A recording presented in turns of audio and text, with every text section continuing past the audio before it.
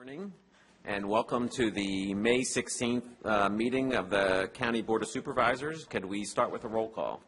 Supervisor Friend. Here. Coonerty. Here. Caput. Here. McPherson. Here. Chair Leopold. Here. Will you please join us in a moment of silence and the Pledge of Allegiance?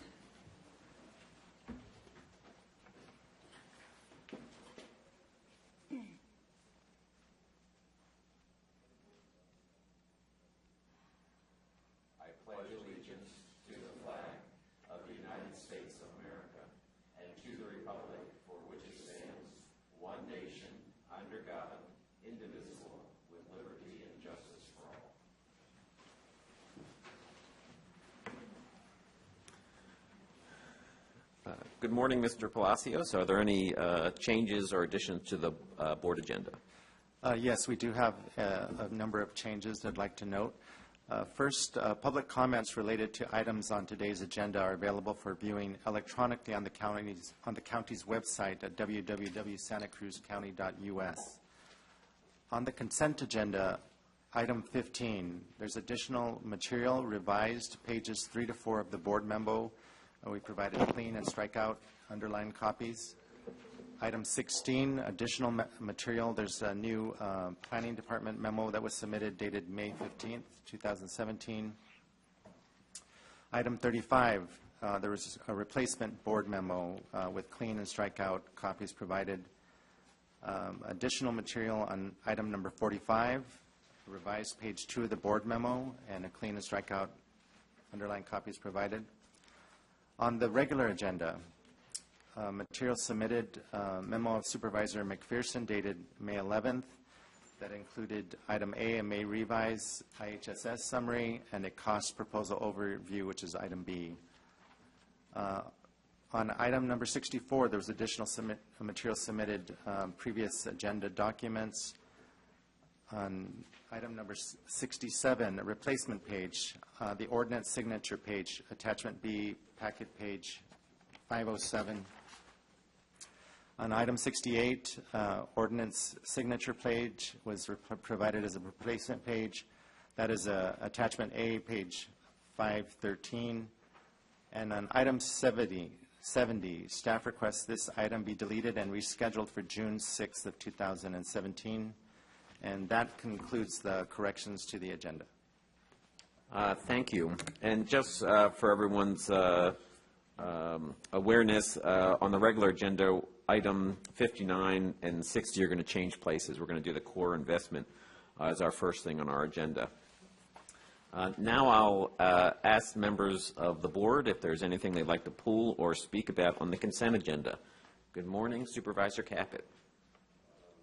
I'll just make a quick comment. I want to commend the Mental Health Advisory Board for doing a wonderful job of correcting all the different areas of concern with the grand jury. And we see that there's 3 members either being extending their term on the Mental Health Advisory Board. And I want to just commend them for all the work they've been doing, and it's improving. And that's it. That's items actually 29, 31, and 32. Okay, thank you. Good morning, Supervisor McPherson. Thank you, Chair. I did want to comment on a few things. Just to be thankful that we're accepting and filing the report on the environmental impact, item number 16 on the cannabis cultivation. I think the draft EIR is going to be coming back to us June 2nd, and the final EIR in September.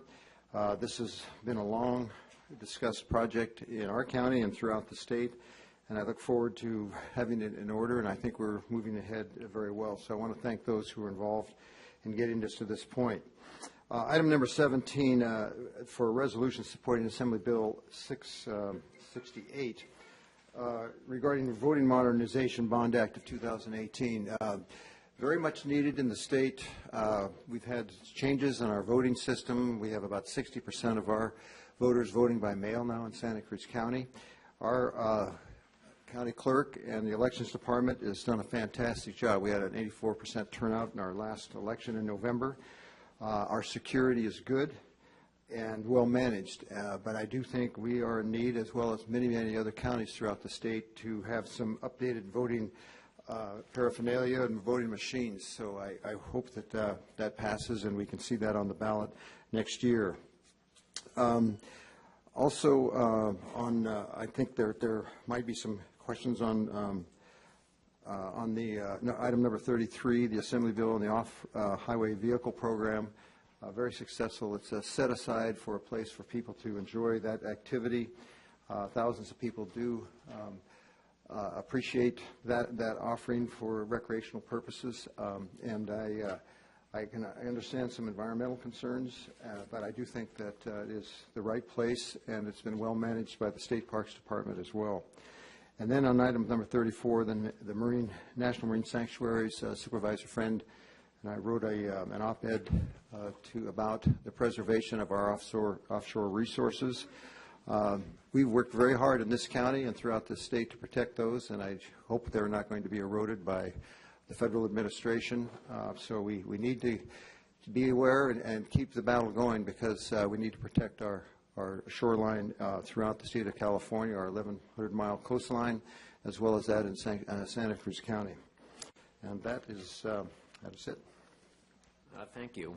Good morning, Supervisor Coonerty. Hi, good morning, everybody. Thanks for coming out today. A couple items to mention. So first, on item number 3, which is revisions, deletions, additions, and deletions. This is about the biennial report on the Syringe Services Program, which is being put off to June 6th. I've just heard some comments from members of the community, and I'd like to the board to direct HSA staff to contact the Needle Solutions teams and other community organizations and let them know that the item is expected to be heard on June 6th, so we notify the community.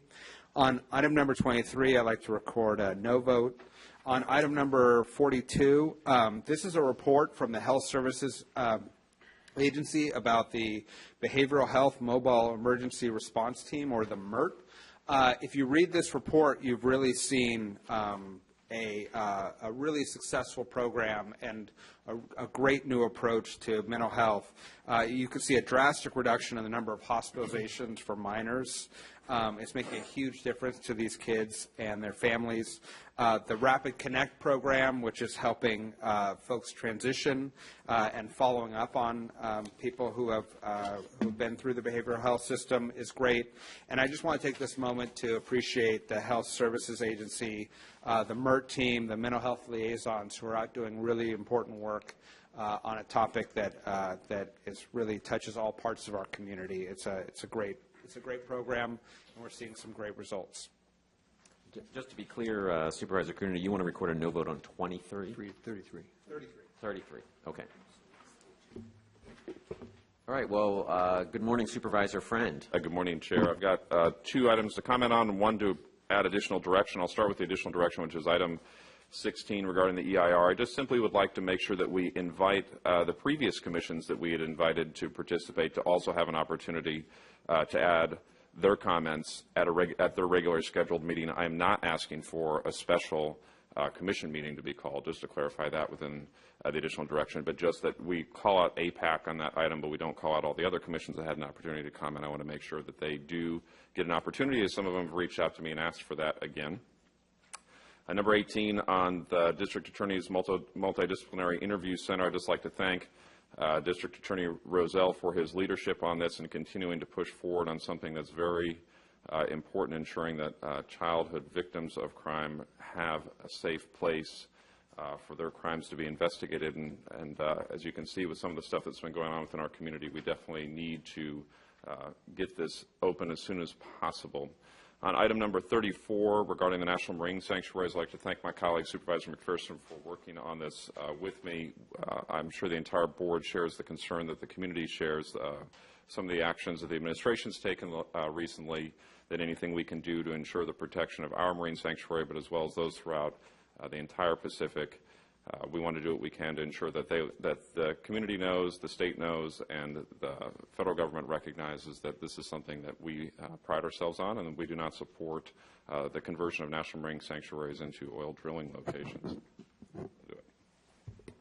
Thank you. I'll just comment briefly on 2 items. One is Item number 16, which is the progress and schedule of the EIR around our cannabis cultivation, and just want to reinforce that we're trying to get this done in time that we can start with licensing for entities before the state deadline of January 1st, when licensing will occur. And I just want to encourage all of our departments and commissions to work deliberatively so we can get this done and move it forward as we promised we would. Also, I want to add to the comments of my colleague on item number 42, which is the report on the Behavioral Health Mobile Emergency Response Team. This is a critical part of our health system around mental health and being able to meet the needs of the community. We've heard about these issues not only from community members worried about quality of life, but also family members whose family are affected by mental health. So I really appreciate the way in which the department is taking a look at all the different pieces and working proactively to address these concerns. I appreciate the report, and I encourage members of the community to read it. I guess one last other thing, item number 45, which is I just want to thank the Parks Department for coming up with the recommendations for the surf school operations. I think this really captures something that's a good balance between the interest that people want to have in teaching people to surf in the Pleasure Point area by respecting the neighborhood and the impact that it has in that residential neighborhood. So with that, I'll look to see if there are members of the public who want to pool or speak about a consent item. If you want to pool or speak a consent item, could you raise your hand? So I see 3 people. If we have a very busy agenda today, so I'm just trying to manage this. I see 3 or 4 people. If you could just stand up and get in line, that would just be helpful. These are items that are non-controversial and which we have on here to approve in one motion. So I'm hoping that that your comments will reflect that. So please, if you want to speak on a consent item agenda, please get in line. Please come forward. Good morning. Good morning. Brenda Chadwick.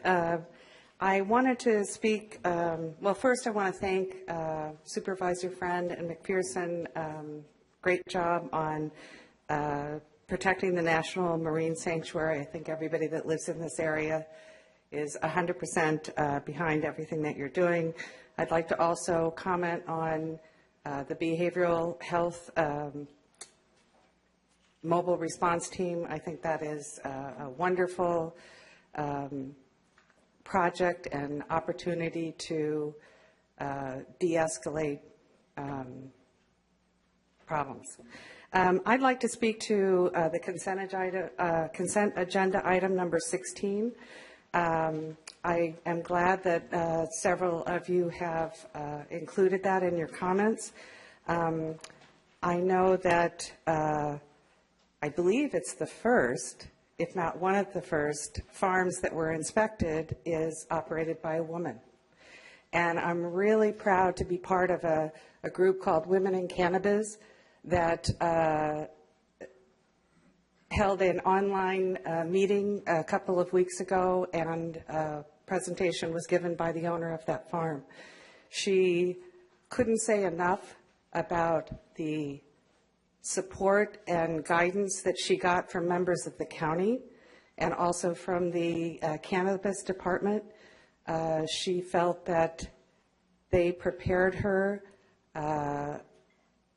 for that inspection, and she found it to be a really, really positive experience. And I want to thank everyone in the county and the cannabis department for making that happen. So I hope she's one of many more women in cannabis that come before you. Thank you. Thank you. Good morning. Good morning. Becky Steinbrunner from Aptos.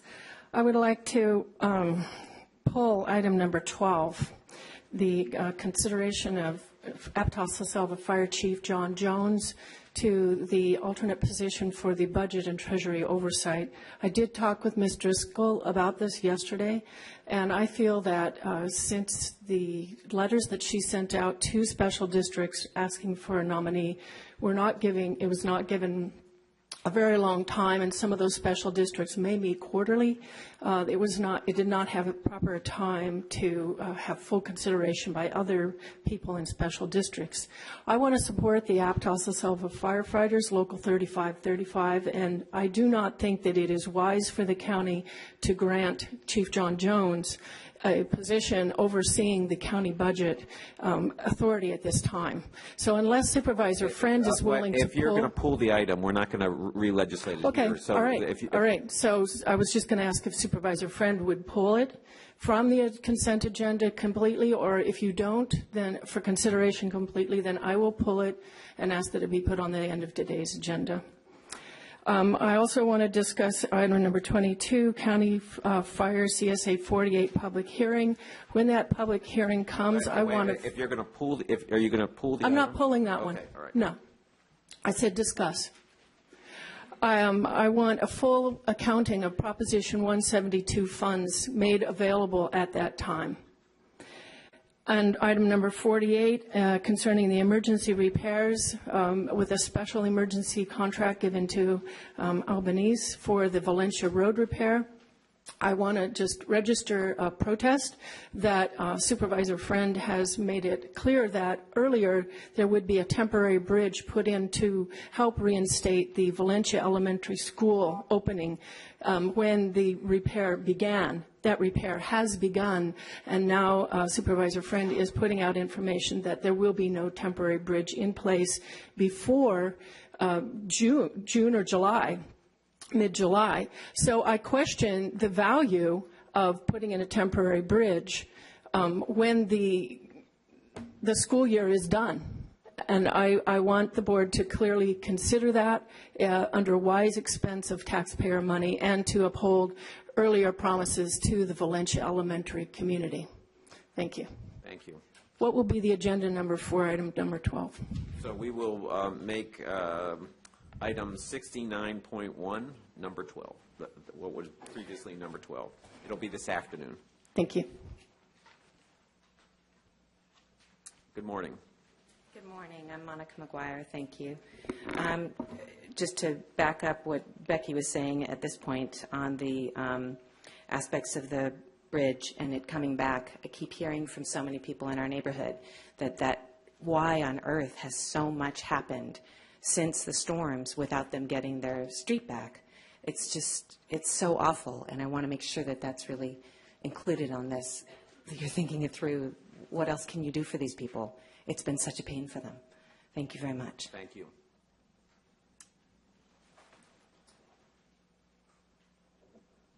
Also, what is this number about Valencia School and the road repair? I understand, and thank you, Supervisor McPherson, that you had a similar road damage from the storm with the culvert as the Aptos site, and somehow you managed to get that repaired pretty quickly, whereas in my district, in Aptos, the supervisor didn't. And a retired teacher friend of mine said something very interesting. And I thought about what she said related to this. She said, well, you know, not having children and the parents come to the school makes it so there isn't so much traffic so that the Aptos Village project can proceed. And I thought that was a thought-provoking comment. The other thing is as a retired teacher and a teacher for 30 years, I know what arduous work it is preparing for school, setting up the classroom, and that teachers and the students had to move to 4 different schools without getting this repaired sooner. And I talked to a parent. Some parents have one child at one school, another child at another temporary site. Anyway, it's a miserable situation, and I'm very disappointed in the supervisor from my district for not having taken repair action on that much sooner. Thank you. Thank you. Seeing no one else for the consent agenda, I'll bring it back to the board for action. Move it as amended. Second? Motion by Coonerty, seconded by McPherson. Supervisor Coonerty is registering a no vote on item number 33. All in favor signify by saying aye. Aye. Any opposed? Motion carries unanimously. And with that, we'll move on to oral communications. We have a very busy agenda today. We are going to limit oral communications to a half hour. So please come forward.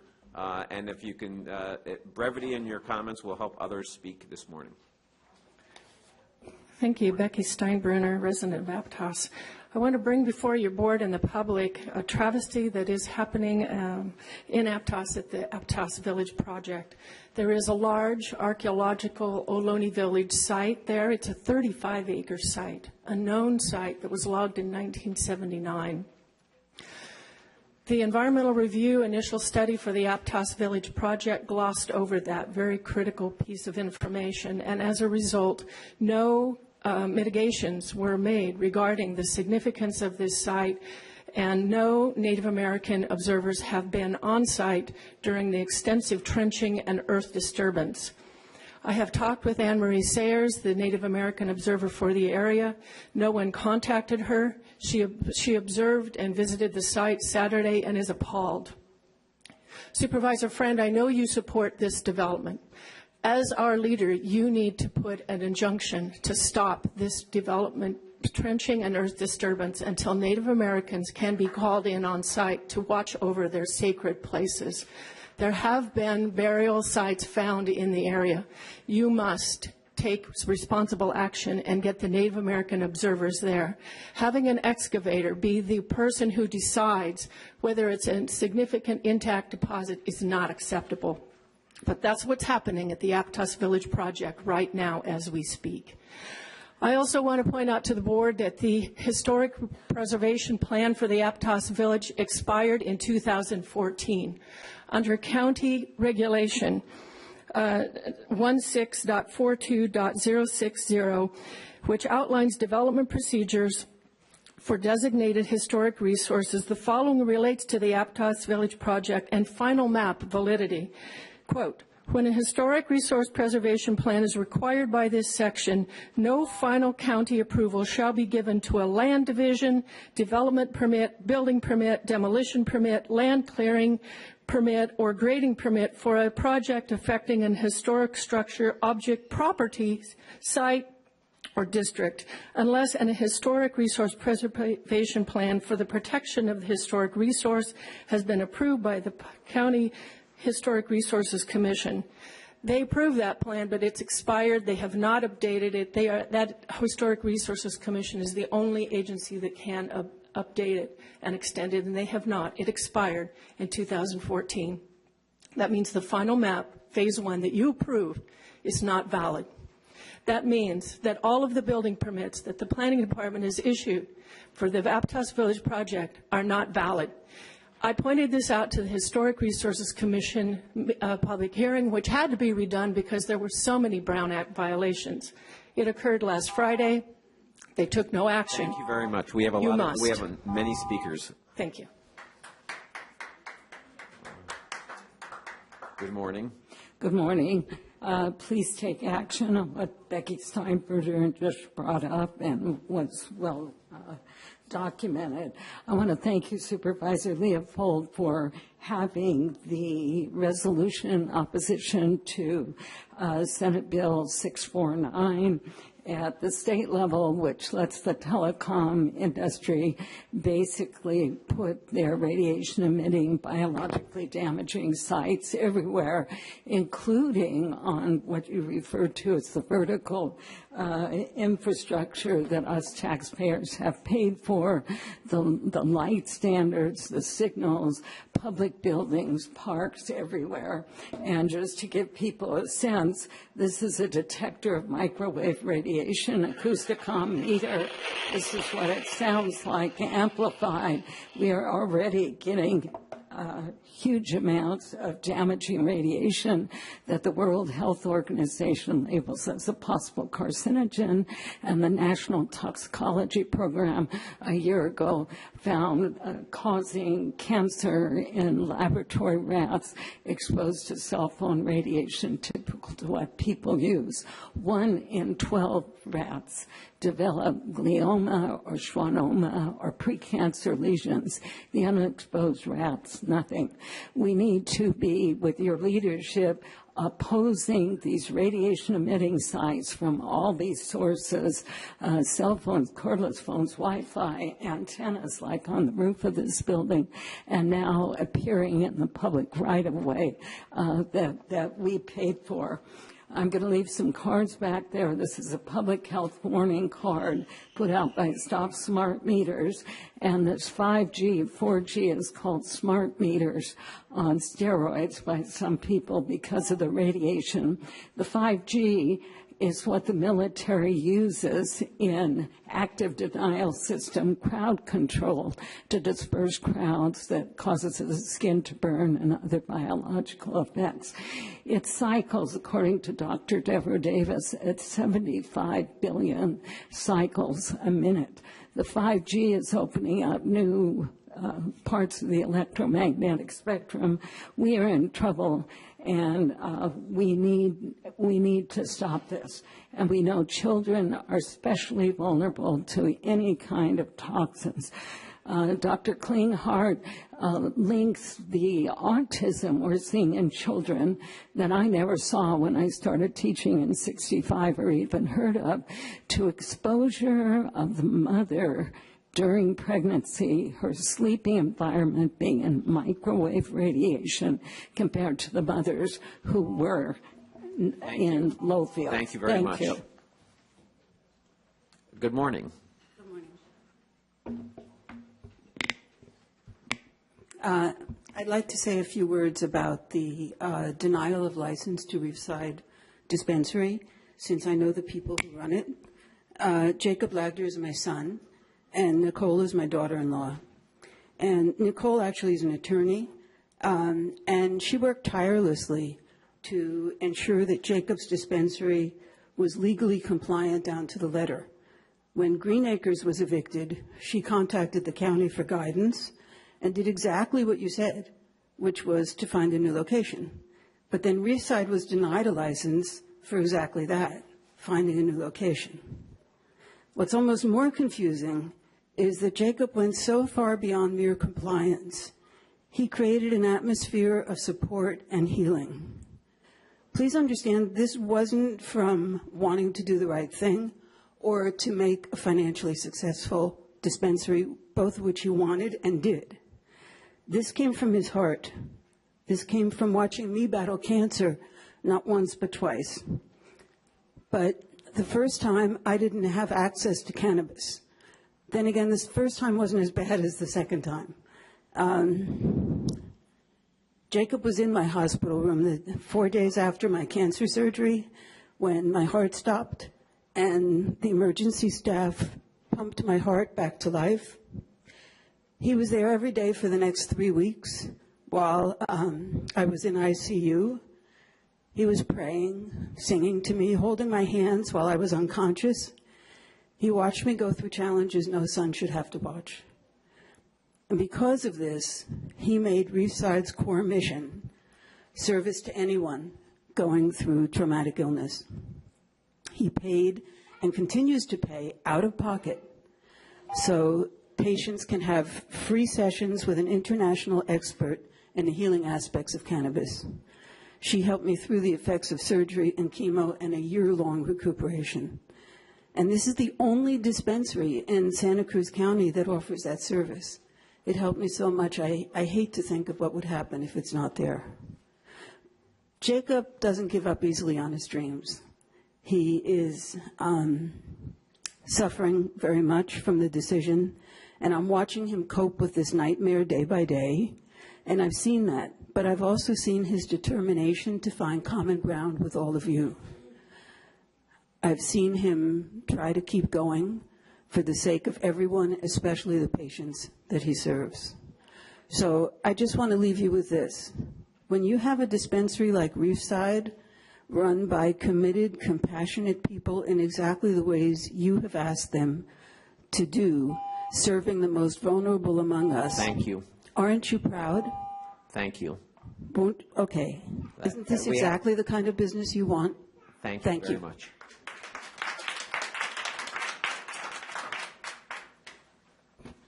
Well, good morning, gentlemen. And Stony Brook, I'm here this morning as your veteran liaison to our Human Services Commission. I wanted to bring to your attention that May is Military Appreciation Month, and that, of course, we're 2 weeks and change away from Memorial Day. But more importantly, we are celebrating this month as the second anniversary of our Veterans Court in this county, which is one of only 28 in the state of California. And we've been extremely successful, and that's what I wanted to share with you very briefly this morning. For those who aren't familiar with it, a Veterans Court operates very similar to mental health, drug and alcohol specialty courts. Ours is rather unique in that we have a peer support system, which is not really done in any other county in the state. We also are unique in that we have a deputy district attorney, a probation officer, a public defender, and representatives from the VA and our Veterans Service Office that is part of the county that are all veterans themselves that are helping to maintain this program. And it's under the supervision of Judge Salazar in Department 7.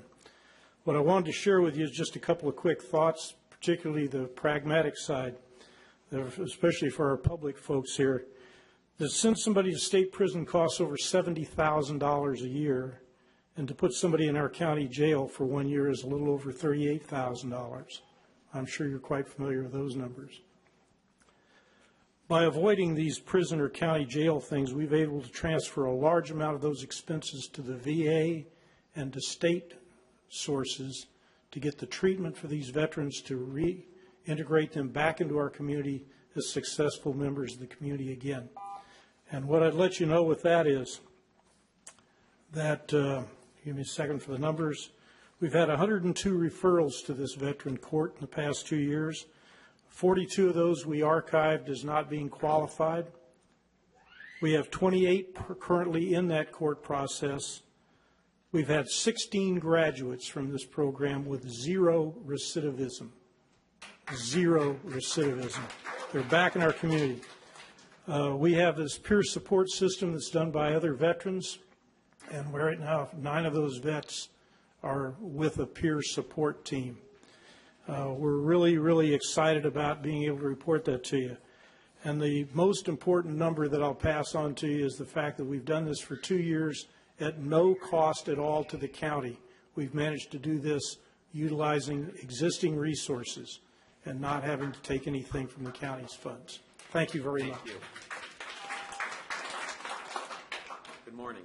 Good morning. My name is Michael Spatafor. I'm a business owner down at the harbor, and I'm here to talk about the Twin Lakes improvements that have been going on.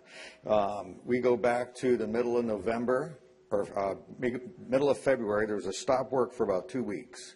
I came down to the county to find out why there was a stop work, because I heard that there was a problem with the plans.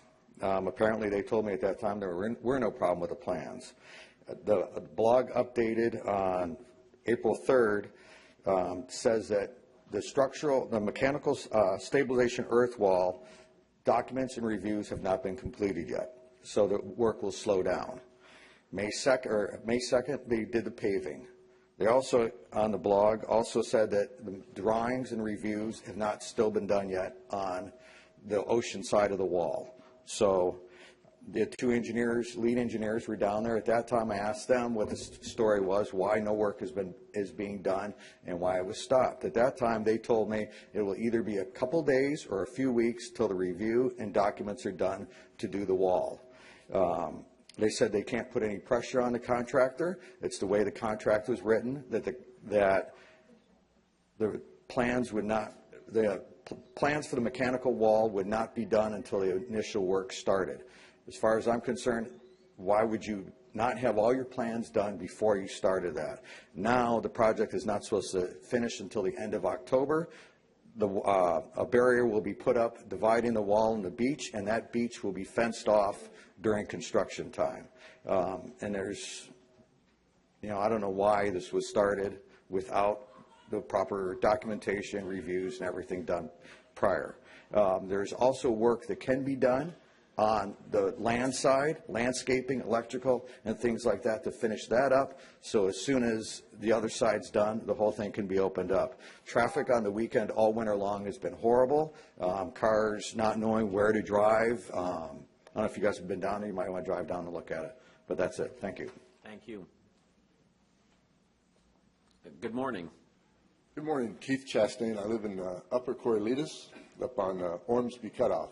And I'm here to address about the cannabis grows that are up there now are not on proper surveyed properties. They're encroaching on other properties, and we're having types of problems from, it's never been properly surveyed. There's no monuments ever really been recorded in this area. And the monuments are up on Summit Road, and we need them brought down so we can have proper surveys for some of these marijuana grows. And also fire season. Right now, the marijuana grows we have, they're doing a lot of illegal things, and we can't get enforcement as far as running generators 24 hours a day.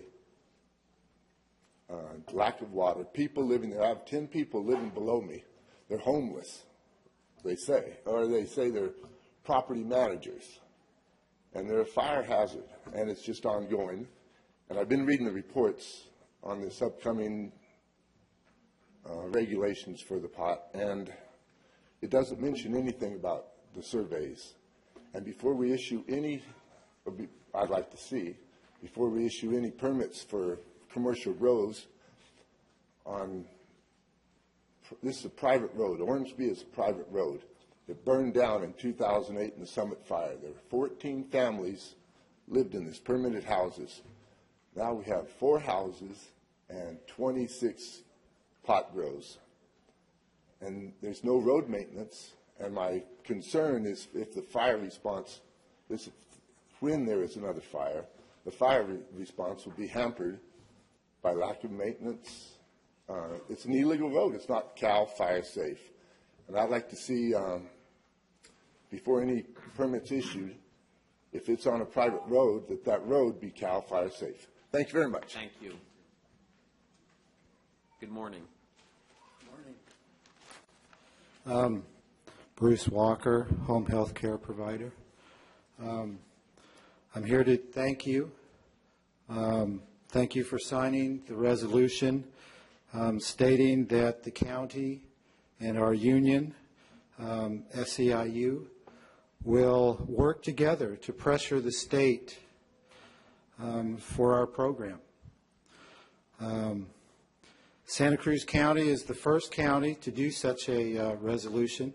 San Francisco followed, and there are a couple others that have. Also, there are some that are in progress right now. This is showing me how we can work together and be a team on this. We have listened to you, and you have listened to us, and I appreciate that. This is important, I feel, with the way that health care is going right now within our state.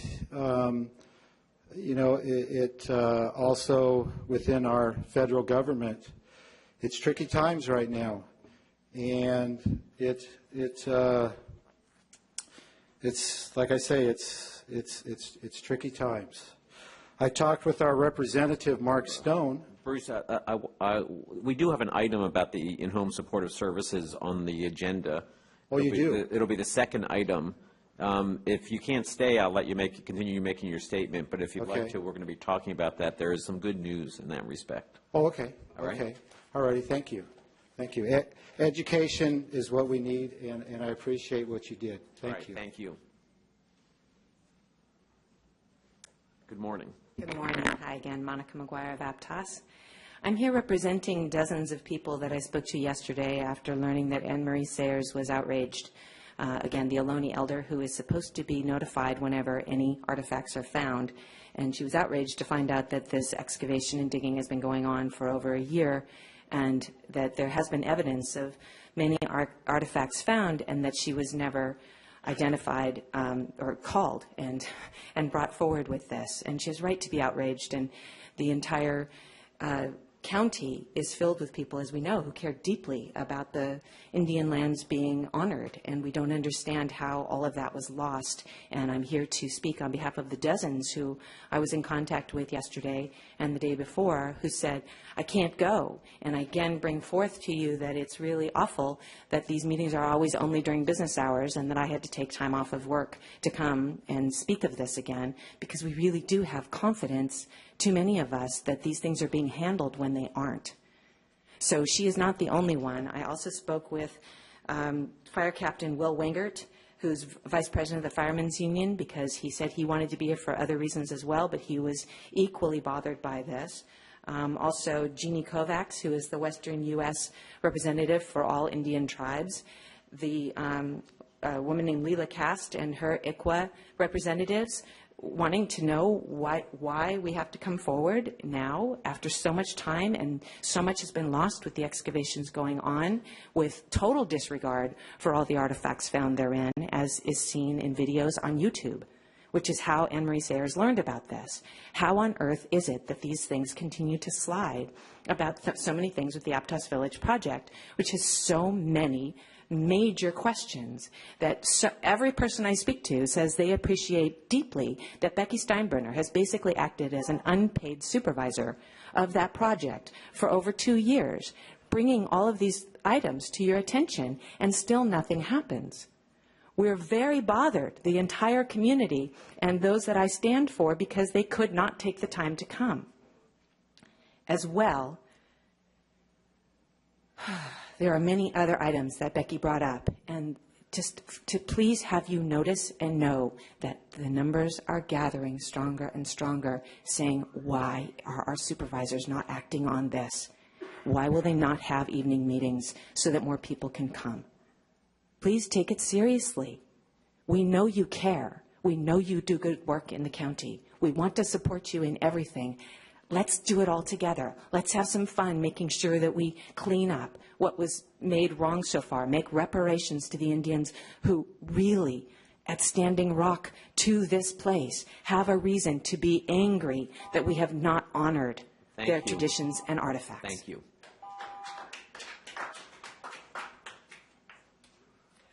Good morning, Supervisors. I'm Maria Elena de la Garza with the Community Action Board of Santa Cruz County, and I just wanted to take some time this morning to thank you for being our partners. It is Community Action Month, and we nationwide, and we celebrate the work that we do to eliminate poverty and create social change. And I want to invite you to 3 specific things that are happening in May, in case you haven't heard about it yet. On May 20th, this Saturday, we're having our festival in Davenport, so we hear it's going to be a bright and beautiful day, so we hope that you can join us. On May 21st, Pie for the People selected SKIP, the Immigration Project, to be recipients of that fundraising effort, and we're really grateful to Pie for the People. Isn't that just the best name ever, Pie for the People? How can you not attend that event? And lastly, on May 25th is our annual open house, and I'm inviting you to take the 15 million mile drive to South County to join us. Thank you for all you do in support of community action. Community action is about inclusivity. It's about coming together with the community and all aspects of the community to move things forward, to eliminate poverty and create social change for the most vulnerable in our community. Thank you for the partnerships. Thank you for the work that you do, and we hope that you celebrate with us. Thank you. Thank you. Seeing no one else for oral communication, we'll move on to our regular agenda. We will be taking item number 60 first, which is to consider report on award recommendations for core investments and set-aside funding, approve core investments funding and set-aside funding, direct staff to return in June with supplemental budget items, and take related actions as outlined in the memorandum of the Interim Director of Human Services. Included are several attachments, a description of applications, the proposal review process, the funding analysis, the recommended awards by strategic plan, recommended awards by agency, and the recommended set-aside awards. Good morning, Ms. Timberlake. Good morning, Chair Leopold and members of the board. This is an exciting day as it marks an important moment in the progression of the new results-based collective impact model, core investment. We believe the portfolio of investments we are recommending will serve the most vulnerable in our community by protecting the safety net and rewarding innovation. Core investment demonstrates a significant local investment and change to focusing on results. Together, your board and the City of Santa Cruz are allocating close to $16 million over a 3-year contract term. The recommended awards represent strong evidence-based practices, with 25% of the funding going to innovative new programs, while still maintaining continuity of services, as the vast majority of the funding supports currently funded agencies, although they too may be providing new or different services. With that short introduction, I'd like to turn over the presentation to Dr. Madeline Noya, our Planning and Evaluation Director. Thank you, Ellen, and good morning, Chair Leopold and members of the board. In this presentation, I'll briefly remind you how we arrived at this point, describe the core investments RFP process, give you a profile of applicants and recommended awardees, and summarize the set-aside process. I'll conclude with the overview of next steps. As this timetable reflects, your board has been thoughtful and measured in your approach to implementing a new funding model.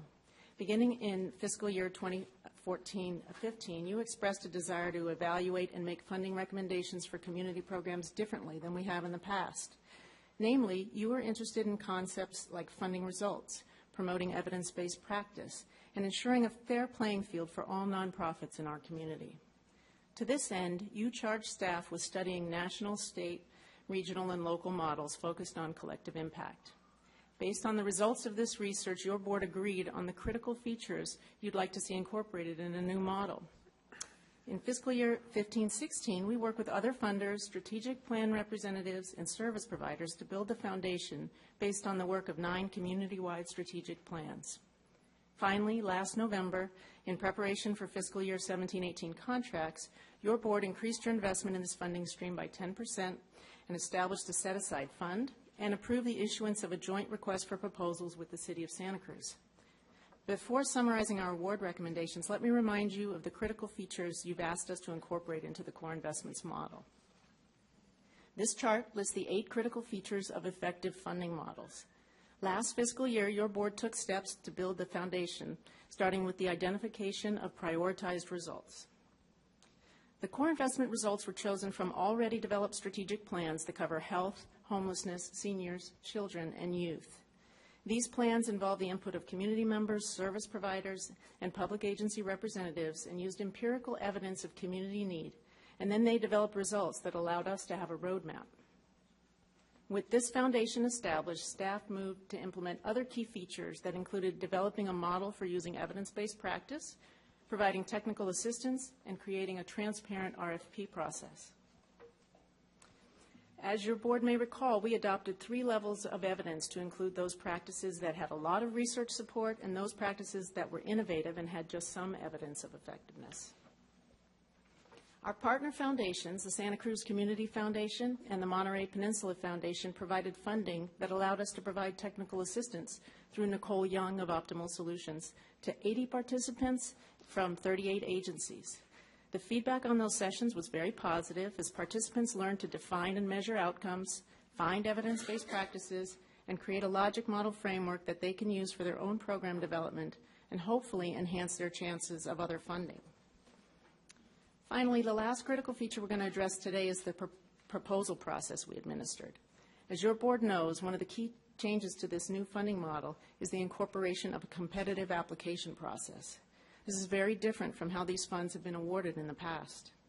In the new funding model, applicants were required to submit a proposal in response to identified community results within the strategic plans.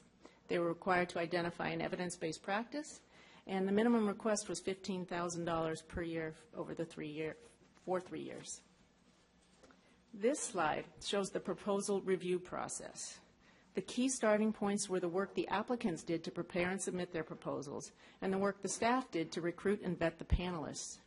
After proposals were submitted, they were reviewed for responsiveness, and they were all considered responsive.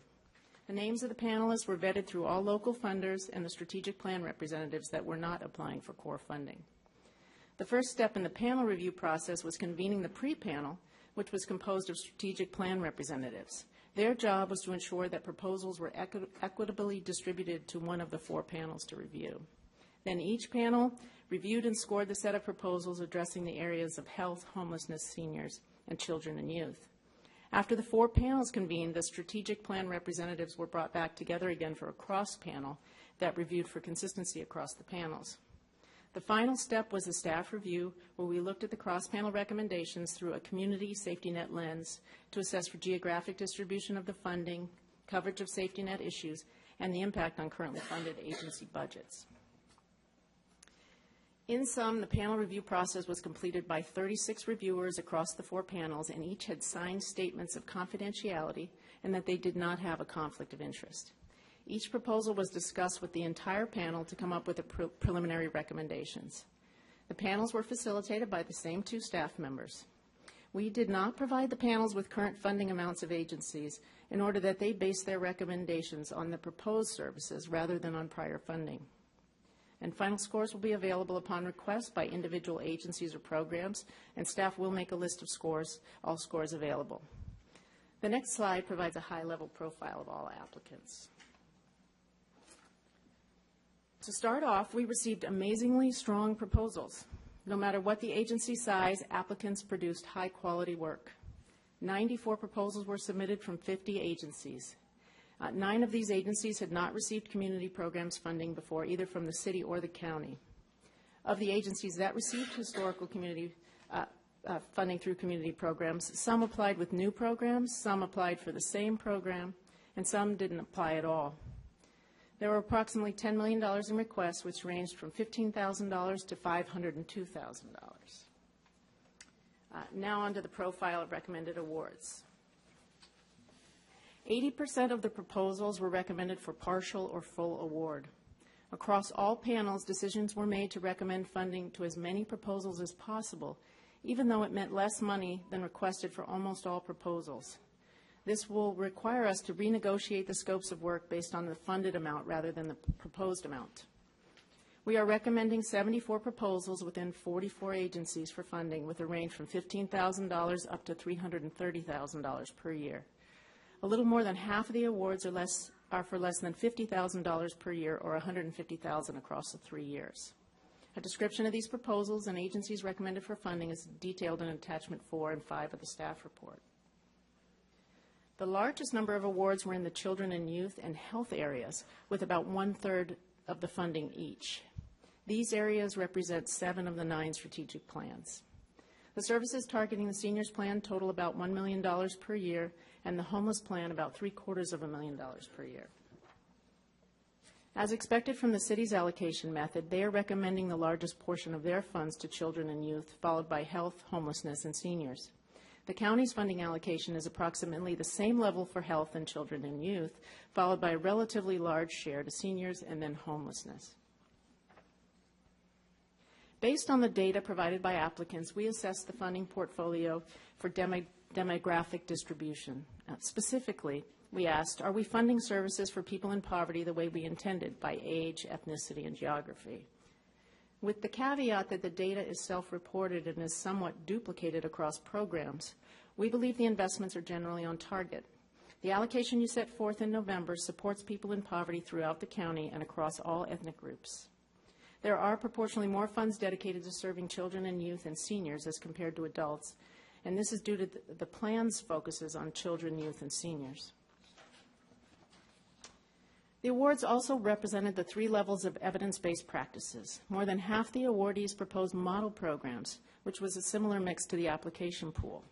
We're excited about the wide range of evidence-based practices you will be funding. A few examples include motivational interviewing, housing first, matrix model substance abuse treatment, Joven Noble, which is a youth empowerment program, and fall prevention for seniors. Now, let's take a quick look at impact to the current funded agencies. In a typical RFP, a funder would not analyze the impact of decisions on prior grantees. However, as stewards of the safety net and in recognition of transition to a new model, we have summarized the analysis as follows. Of the 44 agencies recommended for funding, the majority are currently funded, and there are 6 new ones. The vast majority of the funds, $4.9 million, is recommended to support current agencies with new or existing programs. There are many ways to understand the financial impacts to agencies and programs of a funding shift. We chose to view the impact on the agency's budget as a whole and program as a whole, rather than the comparison to last year's funding. For most agencies and programs, there was less than a 2% change to their overall budgets. For a few agencies and programs, these funding changes may represent significant challenges. The effect of these changes will be felt more at the program level than at the agency level. For current programs that applied for CORE, 16% or 10 programs experienced more than a 2% loss, with the largest was an 11% loss for their program's budget. However, 16 current programs, or 26%, had more than a 2% gain, and some of those were quite large. Staff can make additional information available on program and agency budgets of currently funded programs. In sum, this portfolio of recommendations was built on very strong proposals that will use evidence-based practices to target one or more of the result areas we are collectively trying to impact. We conducted an objective and thoughtful process of review and funded a wide range of programs across all 9 strategic plans. This investment represents both innovation as well as continuity to preserve the safety net. Next, I'll briefly review the set-aside process and those award recommendations. Your board established the set-aside pool of funds to meet emerging needs, not covered in the strategic plans, one-time only grants, or to support other safety net needs. In March, we released a letter of intent with total funding available of $150,000 for 1 year. The city conducted a similar but separate process for their set-aside. Agencies were instructed to submit 1 proposal per agency for a maximum request of $35,000. We reviewed 30 proposals, which totaled $683,000 in requests, almost 5 times the available amount. Unfortunately, it came to my attention on Friday that 1 application for set-aside was inadvertently not included in the review process. I spoke with the applicant yesterday and apologized for the error. We're recommending that we fully review the proposal and make a recommendation to your board during budget hearings. 13 proposals are recommended for partial or full award. A list of these proposals are included in Attachment 6 of the staff report. These awardees represent emerging needs such as immigration and small funding requests for safety net services such as the Association for Watsonville Seniors, the Hospice Project, and Team Kitchen, to name a few. Moving forward, the next step in the award process is to negotiate the core investment contracts and the set-aside purchase orders. Given that most requests were not awarded in full, this step will require considerable collaboration between the funded agencies and staff to devise new scopes of work. After the contracts are completed, staff will conduct an evaluation of the process and the release of the whole process and a release of the RFP, all the way to contract development. Since we have changed to a new model from one with a 35-year history, we expect that there will be many lessons learned. We'll report back to your board in the fall and use these findings to improve the process for next time. We'll also continue to work on bringing training and technical assistance to our community. As you may recall, for the next fiscal year, the Monterey Peninsula Foundation has agreed to fund a part-time facilitator to increase collaboration among strategic plan sectors and to design a sustainable collective impact model. Finally, we need to continue to develop ways to measure our impact. We'll be working on this at the program level and the community level, and when we return to your board, we will present this plan as well. In conclusion, these recommendations for both core investments and the set-aside mark a critical juncture towards greater collective impact. This is the first step in a journey, and we know there are many lessons to learn as we move forward. We ask that your board approve the core investment and set-aside funding recommendations, subject to the approval of the fiscal year 17-18 county budget, and direct staff to report back with a status report in the fall. Before I conclude my presentation, I'd like to take a moment to appreciate Ellen Timberlake. Her vision has propelled this effort, and her leadership and hard work have kept all the gears running. Thank you so much for everything, Ellen. Thank you. I would also like to, before we end our presentation, take a moment and thank our partners. First, thank you to the board for your longstanding commitment to investing in safety net services for those most in need in our community, and for your recognition that our funding model needs to shift to ensure that these investments support prioritized community results, are grounded in evidence-based practice, and are open to a competitive process. Our thanks as well to the City of Santa Cruz for your partnership and your willingness to embark on this journey together.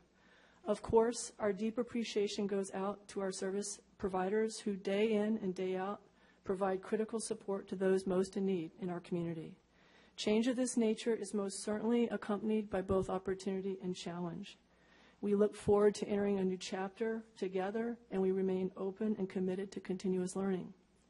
We'd also like to thank the strategic plan representatives for their leadership and guidance and the difficult job of prioritizing results for core investments, and our amazing group of 36 committed and knowledgeable people who served on our review panels. We truly could not have done this without them. To our foundation partners, the Santa Cruz Community Foundation and the Monterey Peninsula Foundation, who were instrumental in bringing the great training and technical assistance to applicants, thank you so much for supporting collective impact. Although other local jurisdictions in the United Way were not on the same funding cycle and didn't participate in the RFP, they were integral in the development of this model and will continue to be our strong partners as we move forward in collective impact. Finally, a very special thanks to Susie O'Hara with the City of Santa Cruz and to my staff who've been careful stewards in this transition to a new model for the last 3 years. Their dedication and integrity is unmatched, and I'd like to recognize them individually: Madeline Noya, Leslie Goodfriend, Shara Clinton, David Dabrowski, Tatiana Brennan, and Gary McNeil. And that concludes the staff report, and we are open to your questions. Thank you very much for the presentation. I know we have a lot of people here to speak, but I want to check if there's any brief questions from board members. Supervisor Caput. You bet. Let's see, 90%.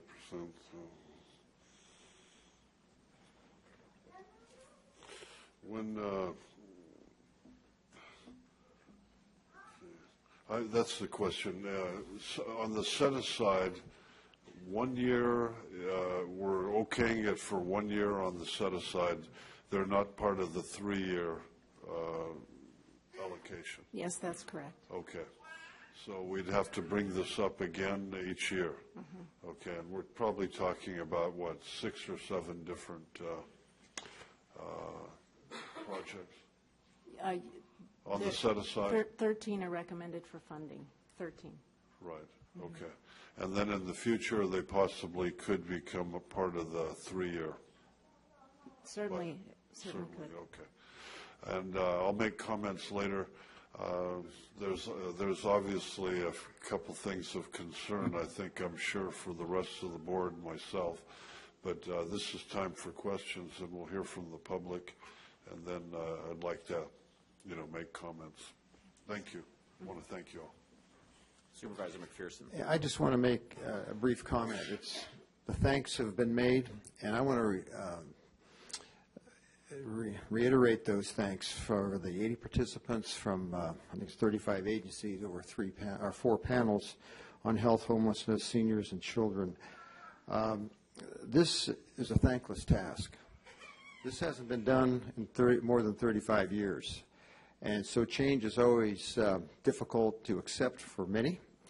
We can't expect everyone to heap praise on what is being proposed, but the process has been grounded in research and best practices for the county to provide basic human services more efficiently. These panels and the organization did what we asked them to do more than a year ago, and they did a fantastic job of trying to put this together. We have some new concerns today that we didn't have to the extent we have them today 35 years ago. Homelessness, immigration-related concerns, long-term care, substance abuse, most sadly. These things are right before us, staring us in the face, and are tremendous problems that we have today that weren't so severe 35 years ago or even 10 years ago. It was time for us to address those things with the funding we have, and I want to applaud the county boards that have served before I was here, and as we continue to do so, to maintain our commitment to giving as much as we can to public services, and I want to add that for the city of Santa Cruz. Some things don't change. There's not enough, and in my years of public service, I have never been asked by anybody for less. That's just the way it is. We have $10 million worth of requests, and we can only fill just over $5 million of that request. So I'm not asking for a sympathy vote here, but I just want to say that this panel and the people who were involved in it really took on a huge issue, and they've really presented it well. And I really appreciate it. It's going to allow us to give more efficient services and many more. Unfortunately, we can't cover with the funding we have, but they have done a fantastic job. They've done what we've asked them to do, and I don't know how they could have done a better job. So thank you very much. Thank you. Now I'd like to open it up to members of the public who'd like to speak. Seeing that there's a lot of people, I'm going to ask that you keep your comments to 2 minutes. Ms. Connor, it looks like you're number one. Yeah, I raced. So my name's Leslie Connor. I'm Executive Director of the Santa Cruz Community Health Centers. And I'm here to thank the Human Services Department for their hard work. I know how dedicated they were to this task, which, as you all noted, it was very difficult. I want to particularly support using local strategic plans to guide decision-making. That only makes sense. I support using the collective impact model, using data and evidence, and focusing on cross-sector integration to improve health and quality of life for all people in Santa Cruz County. You had $10 million in requests. You needed $10 million in funding. You don't have that. I really do trust that the county leaders and Ellen and her team have a great amount of integrity. They were really comprehensive, and I know they worked hard to ensure fairness and transparency. I do have concerns about some of the vulnerable people that are served that are seeing some cuts. I think we all are. I just lastly would say that overall, being intentional, focusing on strategic goals, being transparent, those are the right approaches to steward public funds, and so I will just applaud the efforts that have been made and know that hopefully there will be improvements over time. And thank you. Thank you. Thank you for your work.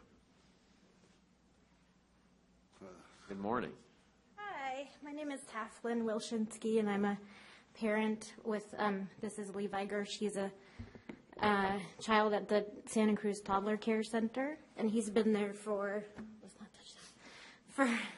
2 years, and he's been thriving. And I just want to thank you for your consideration and urge you not to limit or cut any funding to child care, because I think it's really essential, and it allows me and my husband to work. And I think the early years are extremely crucial, 0 to 3. A lot of research has shown that.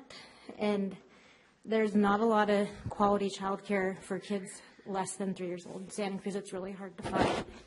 And I already have my unborn child on 3 waiting lists because of that.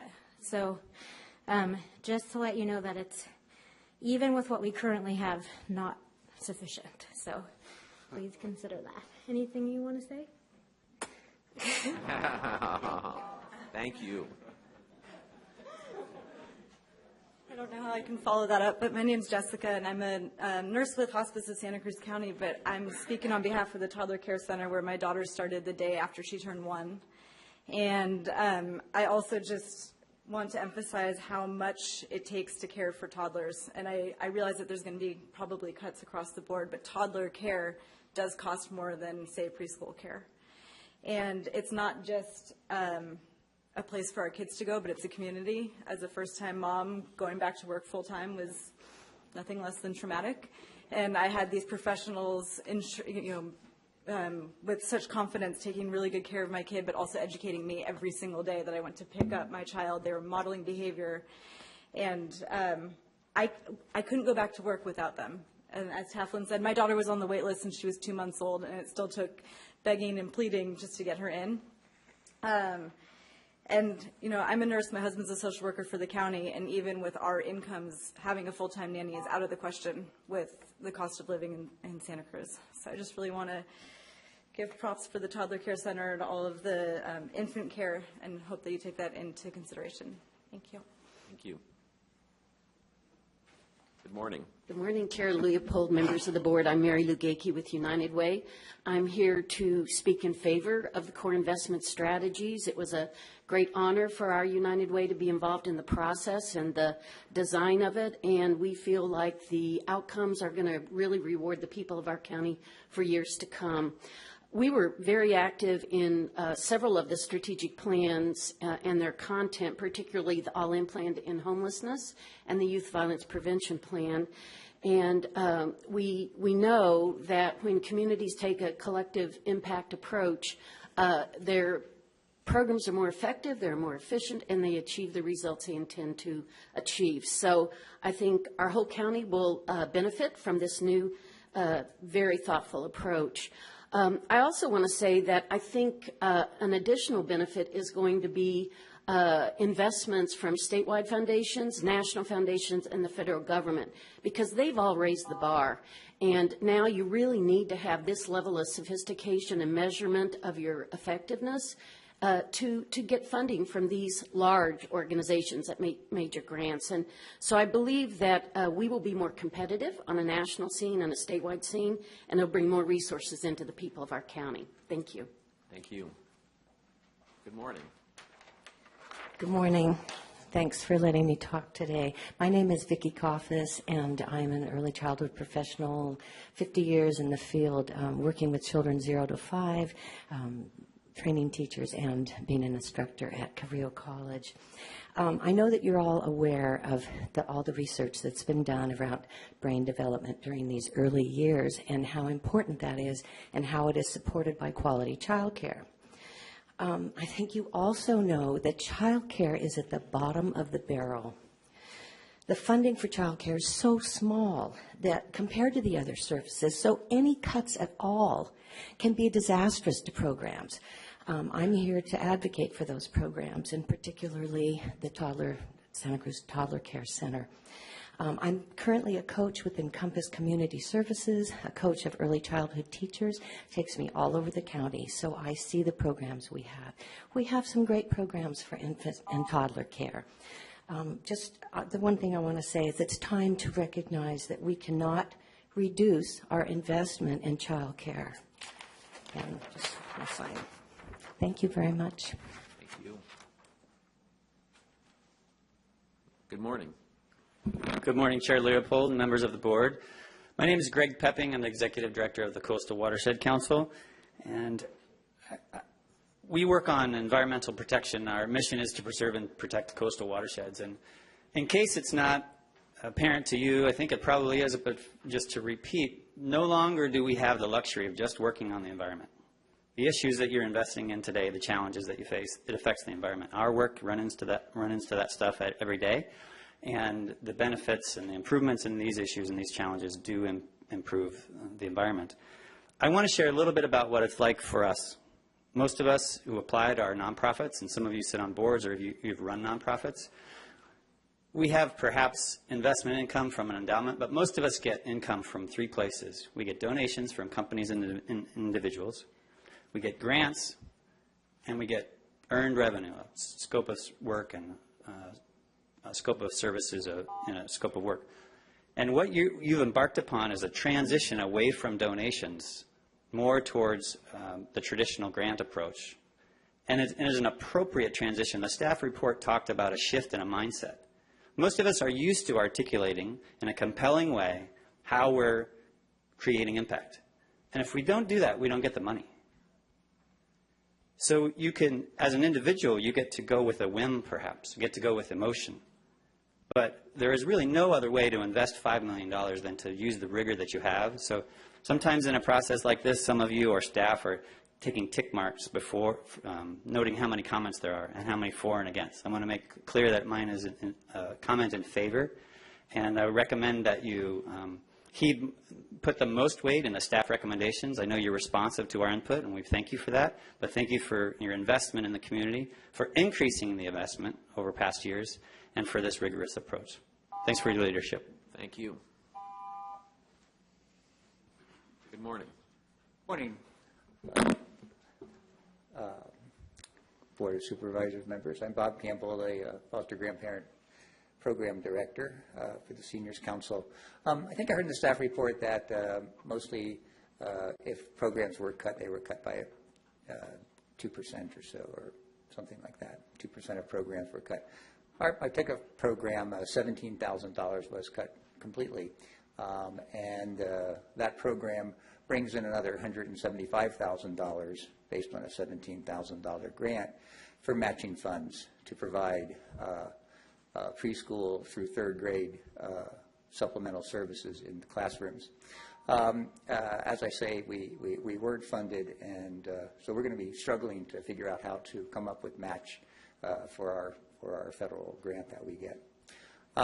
The process and the rigor of the evidence-based practices is terrific, assuming that your program actually fits into one of the evidence-based practices of the clearinghouse. I've been doing measurements and logic models for 15 years at this point in time, and had a very good example of something that we could measure and show results for.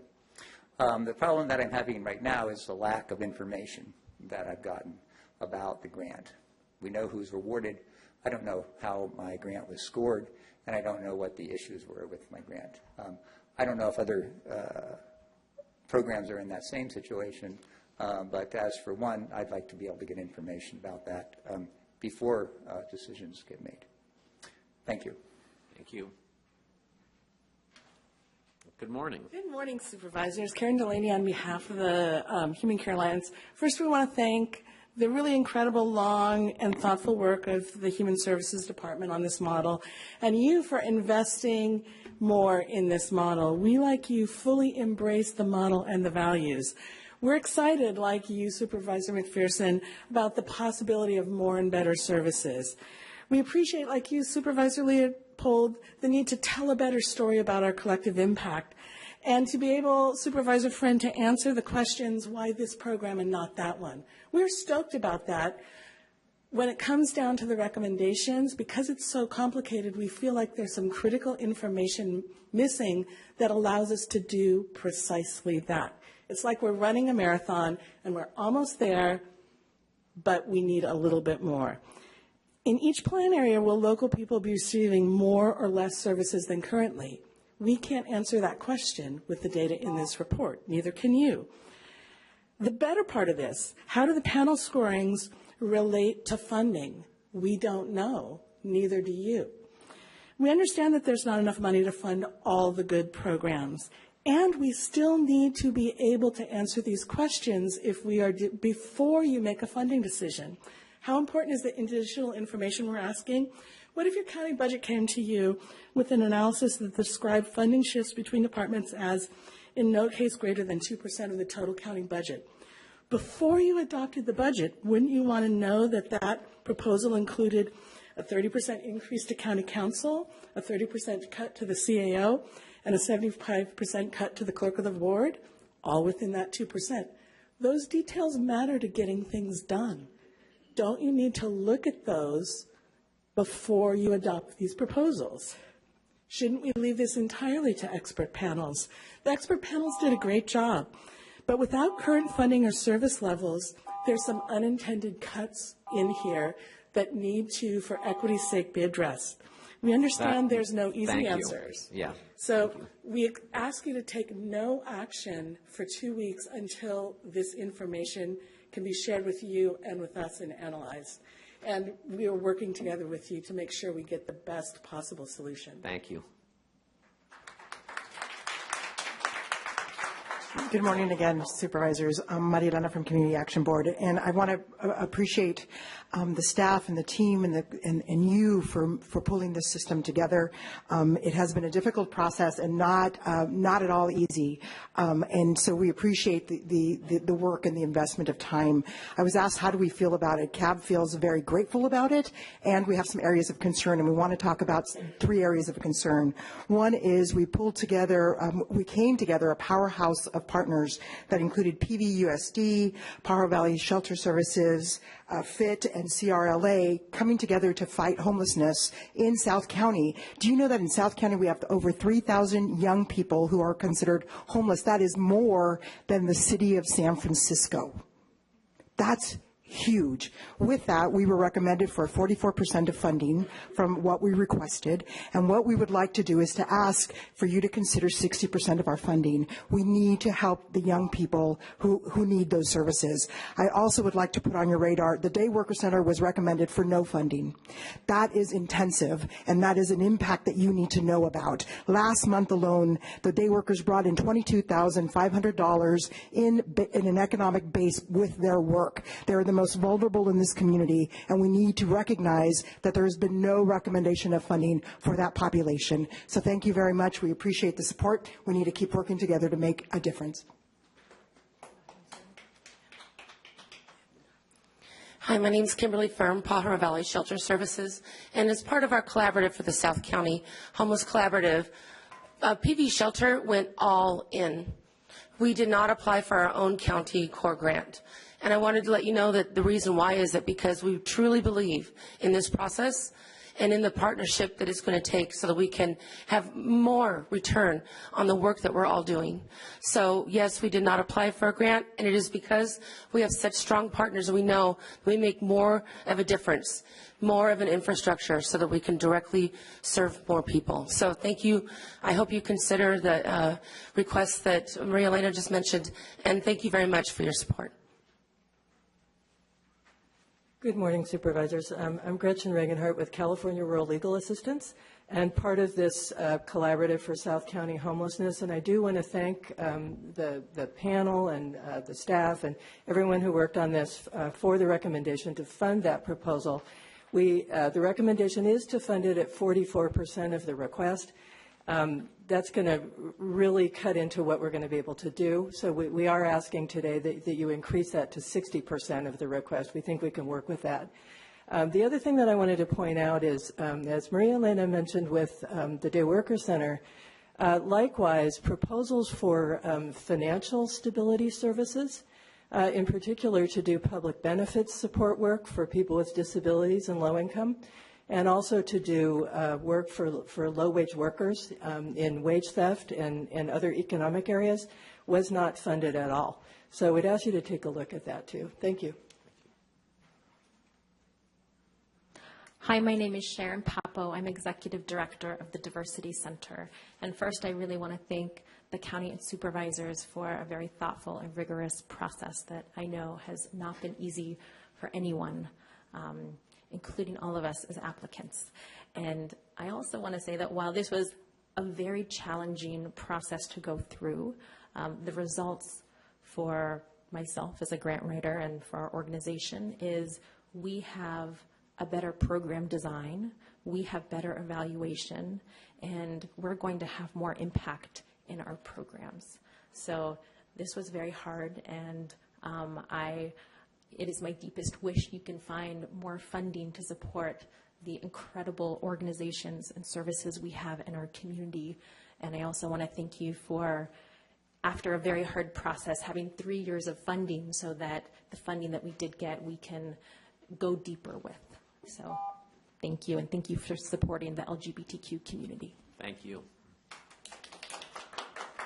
Good morning. Hey. I think I was just here not that long ago, so I know how you feel on things that are very important to me, which is the Child Care Planning Council. I am part of this process as a plan holder, so it was a unique perspective, and I want to commend the staff, mostly, that I worked with. They were dauntless in this task and did a really great job. Still, at the end of the day, when the program that I support and the plan that I needed to advocate for got less, not more, I have to come in front of you and ask you to do a couple of things. Hold you accountable to find out how we ended up serving a needy population less than more. I want to speak in one voice like the seniors do, except for what's different with seniors is I'm 65, and there's really no difference in taking care of me when I'm 60 or 68. I don't change that much. But 0 to 3 is dramatic. So it's different. So we can't lump that together. And that there's just so much more at stake in those early years. So I just want you to look into, can we find a way to not make cuts to that population so that at the end of the day it totals up to be the right proportion, sort of the data that you used in 0 to 3. And I will say on our plan, there's $15,000 in the Child Care Planning Council line item that was about food. Food is incredibly important, but I don't know why it's there. So there just might be some shuffle. I just think you'll do something. I trust and I believe that you'll find a way to increase, not decrease, that really important population. Thank you. Morning. Lots of hard work. Thank you. And a lot of people fighting over pennies and crumbs.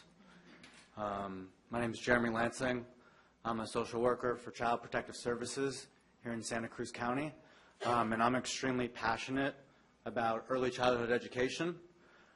It's allowed me and my wife, who you met earlier, to work as a social worker and as a hospice nurse full-time and survive in this county. I'm also a board member for the Toddler Care Center, and I'm very passionate about their model and their mission to provide quality child care to kids between the ages of 1 and 3, which is extremely difficult and expensive. If you are passionate about 0 to 3, which I know you are, then you'll completely understand that every single day when I go out into the field and I knock on doors for allegations of abuse or neglect and I talk to people, what they really need is support and help. And they need that support and help in the first 3 years before the problems get bad. Without quality child care in this county, that is not possible. Please just take a deeper look at the pennies that we are throwing around. It makes a difference. Thank you. Good morning. Good morning. I'm Miley Ernest. I'm the 180-2020 Director at the Homeless Service Center. And first, I want to thank you for the funding recommendations. We did obviously apply. And to echo what so many of our service providers have already said, the impact to the cuts that we will receive is going to be huge. We serve some of the most highly vulnerable homeless people in our county. And just to emphasize that we will continue to do the good work and do as much as we can in ending chronic homelessness in Santa Cruz, but it will be hard. And we don't know how we will continue to make the strides that we have been, but we will do it. Thank you. Good morning. I'm Rebecca Steckler. I'm the Deputy Director at the Homeless Services Center, and this is Tom Stagg, our Programs Director. We're going to combine so we save time. First of all, I want to thank the panel who reviewed all the applications, the time that it took to put this whole core investment funding strategy together. We very much appreciate it, and we're here to support the recommendations of the panel. However, I do want to echo what you've probably heard from many people already, and you'll hear from more of us. The statistics, the 2% cut or whatever that you hear, glosses over the real impact of what the cuts in funding do for those of us who had funding in the past. Tom and I now need to go back, now that we know what the recommendations are, and make real significant cuts to the services that we do provide some of the most chronically homeless and most vulnerable in our population. I'm sure you recognize that, but I just wanted to emphasize that as well. Thank you so much, though, for the recommendation and the funding that we will be getting. Thank you. Thank you. Thank you. Good morning. Good morning, Chair Leopold, Board of Supervisors. My name is Elisa Arona. I'm the Executive Director of the Health Improvement Partnership. And we are excited to have our strategic plan linked to the core investment programs. There are 8 programs that are recommended for funding that align with HIP's strategic plan. These programs will positively impact the health of our vulnerable community members across the lifespan. This rare opportunity to be directly involved in reviewing an array of wonderful proposals that support HIP's plan, it has allowed us to partner with other health-related plans, such as the Mental Health and Substance Use Disorder Plan, and to understand more fully how our plans impact the whole person, both their physical and emotional needs. Investing in a collective set of results across all health sectors hopefully will set the stage for continued future conversations about all types of health. This process will help us become better planners in the future. We are definitely headed in the right direction as a community. As a strategic plan representative, I appreciated the opportunity to work with other strategic plan representatives, the county, the city, to develop a collective impact funding model that takes into account the strategic plans that already exist and provide an opportunity to make real change by aligning funding to those plans. Thank you. Thank you. Good morning. Good morning, Supervisors. I'm Patty Smith, Director for the San Lorenzo Valley Senior Center at Highlands Park in Ben Lomond, the Outer Reaches.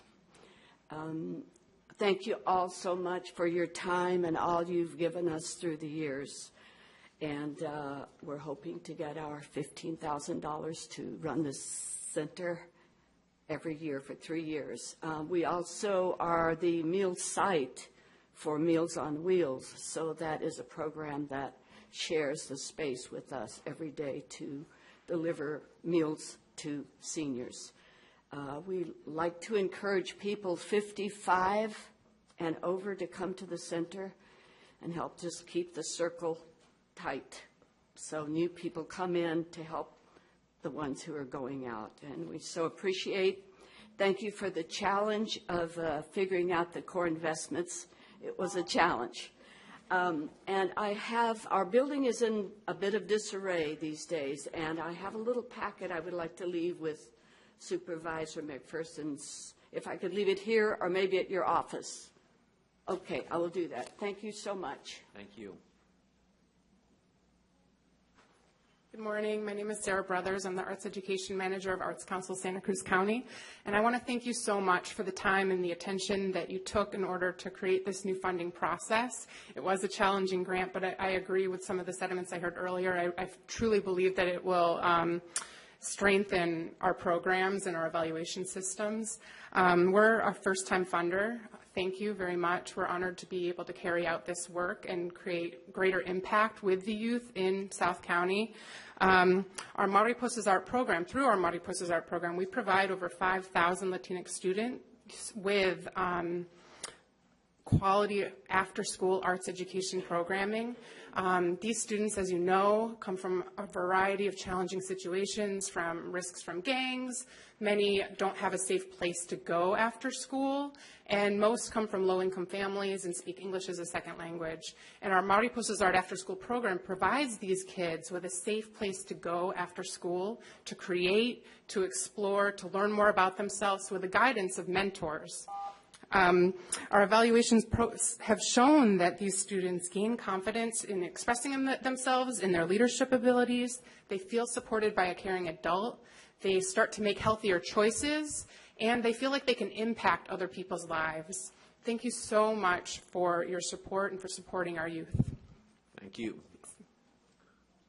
Good morning. Morning, Board of Supervisors. Fernando Giraldo. I'm the Chief of Probation. As you're aware, probation has been a supporter and partner with HSD since the initial design, implementation of the core funding model. My department is thrilled to see new programs and new agencies apply for core funding. Since last year, you've heard me briefly speak to your board in support of the core funding model. Core investments and our AB 109 funding model have been informed by our Results First initiative through the Pew MacArthur Foundation. The Results First team is very impressed with how county departments in Santa Cruz have joined together for greater collective impact, similar to many other jurisdictions across the country. This process has allowed us to recognize the changing and emerging needs in our community and was created to be responsive to those needs. I'm confident the core funding model will lead to greater results for the County of Santa Cruz. The thoughtful, innovative, and collaborative approach HSD has taken to direct investments to support the 9 strategic plans is very impressive and help increase investments that support key strategies, for example, in a youth violence prevention plan, which probation is one of the holders of that. Thank you very much. Thank you. Good morning. Good morning, everyone. My name is Nora Caruso. I'm here from the Santa Cruz Toddler Care Center.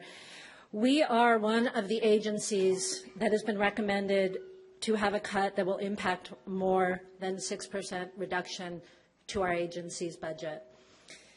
This is really confusing for me because for the past few months, I've been with you as you've been going around the county talking about the vast importance of childcare for young children, for children 1 to 2. You know about the measurable positive outcomes that happen with quality child development programs. I can quote from your proposals for the Thrive by 3. We're with you, we're supporting you, which is why we're so confused to see such huge cuts for our program. The recommendation is a 42% cut in our funding, or $27,000. That's the amount that our teachers make. One teacher makes that much money per year. Our teachers are among the low-income families that we would like to be able to have qualify for quality child care like ours. With less money for our budget, we're unable to provide as much child care for the low-income population. Currently, we operate on a sliding fee scale with over 30% of our families low income. With these cuts, we'll now have to serve fewer low-income families. You know that there's not enough child care in our county for this vulnerable population. We have 200 families on our waiting list. These are families that can't afford to get nannies if they don't get into the toddler center. What they're most likely going to have to do is get subpar child care. We hear stories often in Live Oak or in South County about families that have to go and have unlicensed child care, places where 10, 15 infants and toddlers are dropped off with one child care provider in a room. This is not what our county is. We need your help. The cost of toddler care is much more expensive because we need one teacher for every 4 children. Russo. Preschool is 1 to 12. That's why ours is so much more expensive. Please help us. Thank you. Hi, I'm Deanna Zachary. I'm with the Arts Council of Santa Cruz County and wanted to thank you for this new process that you put in place, the core process. It really helped us. It opened things up for us because we focus on violence prevention for youth in South County and Watsonville. We have a Mariposa's Art After School program that serves 5,000 kids in Watsonville, and they're all very low income, and many of them are really on that edge of going towards crime or violence or not. And a few weeks ago, I was in the office in Paro Valley High School, and a kid came in, a teenage boy, and he was asking for help with writing lyrics for a rap song about gang violence because gang violence had really touched his neighborhood, his family, his heart. So he was looking for help from our art teachers, and he got the help, and he sang his song about against gang violence, and there were tears in all of our eyes, and I got to see firsthand that there's so many kids that are right on that edge. They can go towards gangs and crime, or they can get support from community, from a caring adult, from arts, from their peers, and you're supporting that, and we just really want to thank you for allowing us to do this work in Watsonville to help kids through the arts. Thank you. Thank you. Good morning. Hi, my name is Nikki Lohr. I represent the Long-Term Care Ombudsman. We advocate for residents in nursing homes and assisted living facilities in the county. We are one of the fortunate programs that has benefited from the core investment process. We are very grateful and appreciate very much for you recognizing our very important work. However, it is a bit concerning to look at the bigger picture for senior programs under the core funding proposal. Seniors are the fastest growing demographic in our country. But under the core recommendations, programs for seniors will take a cumulative loss. 40% of seniors, 40% of seniors 65 and over don't have enough money to make ends meet. So we have more and more people aging and fewer resources. These are everyday people. It could be your mom, your neighbor, your friend. They rely on our senior programs. Cuts to senior programs, especially nutritional programs. We are all systemically intertwined. You may cut a nutritional program, it affects someone's health. Admissions into skilled nursing facilities go up. We need these senior programs. So until the serious impact of the cumulative effect is better assessed, we ask that you take no action on the recommendations. Thank you. Thank you. Good morning. Good morning.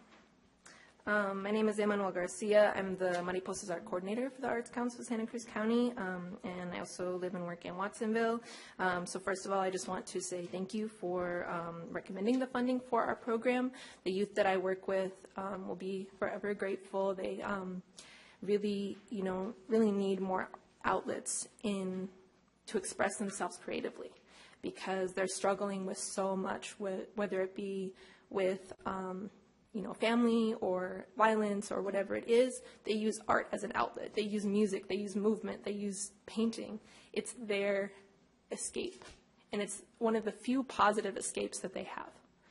So first of all, I just really want to thank you for that, and also say that, with arts in our county, some of the youth that I work with actually did some statistics and found that there are almost no art spaces in Watsonville compared to Santa Cruz, but there are actually twice as many young people. So in Watsonville, we have 16,892 youth, whereas Santa Cruz has 8,798, but we have almost 20 art studios, dance studios, recording studios, and performing arts studios here in Santa Cruz, whereas those numbers are 0 to 5 in Watsonville. So I want you to thank you for supporting arts education, and ask that you really urge that you continue the work of equity and consider the voices that couldn't be here today and whose voices aren't accessible through these processes, through the grant systems, because there are a lot of people who cannot apply for the grants and advocate for themselves. So even though I'm grateful that you funded us, I do want to urge you to continue this work in equity and fund more programs and make these systems accessible to those communities, whether it be, the Day Worker Center, or whether it be youth, whatever it is, that, these funds are not going, or the need for these funds is not going to disappear. Thank you. Thank you. Good morning. Good morning. Chair Leopold, Supervisors, thank you for having me here today. I'm Suzanne Willis. I'm with Second Harvest Food Bank, and I'm getting over kennel cough, so I apologize. I did want to echo some sentiments that we heard this morning.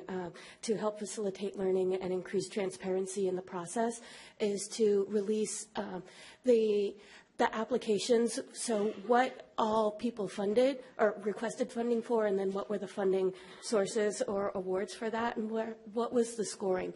How did that scoring happen? So that will help us as an organization improve our process. I think that will open up some transparency among the applicants, and we'll all be able to learn and continue to grow together. Thank you. Thank you. Good morning. Good morning. My name is Robin McKean. I'm the Smart Path Project Manager at the Homeless Services Center. And I want to thank you and all of those who are involved for this difficult work and for your commitment to fund results for increased health and well-being in our community. I want to support the recommendation of funding for the Smart Path to Housing and Health staff position. As you know, Smart Path is our countywide coordinated entry system and is launching later this year. Smart Path will streamline the assessment, referral, and housing placement process for homeless services countywide, improving the experience for people seeking services and more effectively using our existing resources. This is a significant systems change, shifting from our current well-intended but fragmented system to an aligned system that can better achieve the goals of the All-In Strategic Plan to prevent, reduce, and eventually end homelessness. This position will be responsible for ensuring fair and equitable matches between homeless housing program openings and the most vulnerable individuals. And this position will also serve as an invaluable contact person after people have participated in the first step of Smart Path. So supporting Smart Path is a key step in helping to align our system of care for some of our most vulnerable community members. So I want to thank you for helping to make this first phase possible. Thanks. Thank you. Good morning. Morning. I am Tricia Pastor-Cross, the director of Cabrillo College Children's Center and Lab School, as well as a faculty member in the Early Child Education Department. And thank you for letting me speak today. On behalf of Cabrillo College, I wanted to say thank you and extend appreciation for the process of the core funding application and also the recommendation to utilize it to support what we offer at the Cabrillo College Children's Lab School. As you know, it supports 3 different elements of our county. One, workforce development for a real critical need in our community for high-quality, well-trained early educators. It also provides affordable child care for children, infants, toddlers, and preschool age. And most importantly, it provides an area, a safe, high-quality area for low-income families who are re-entering the workforce and trying to obtain their educational vocational goal. And so providing that safe place so students can achieve their goals and as soon as I just want to leave you one quick thought. So a scenario is we have a family member who is a recovering alcoholic and also has experienced domestic violence and has gone through the chemistry program and is now, after years of work, working inside or just recently completing the dental hygiene program. She has a toddler. She goes out, tries to get work, gets employment, but cannot find high-quality, affordable toddler care. So while I thank you and appreciate what you've done for our program, I'd also like you to consider the impact of the reduction to the toddler care center as well. Thank you. Thank you. Good morning. I'm Brenda Moss, Executive Director of Senior Network Services. You've heard many of the benefits of the core process today, which I think change is good. What is really important that I think you would like to know that you would look at is the unintended consequences of core for some of the programs that will lose significant funding. Senior Network Services will lose 18.5% funding for our housing and home help registries. We're looking at, well, which one do we downsize, or can we do both with such a decrease like this? And frankly, we don't believe we can. So David, living in South County, who was renting a garage space on the concrete floor for $500 a month, sleeping on a pad, needed housing, and it took a long time. But finally, our housing specialists were able to get him into housing where he's paying 1/3 of his income, plus help him get furniture and bedding for this apartment. Or do we tell Mary in North County that she needs home care? She needs to hire somebody for housekeeping, laundry, and shopping. She's not on in-home support, almost, but not quite eligible for in-home support. And when she called our agency, we didn't have anyone available because there's such a shortage. She called private home care agencies, and at $28 an hour, 3-hour minimum with a 3-day minimum also, she called back. She was able to get someone at $15 an hour, so $45 or over $250 a week. She could not afford paying for a private home care agency.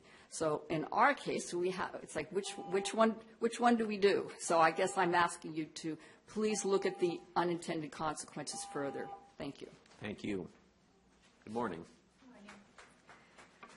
Good morning, Chair Leopold and Board of Supervisors. My name is Shauna Moore. I'm the Executive Director of the Conflict Resolution Center, and I do want to thank you for the core investment process. While CRC did not apply for core investment, we did participate in all the trainings. We participated in the trainings that were offered by the county, by Nicole Young, and also by the Community Foundation, which ran a number of trainings that were also available to various people. It did help inform us in how to actually do more research and more ways of being able to measure our outcomes and do an evaluative process.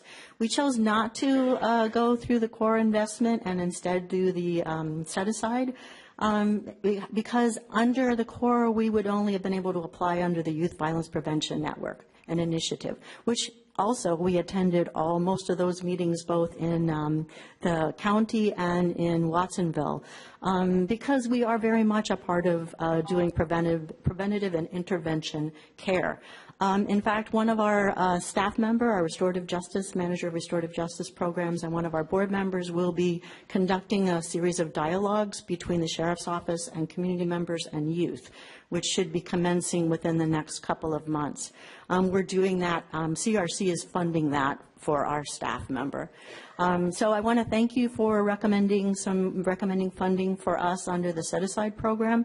While it's less than 50% of what our request, it's still everything helps whenever we're trying to address conflict. We've been looking at a lot of emerging needs, including doing a listening zone that we started just after the election.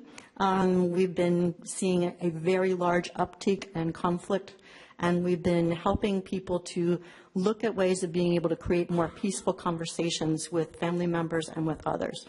Through our mediations, we've kept 150 people housed, we've kept people in the workplace, and we've helped youth return home and reunite families and help elders age in place. Thanks so much for your help.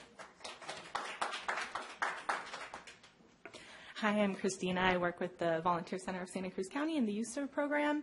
I want to thank you all for your continued support of our program. And as many people said, the core investment model that's new was a challenge. It really did push us to be better at communicating about the benefits of our program. And so I thank you for that opportunity to really grow in that area. Our program didn't change very much, but we are better able to communicate, and especially the value of never turning away a young person who comes to us, or a young person that is identified by a partner in the community as needing intervention, and we will continue to serve all those young people.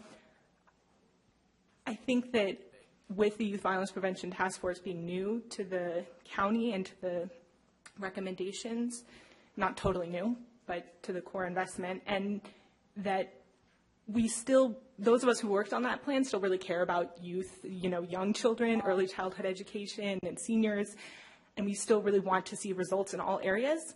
So I do encourage you to consider some of the recommendations that people have asked here today as well. Thank you. Thank you.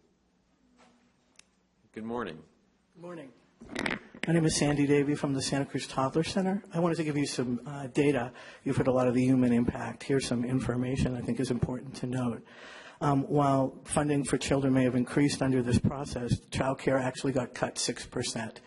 That is on top of a 38% cut for child care over the last 8 years.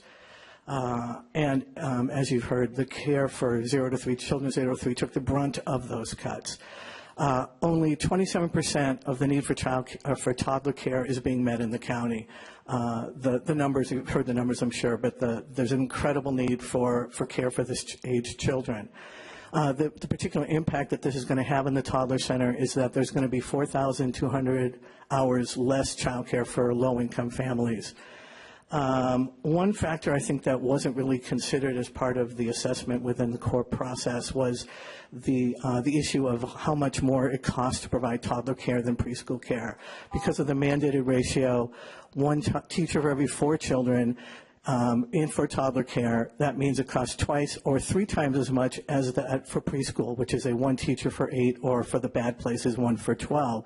This is an important factor to consider if you're thinking about equitability.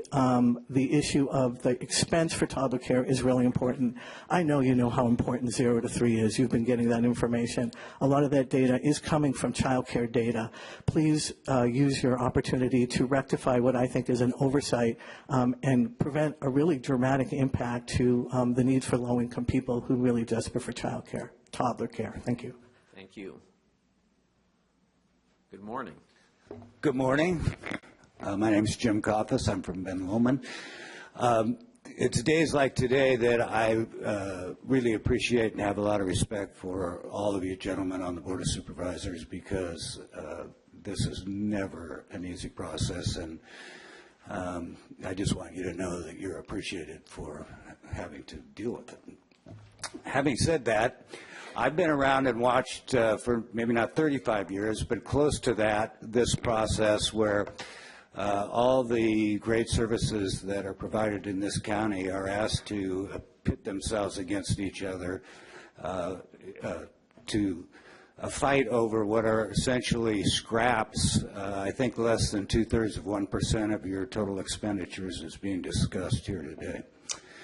And that's sad. And Supervisor McPherson, you pointed out rightly that things have changed over time. We have new issues, new problems, homelessness, immigration, substance abuse, those kinds of things.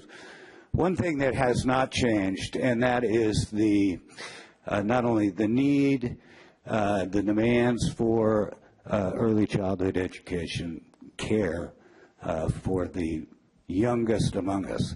That has been on the agenda every year for every budget hearing that I've been here. And every year they suffer the cuts, and they are always, like my wife said, the bottom of the barrel. There is nothing in this community that is gets more respect and less funding than child care.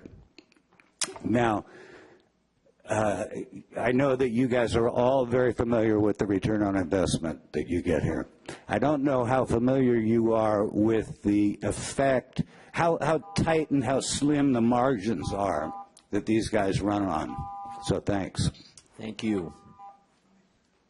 Good morning. Good morning. David Brody, Executive Director with First 5 Santa Cruz County. I want to thank the board and the staff, and especially the applicants, for this very predictably difficult process and the enormous change that it represents in our community. I think it's very important to reiterate and remember that this process is something that we've never done before, that we have now a collective framework in Santa Cruz County that incorporates the expressed desires of our community and links discretionary county and city resources to them in truly an open and intentional way, and a specific way that's focused on outcomes. And again, as many have said, that's commendable. And I think it's important to note that even though there's been lots of comments about more funding for particular programs or sectors, it's pretty much been universal support for the process itself.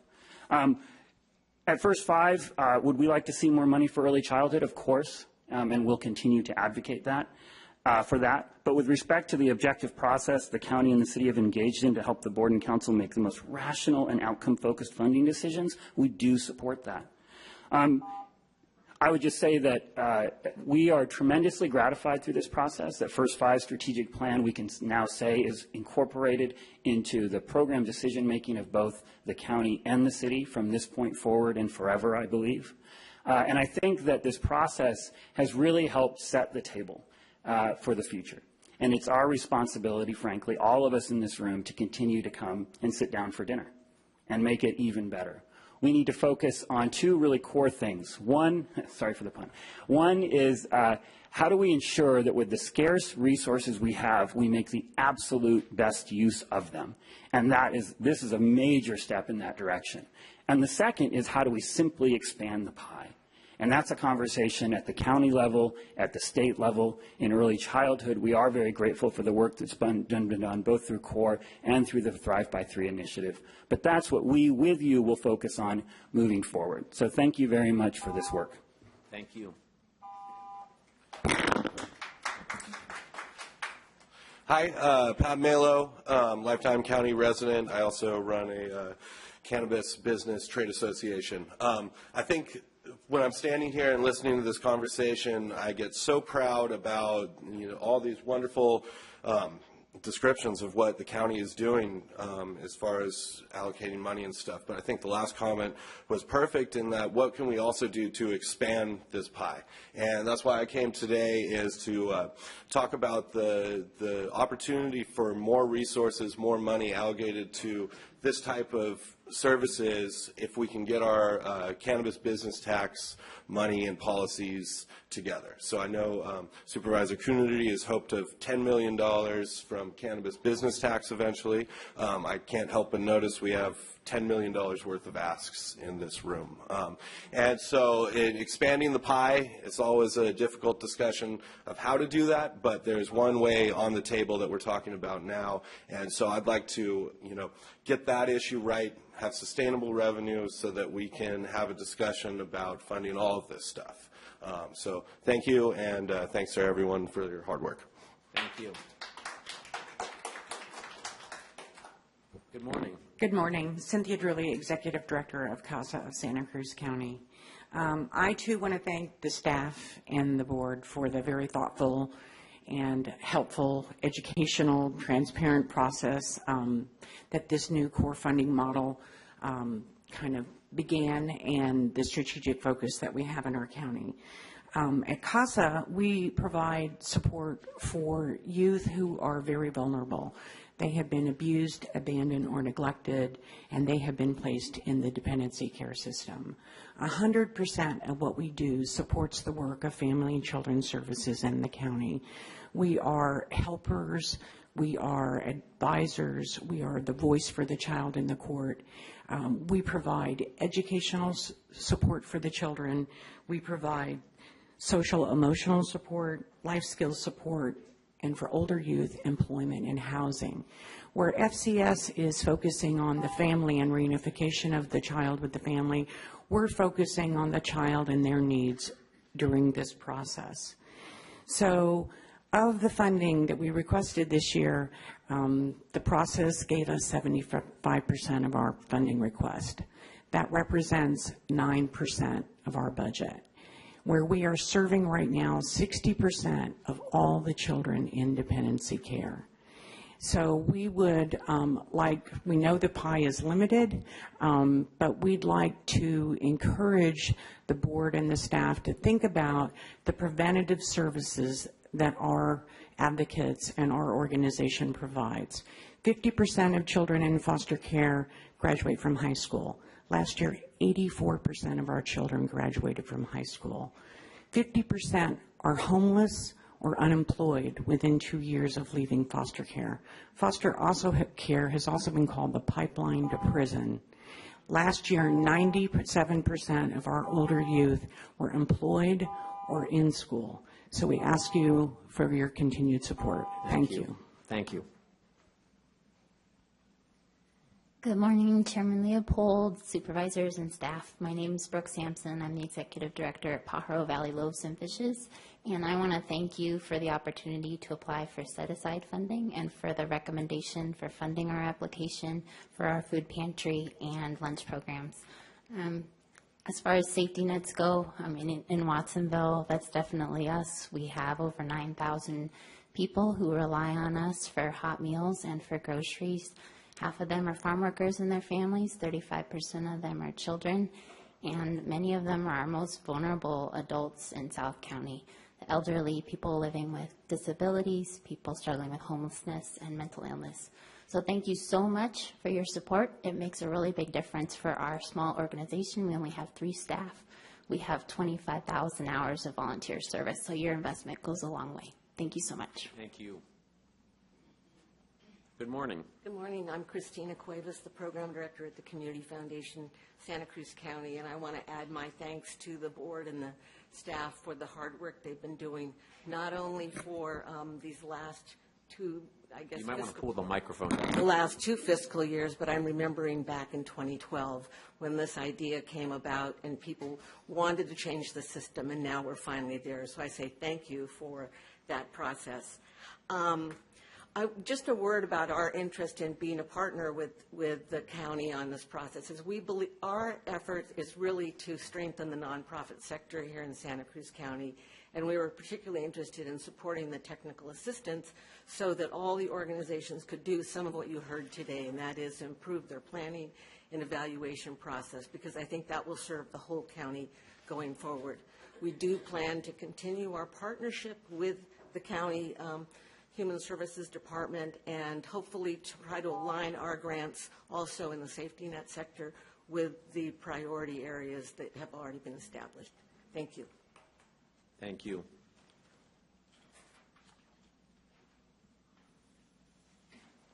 Good morning. Good morning. White Kemp, Executive Director of the Area Agency on Aging, and we thank you for the $11,000 increase to the AAA. That's really helpful. We have, however, expressed concern over the process for quite some time and think that it is not, does not create a level playing field for senior programs. The results are in, and unfortunately, the process does not work for seniors.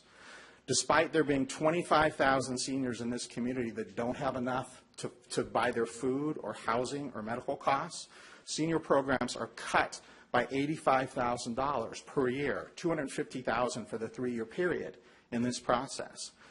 We think it's great that there's $91,000 in increases to senior programs, but the $176,000 decreases to other programs is a problem.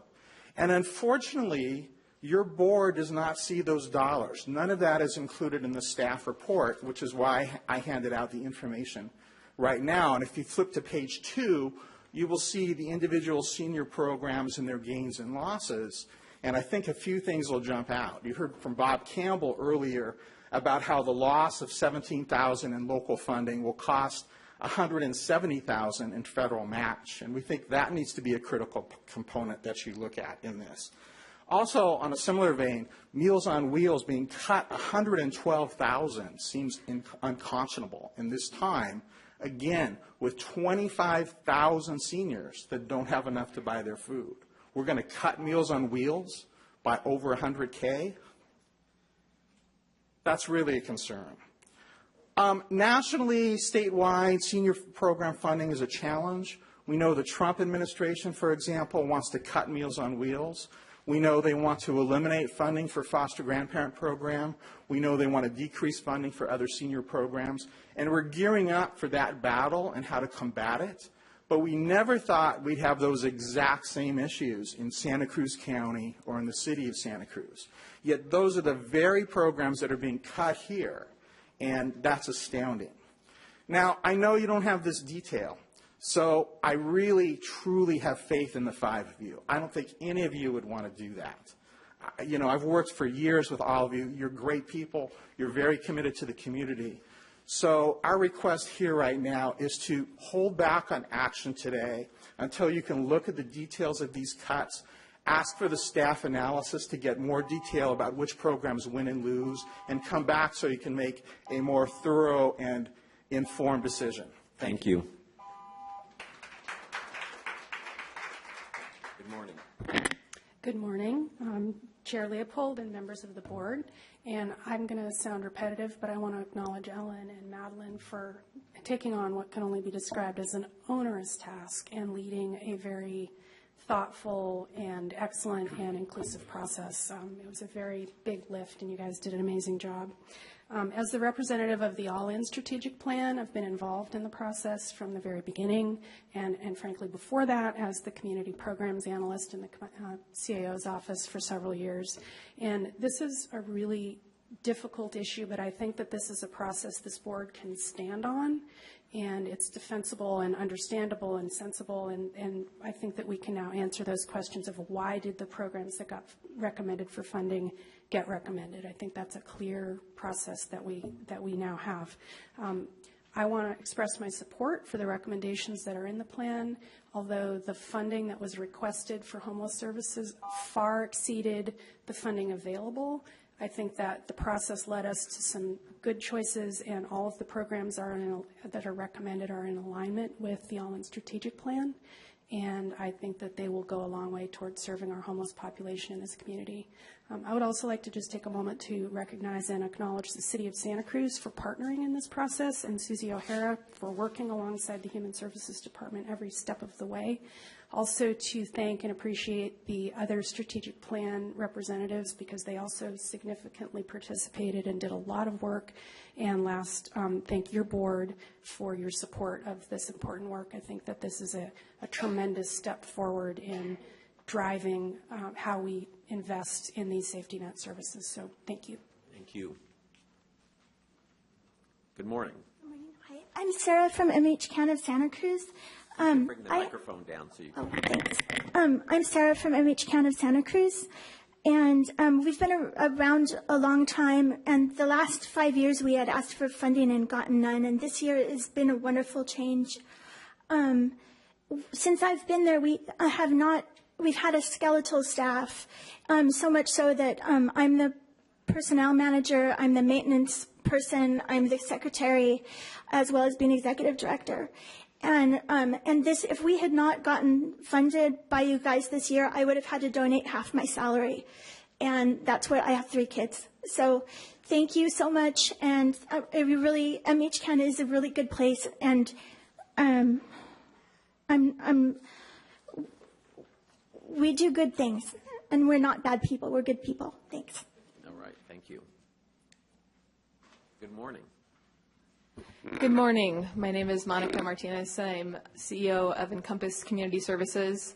I wanted to come up here to take a moment to both thank the staff, HSD, for their commitment to this process, the transparent, open, and responsive process that you've led, and also to express our support for the recommendations that are before you today.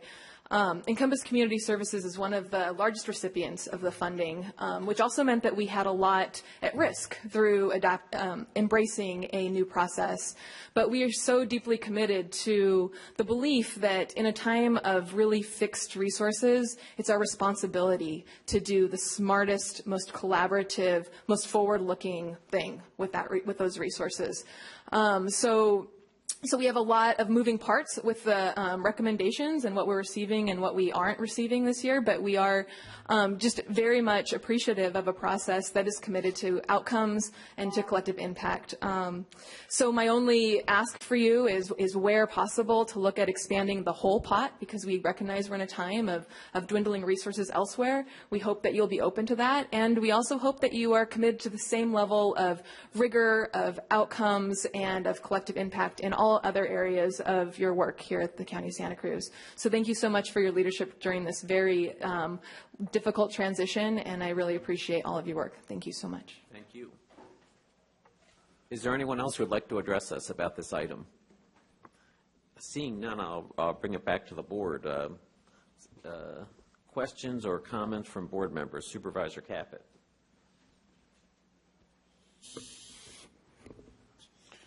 You know, I looked at it. We've all looked at it, and I do want to thank you. 90% of everything I see on there, I think, is well done, looked at with compassion and understanding of all the important work that these groups are doing. And on the review board, I'm sure it took hours and hours of their time, and it was all voluntary on most of their part. And, so I appreciate that.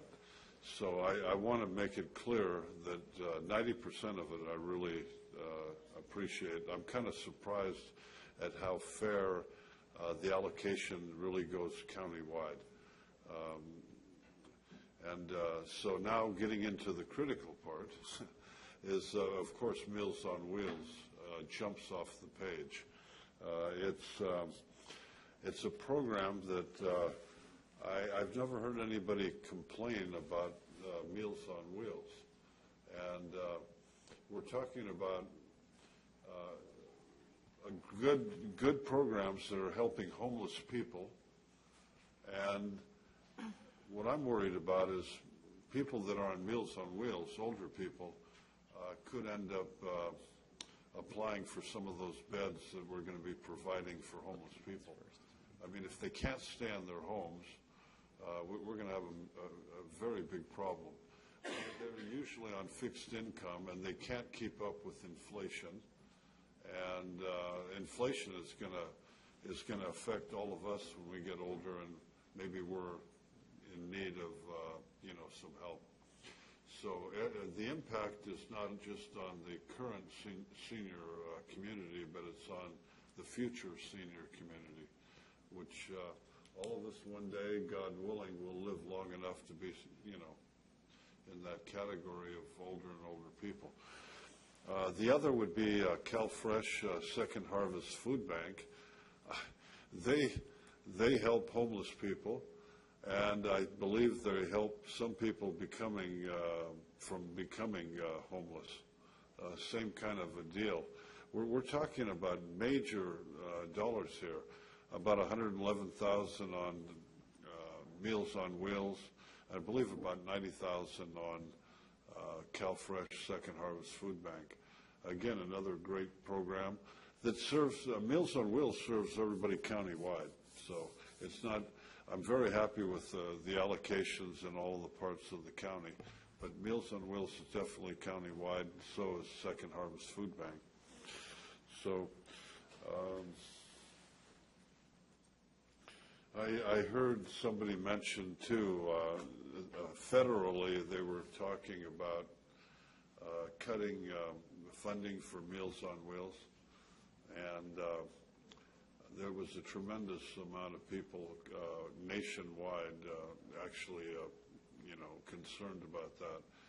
Somebody asked me yesterday whether or not President Trump was able to get into the recommendations on the review board.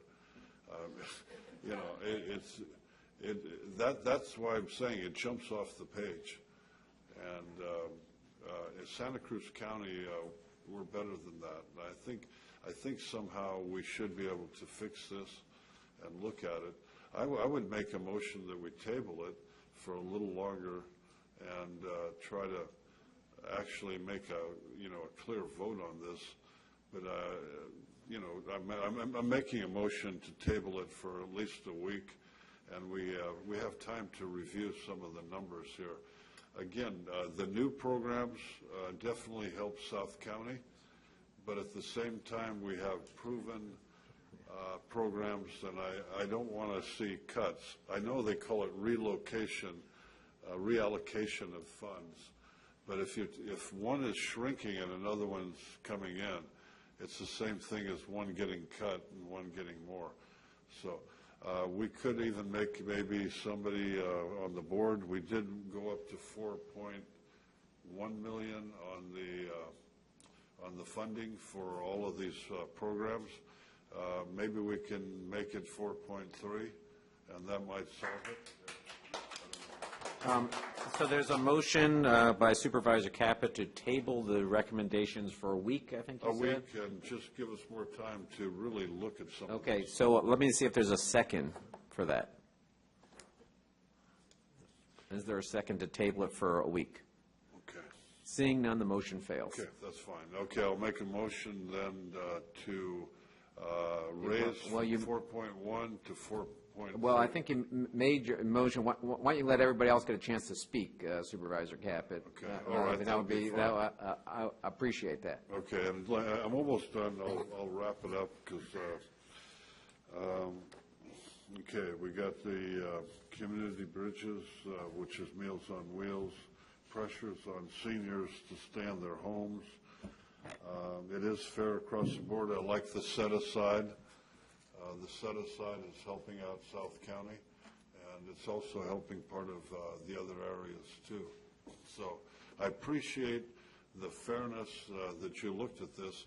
I just can't figure out, and maybe you'll be able to explain it, how Meals on Wheels and Second Harvest Food Bank are facing losing money. Okay. Is that? Major amount of money. Sure, I'll ask you that. All right. Well, we'll let you answer the question. I want to make sure to hear That'll from be everybody. fine. I'll give everybody else a chance. Yeah. Okay, I think, first of all, what I'd like to say about the two examples that you gave is I want to acknowledge, and there were many people who came up from the audience concerned about the impact and the dollar lost on their budgets and on real people and services. And so staffers here to acknowledge that. We don't want to minimize the impact that folks are feeling based on these reductions. But I do think it would be helpful to try to explain how these variances and recommendations can occur. And really, I can attribute it to three factors across not just these two agencies that you mentioned.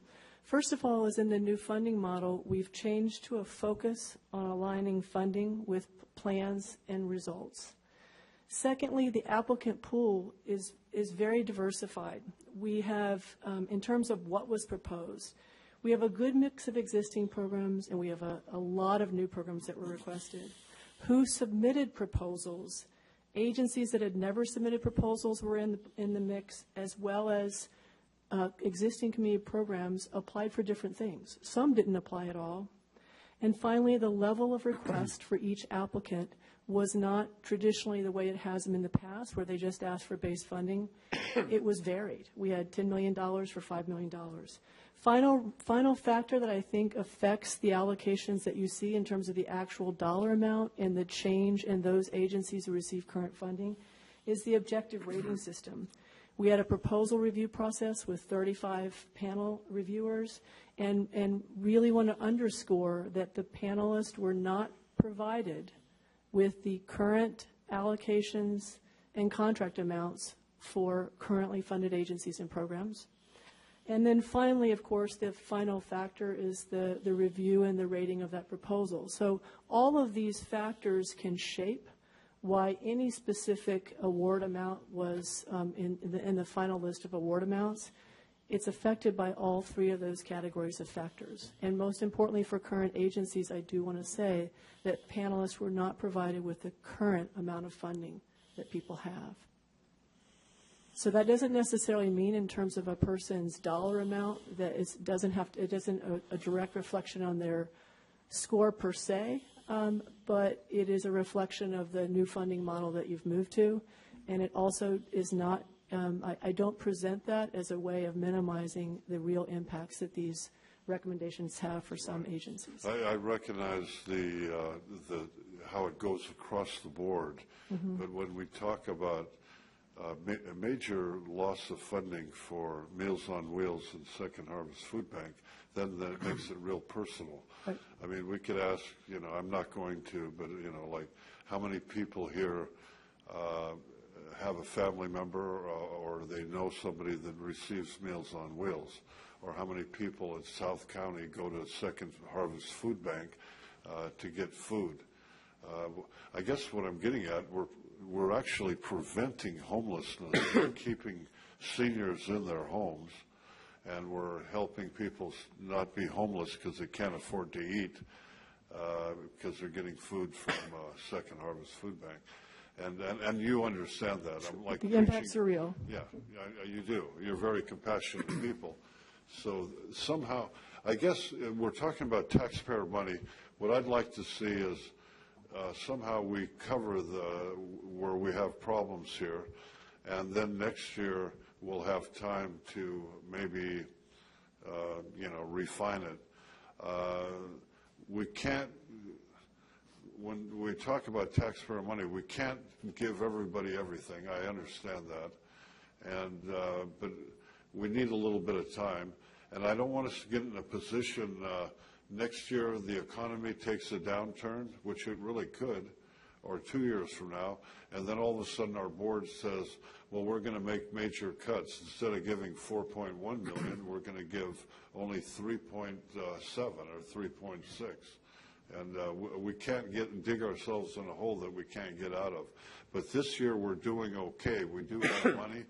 And that's what I'll make a motion after the discussion, that we at least cover everybody for 1 year out of the 3, and then see whether or not how the other 2 years are affected in the 3-year funding.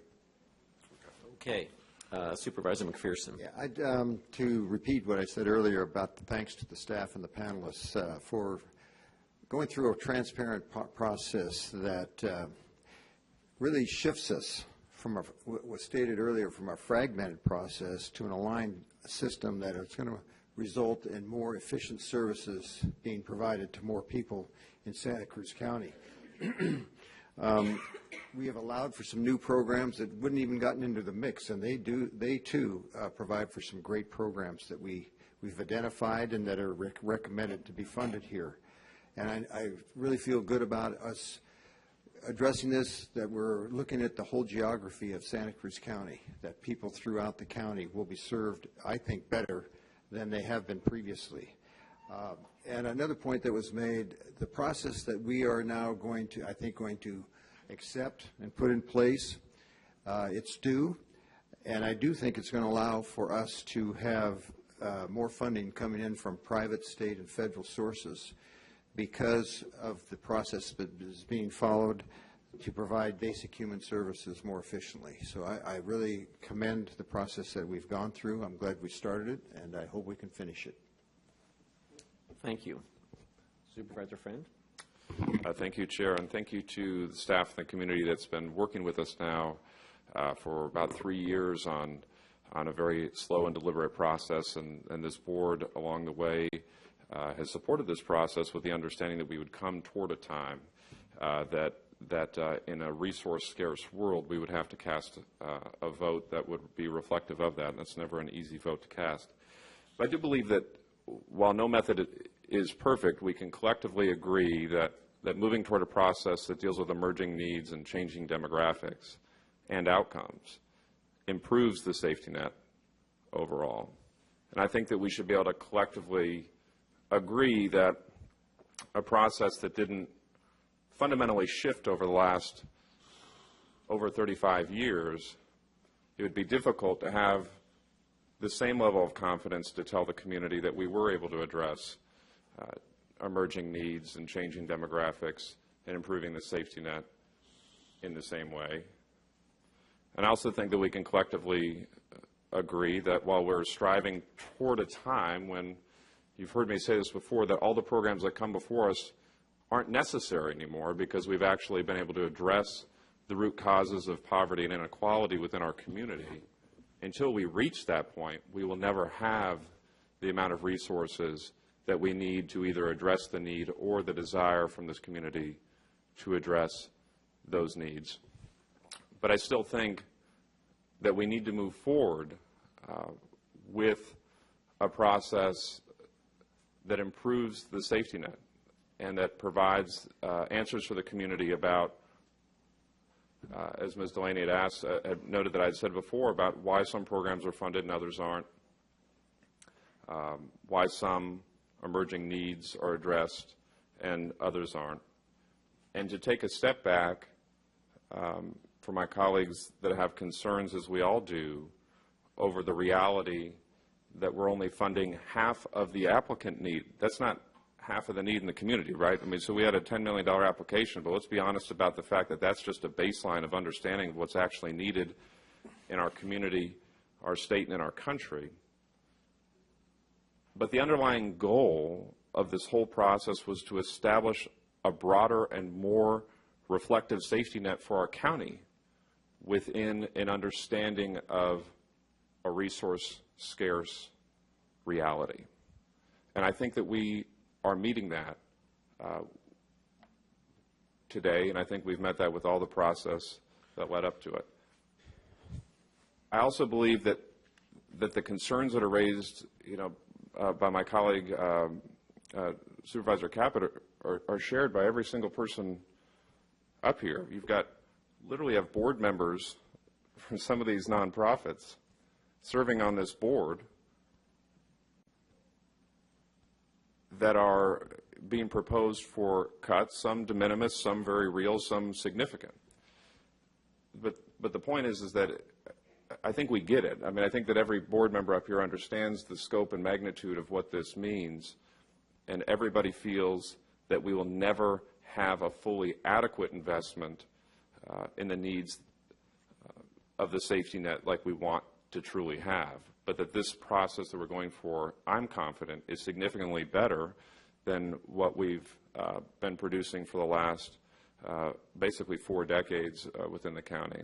And I want to move forward with that process. And I think that there, we should also recognize that it is not just this process that the county funds some of these things, right? We have a significant number of contracts that we do. There are other ways that the county does it. And this is a snapshot of funding, a discretionary snapshot of funding. But some of these programs, even some of those that see some of these reductions, may be eligible for other funds throughout the county process as well as we move forward. And that's an important thing for people to recognize. I'm interested in hearing from my two colleagues that haven't spoken yet, but I will be supportive of this item today. Supervisor Coonerty. Thank you. Thank you for everybody that came out today, and most importantly, thank you for the work you do to support the most vulnerable in our community. I think, as has been mentioned, we had $10 million in requests for $5 million of funding. I honestly think that if we had $20 million, we wouldn't be meeting the needs of the community, and there would still be people struggling. We have to improve all of our systems, all the opportunity, and our safety net as a whole if we're truly going to serve this community. I think that just to come back to the big picture is that this board and city councils have been talking about reforming this process that I've been involved with for more than a decade. I was talking to a former supervisor who was talking about reforming this process 25 years ago. So this has been a conversation for a quarter century about how we could make sure that we were providing funding for new programs, improving the safety net, getting better outcomes, and getting better collaboration. And I want to take a second to thank the county staff and the city staff who have come together on a really thoughtful process in order to make room for new programs. For the first time in my memory that we've been able to add new programs into this mix. We've also, and in a big picture, you may not realize it, but we actually have increased the size of the pie. This is the most that this county has ever spent on community programs on the safety net because we see the need and because we want to make it. And I believe that, as others have said, this is an opportunity to work with the city, first the city of Santa Cruz, eventually I think hopefully the other cities, our nonprofit partners, the foundations, the potential federal funds and state funds, and bring more resources to expand the safety net. I do think, and I am committed to expanding the safety net for early childhood and through the Thrive by 3 program and also our Nurse Family Partnership program. We're spending more than $1 million of new money on that particular population in this county in the next year, and I want to expand it going forward. I think we also continue to need, as is clear today by the pleas and the work that you all do, we do need to just continue to expand the pie for everybody. And I think that this is a good step going forward. I don't support continuing it and trying to figure out how to base it off of last year's recommendations, because the panels were explicitly not asked to look at last year's recommendations. The next step would be that we send it back to the panels and have them figure out which recommended programs that got funding would be cut now from this recommendation in order to come back and fix the people who are experiencing cuts from last year's programs.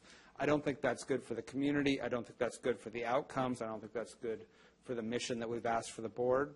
But I will, in moving forward, I do want to recommend, do want to make a motion for the recommended actions, and I want to add additional direction in 2 places. So first is that the HSD come back with how they're going to respond to the requests for scoring and for those, to get feedback on those who went through the process and were surprised by the outcome.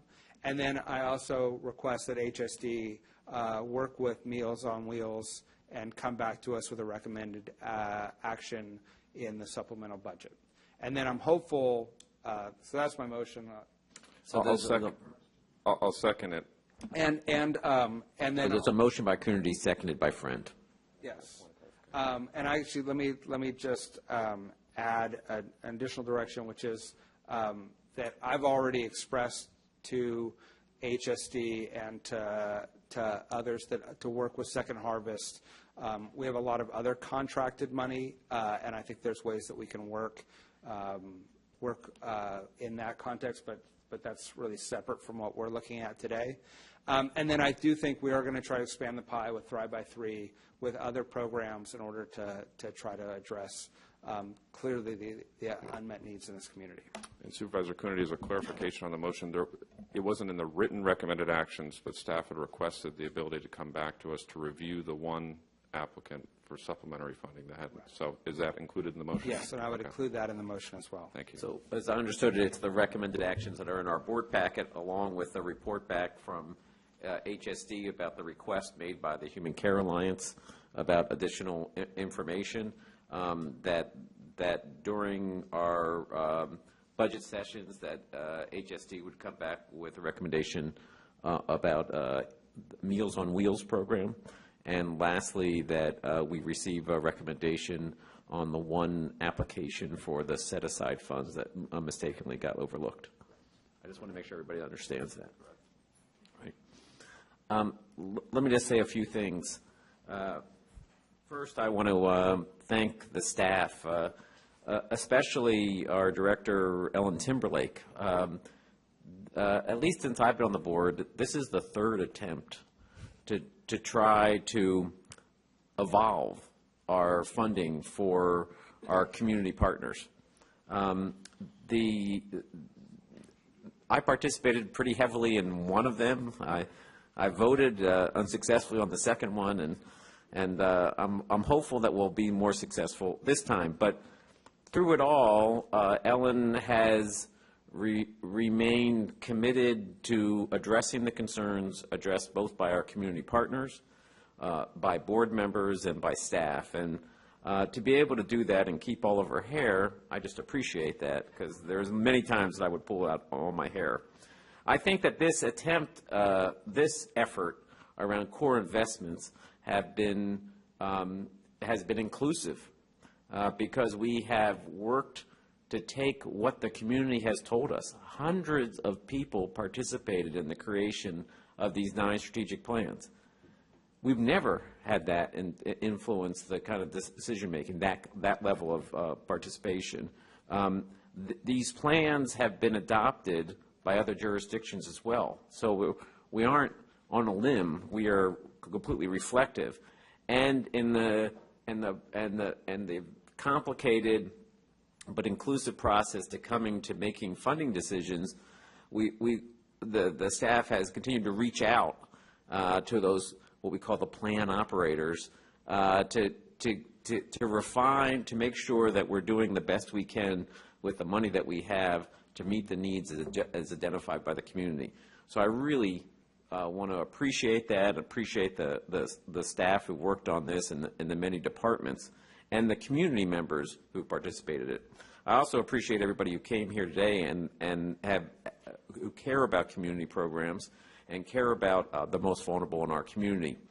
You know, in addition to the work that would be reflected in these recommendations, I also want to just point out that the board has not been static in our funding for community programs or addressing community needs. In the last couple of years, identified within the all-in plan, we hired a homeless service coordinator. That's a big dollar expense, and that homeless services coordinator has been working with our community-based partners on policy issues, on coming up with a more unified scheme for addressing the issues of homelessness in our community. That's a big piece. We have increased funding for groups like Advocacy Inc. from the sheriff, recognizing the critical role that groups like that play in the public safety portion. And, of course, we know this past January the board adopted the Thrive by 3 Fund, which is a $350,000 investment in children 0 to 3.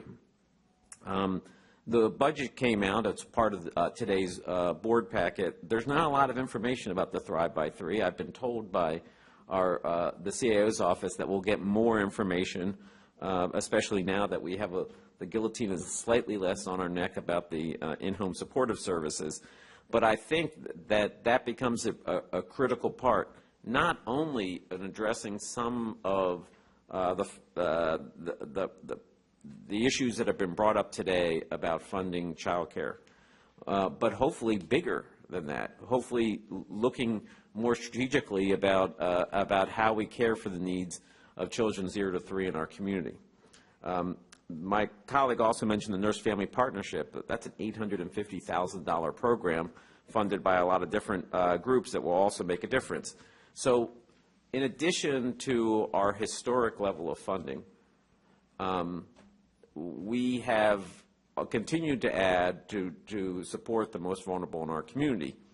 And we've also tried to leverage our investment to get others involved.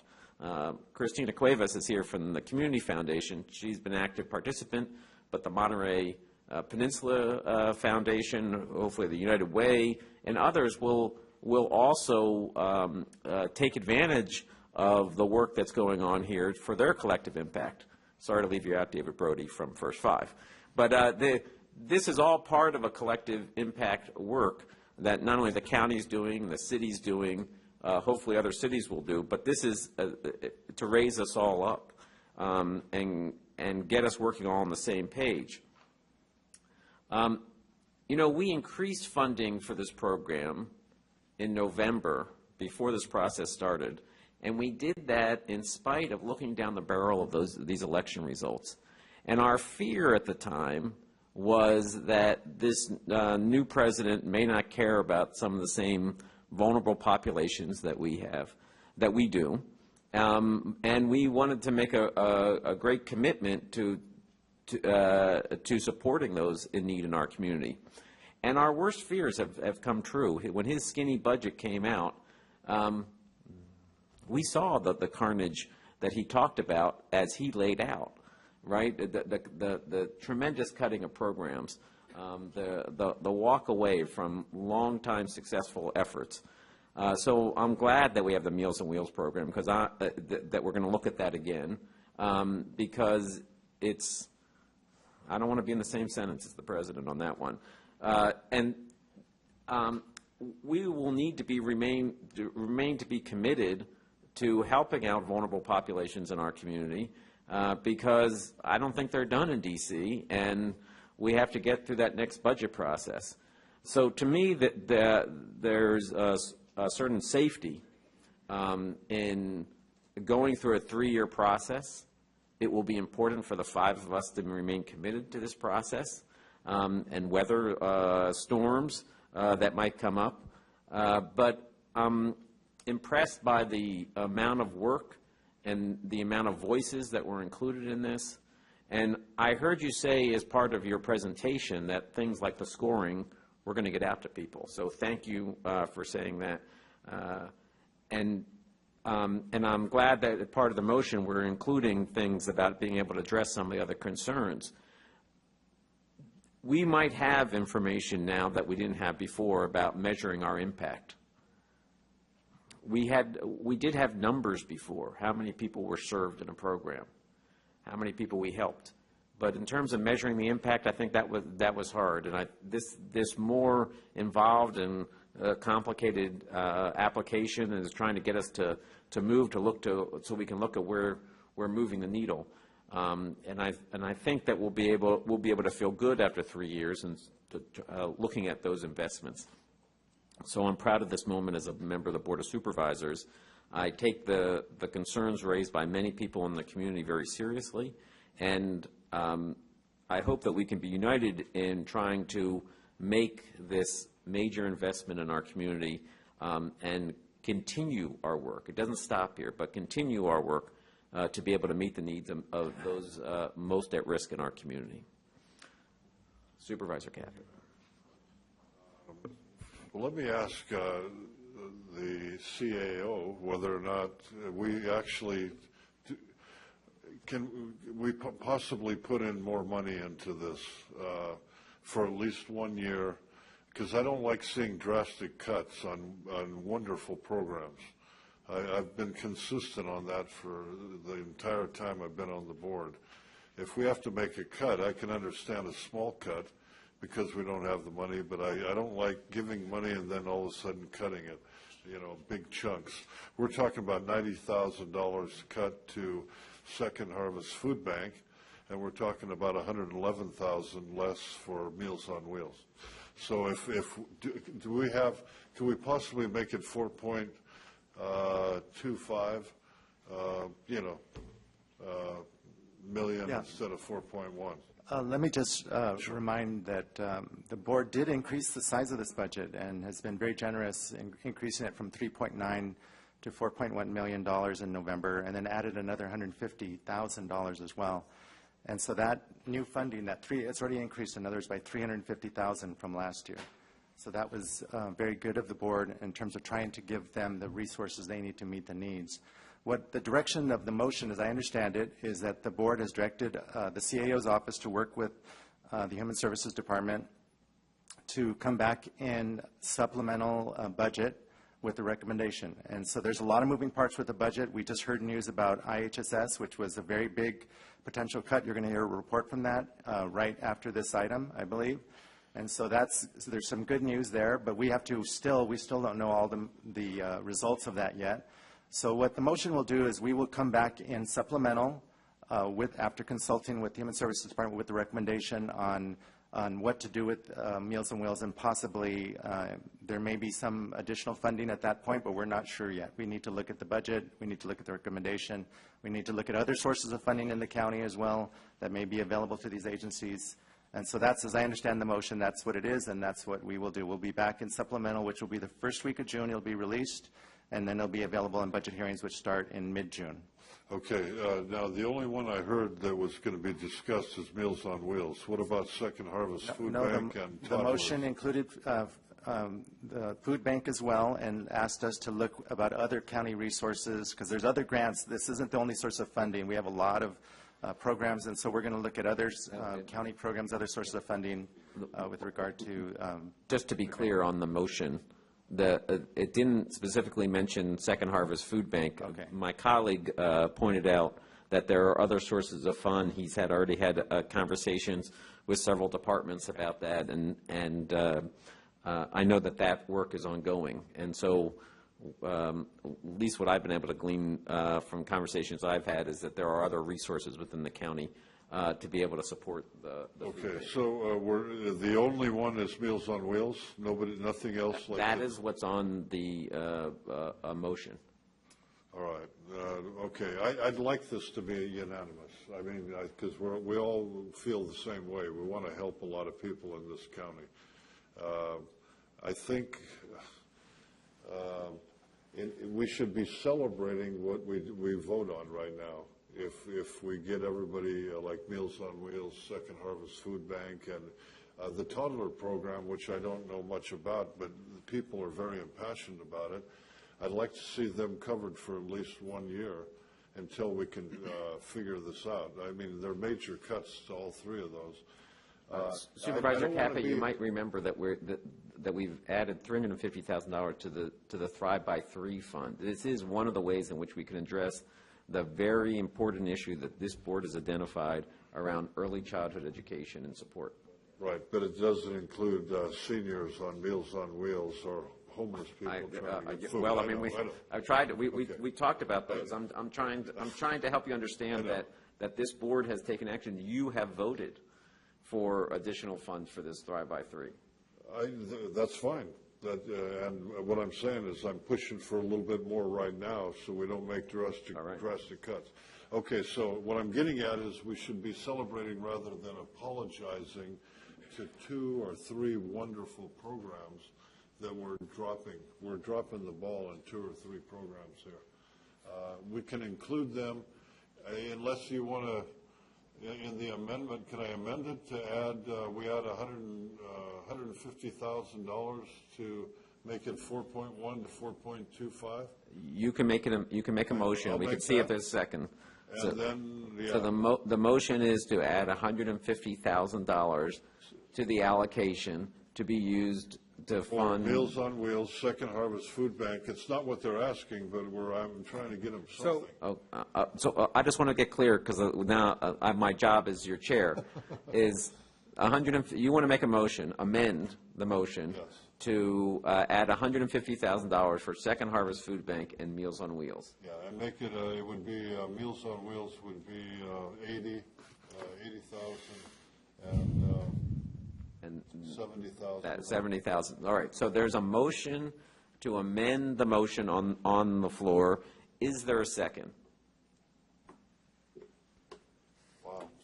Mr. Chair. I just want to make sure, unless you're going to second it, it dies for lack of a second. So let Supervisor McPherson second. I think it's clear that we're going to address the concerns. And we have done it before, and I think we're going to do it again. And I'm very confident of that. I understand the concerns, but I think people understand where we are on this board and who we want to serve to the best abilities possible with the funds we have. I support the motion, and I ask for the vote. So that was a call for the question. Motion by Coonerty, seconded by Friend. Everybody clear what the motion is? I'm clear. I just want to make one last quick thing. Well, we've called the question, so now I got to call the question. So all in favor signify by saying aye. Aye. Aye. Opposed? No. So the motion passes on a 4-to-1 vote. I just want to get a take from the board about we have one item that was a 1045. Do we want to try to take it? I think it'll be brief. Is the staff here? I'm not sure the staff is here. Well, they might be. Do we want to just take that so we can get that, and then we're going to go to closed session? Thank you for your work. Thank you.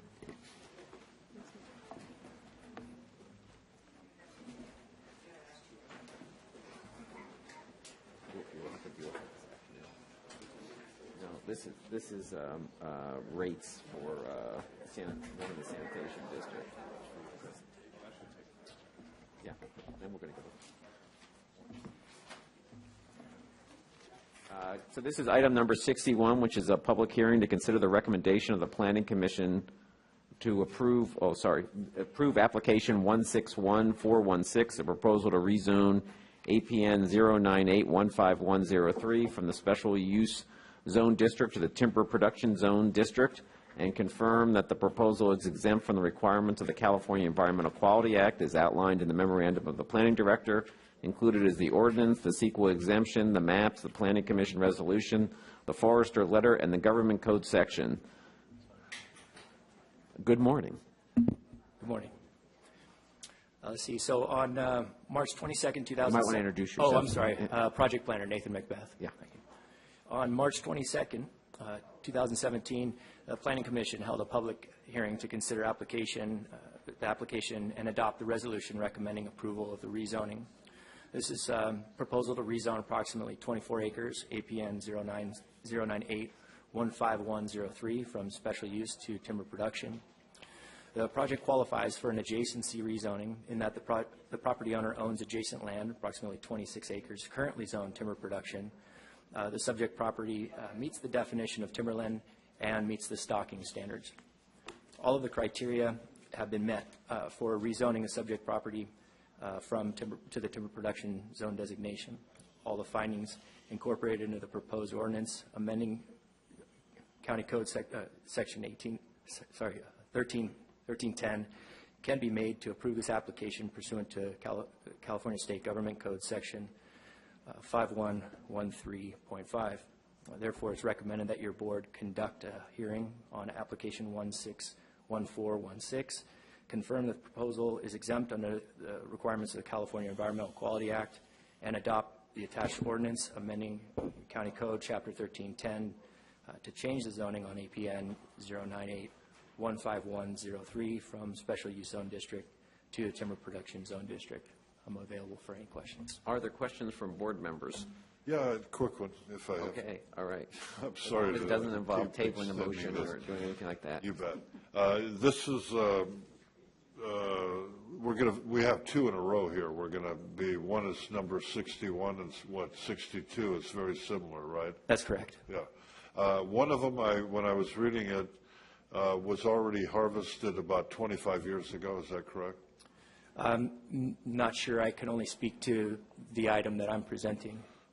I don't believe it has been harvested yet. However, the forester is here. He's a forester on both projects. Maybe he can speak to that. Yeah, what I'm getting at is it's special use right now, but if it was harvested 20-something years ago, was it changed? Why were they able to harvest it if it's special use zoning? Maybe can somebody answer that? Yeah, the rules varied by the board. We're on item 61 right now. Item 61. Is that yeah, the one 61. that was harvested before? I don't know if it was harvested before, but the rules have changed with regard to timber harvest. Over the course of time, there's been different regulations that have come into effect, and so the Board of Supervisors adopted a streamlined process to allow these rezonings to occur in order to meet all the new guidelines. So what happened before was under the old set of rules in all probability. If you're talking that many years ago, that would be why it was, allowed then, and now it's something different. So this is to rezone it to timber production. Yeah, I'm the redwood guy. I mean, I love redwood trees, so selective harvesting can be very beneficial, actually, to a forest. And we do buy redwood when we go to the lumber store because it's the best wood out there.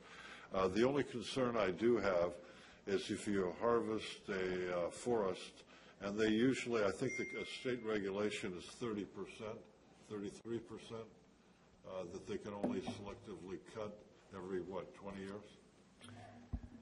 Well, actually, I would just, if the forester would like to speak on the future plan for harvesting this parcel. Currently, there's no. I mean, they can't go in there and cut 50%. They cannot. Somebody should be able to answer that. I'm Joe Culver, the forester. I don't know if I should speak now or not, but the rules to harvest timber based on zoning came into effect in around 2000. Before then, you could harvest a property, any zoning, as long as a state harvest plan was prepared. So that's why it's being rezoned now. That property was harvested about 20 years ago before these rules came into effect. This isn't about the harvesting. This is about rezoning the property to TP, and I can certify that it meets the state standards for stocking and growth capability. And then if the owners want to pursue a future harvest, they have to go through a state harvest permit, which the county is also allowed to have input on. No, that's clear. And the other thing is, quick comment, the older redwoods are fireproof. When you have a forest fire, trees that are over 65, 70 years of age, redwoods, are fireproof, basically. But if you keep cutting them, and then the oldest tree is only 50 or 60 years old in the redwood forest, in a hot forest fire, they will burn down. So we got to protect some of the old growth. Even though there's second growth right now, we do have to protect some of the older trees in that forest. Thank you. All right. Well, so why don't I open the public hearing and see if there's any comments? Hi, it's Joe Culver, and I am the forester who put together the document certifying the state standards are met, and I can answer any questions related to that you may have. Thank you. Is there anyone else? Seeing none, I will close the public hearing and bring it back to the board for action. Second. Motion by Friend, seconded by McPherson. All in favor signify by saying aye. Aye. Any opposed? Motion carries unanimously. Just for everyone's awareness, let's try to do item number 62. Are you the same too? No, that's another staff planner, Sheila McDaniel. Oh, Sheila. So Sheila's there. We're going to do this, and then we're going to break for closed session. The morning went a little longer. Then we're going to get to that in the afternoon, John. Sorry.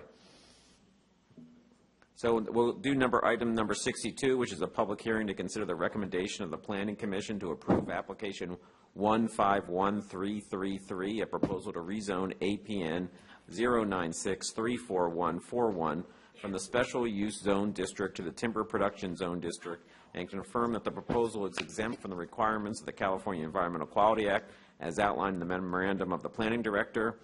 Included is the ordinance, the CEQA exemption, the APM map, location, zoning, general plan, ownership, and aerial maps. There's a Planning Commission resolution, the Planning Commission minutes, the timber management plan. Ms. McDaniel. Good morning. Sheila McDaniel, Planning Department.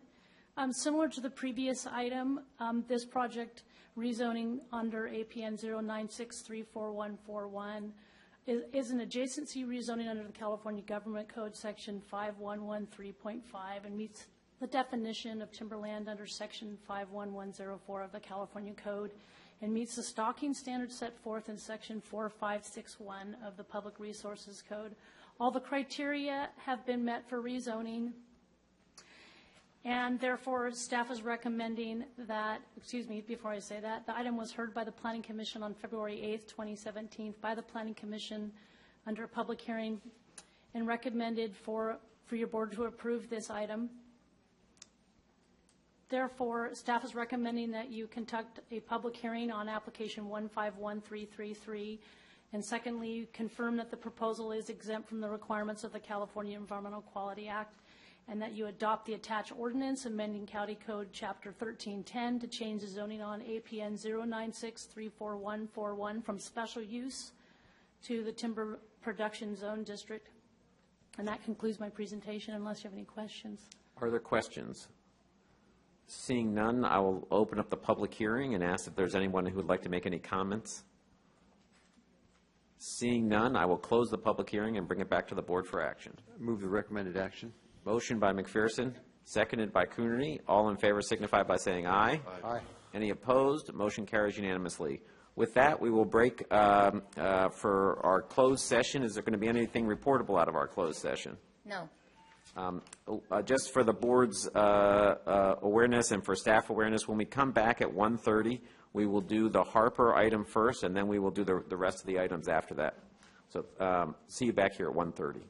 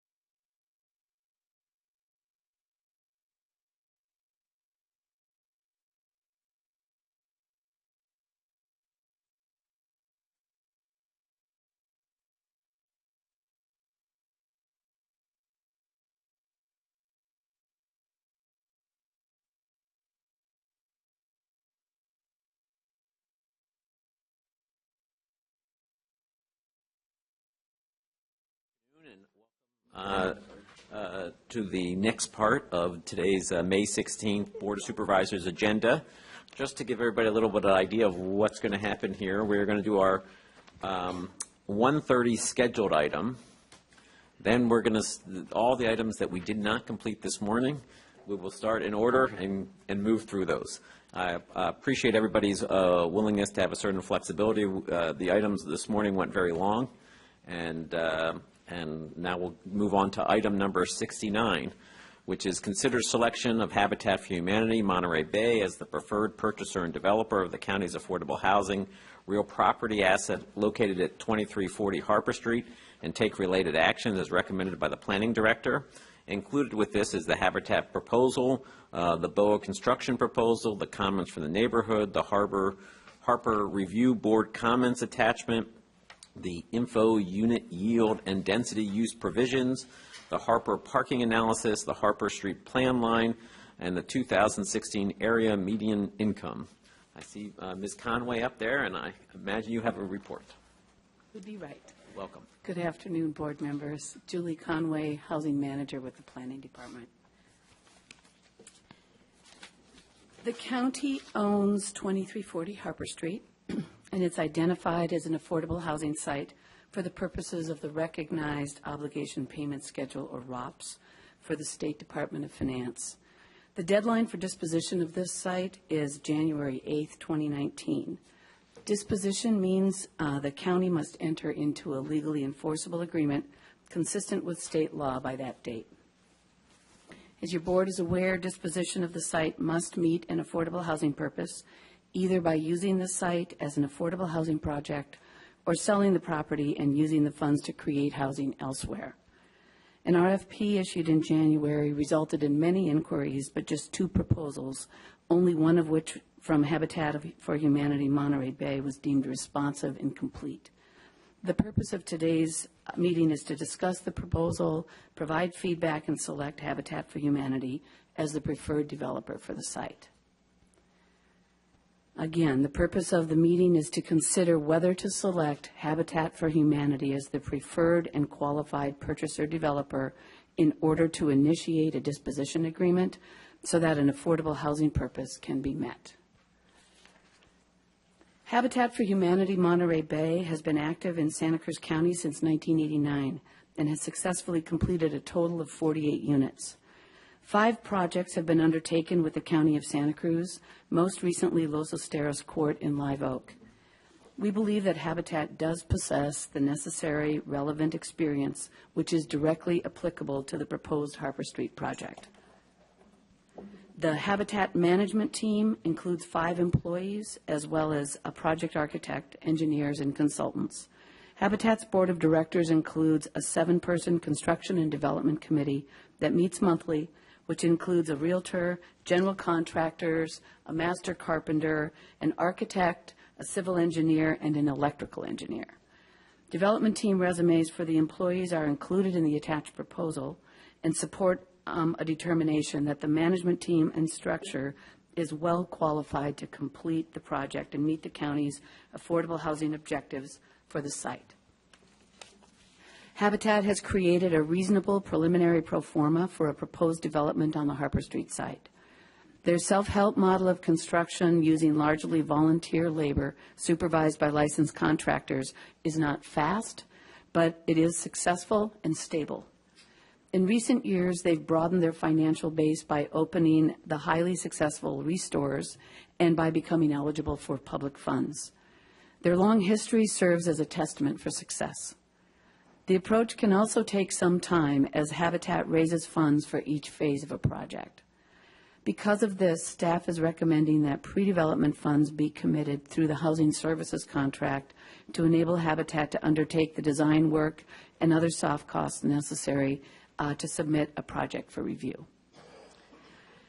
Habitat's proposal seeks to maximize the utility of the site for affordable housing, and their conceptual design illustrates 13 units, the maximum that would be allowed under the current zoning plus a density bonus.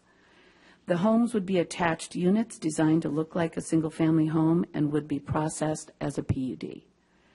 The proposed unit mix includes 8 two-bedroom units of about 1,000 square feet in size, 3 three-bedroom units of about 1,200 square feet, and 2 four-bedroom units of about 1,350 square feet for a total of 33 bedrooms. Structures would be two-story, with the exception of one unit that would be single-story and meet full ADA accessibility standards. Habitat's proposal expresses a willingness to work with the county on any revision to the unit mix if they're requested by the county. The homes target sale to households between 50 and 60% AMI and would be limited to 80% AMI or area median income. The key amenities of the site include open spaces that would include the protected natural riparian area, as well as a shared usable courtyard, a common recreation area, a community garden, and private rear yards.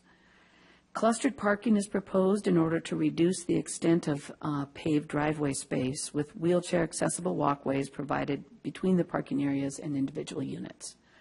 Universal design standards would be used for the ground floor of each unit to be wheelchair accessible. One unit would be fully ADA accessible. Each unit would be provided storage space accessible from the outside to store bicycles and the like. No garages are proposed, so that the spaces within the consolidated parking area will remain available to vehicles. Each unit would include solar photovoltaic panels and Energy Star appliances and be designed to be near net zero energy users to minimize monthly energy bills. Households with children would benefit from being located within walking distance of Live Oak Elementary School, with Shoreline Middle School also being located not far away. The project meets an affordable housing purpose under California redevelopment law in that it proposes a 100% affordable deed-restricted project. The site is located on Harper Street off of Chanticleer Avenue in Live Oak, about a block from Live Oak Elementary. The parcel size is 68,476 square feet. The county has conducted a riparian pre-site determination to establish the setback from the riparian area and an additional deduction of roadway right-of-way, leaving a net developable area of 55,891 square feet. The general plan designates the use of the site as urban, low residential. The zoning is R16. R16 means a minimum land area of 6,000 net developable square feet per dwelling unit. The maximum density bonus for the site could add up to 35% additional units. Habitat for Humanity submitted a conceptual site plan which indicates a maximum build-out applying the existing zoning plus the maximum density bonus allowed by county code and state law. Habitat has said that the purpose of this concept plan is to show that the units and parking proposed could fit on the site while still meeting the setbacks and riparian and buffer zone requirements. Habitat also acknowledged that they will work closely with the planning department to ensure they propose the very best project possible. Key components of the conceptual site plan include clustering units to present a look of 5 single-family homes, clustering parking and maximizing open space to provide a common recreation area, community garden, and private rear yards. They're not proposing garages, ensuring that all on-site parking will be available for cars. The primary board action recommended today is to select a preferred developer for this county-owned asset. Should your board select Habitat for Humanity, a process will begin for a disposition agreement and the specific development plan, both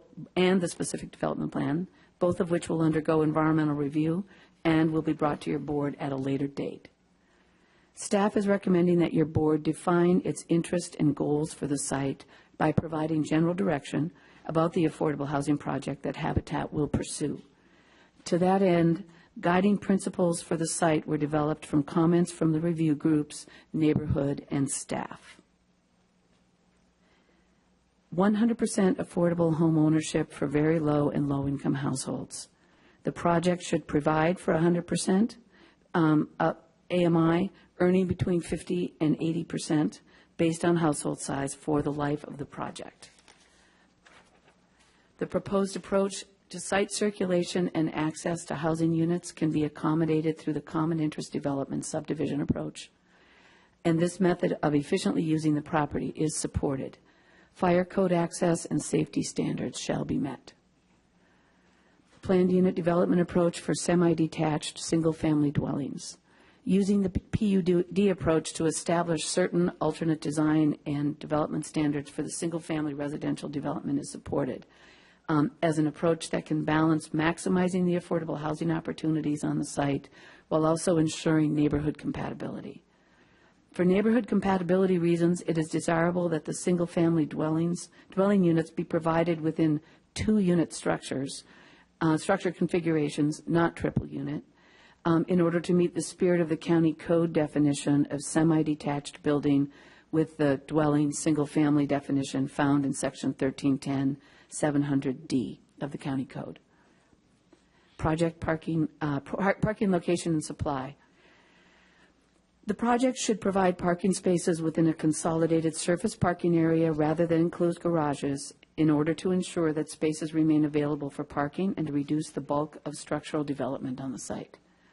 While it's acknowledged that under state and local density bonus law, a 100% affordable housing project is eligible for special per-unit parking requirements and is not required to provide guest parking due to location of the project near an elementary school and the possibility of constrained on-site parking, the project is encouraged to provide some level of additional guest parking. Voluntarily providing guest parking spaces would be of a neighborhood benefit. The residential structure, design, size, number of units, and parking. The design of the housing structure should appear as single-unit homes, even though they accommodate 2 units, through design measures such as having only one entryway visible from Harper Street for the units that front on Harper Street, and coordinated material and design for each structure to have them perceived as single-family structures. The style of the residential structures are encouraged to be of traditional or contemporary, ranch, or vernacular style compatible with the neighborhood, and it's encouraged that each structure be differentiated from the others on the site through use of different architecture, materials, colors, roof lines, or other methods. To ensure that the proposed project would be considered compatible with the neighborhood with respect to scale and mass of the development, as well as parking arrangement, one or more of the following or other appropriate strategies could be considered. Total sizes of the residential structure should not exceed about 3,000 square feet. No more than 5 or 6 residential structures, each with 2 semi-detached single-family dwellings, should be considered for the site.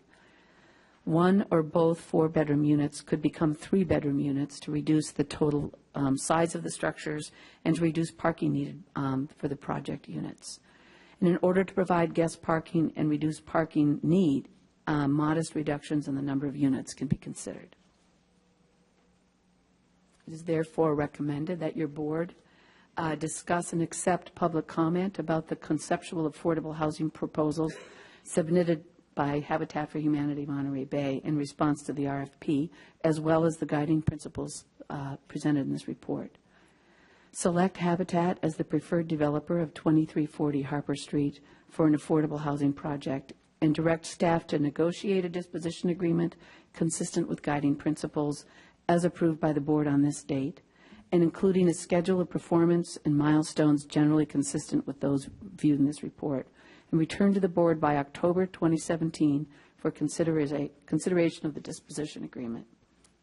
Direct staff to carry out CEQA environmental review of the disposition agreement for a board environmental determination in October 2017, and at the time the disposition is considered, based on a contemplated Habitat affordable housing development that would be generally consistent with the board's approved guiding principles.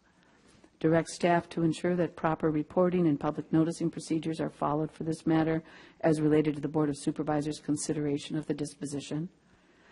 Finally, direct staff to ensure that the proposed work and expenditure plan for the 2017-18 budget year of the housing services contract between the County of Santa Cruz and the Housing Authority of the County of Santa Cruz provides that $300,000 is planned to be available for future commitment for pre-development expenses at a Habitat affordable home ownership project at 2340 Harper Street.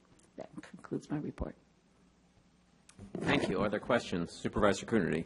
Sure. One question for you, and then one question for our attorneys.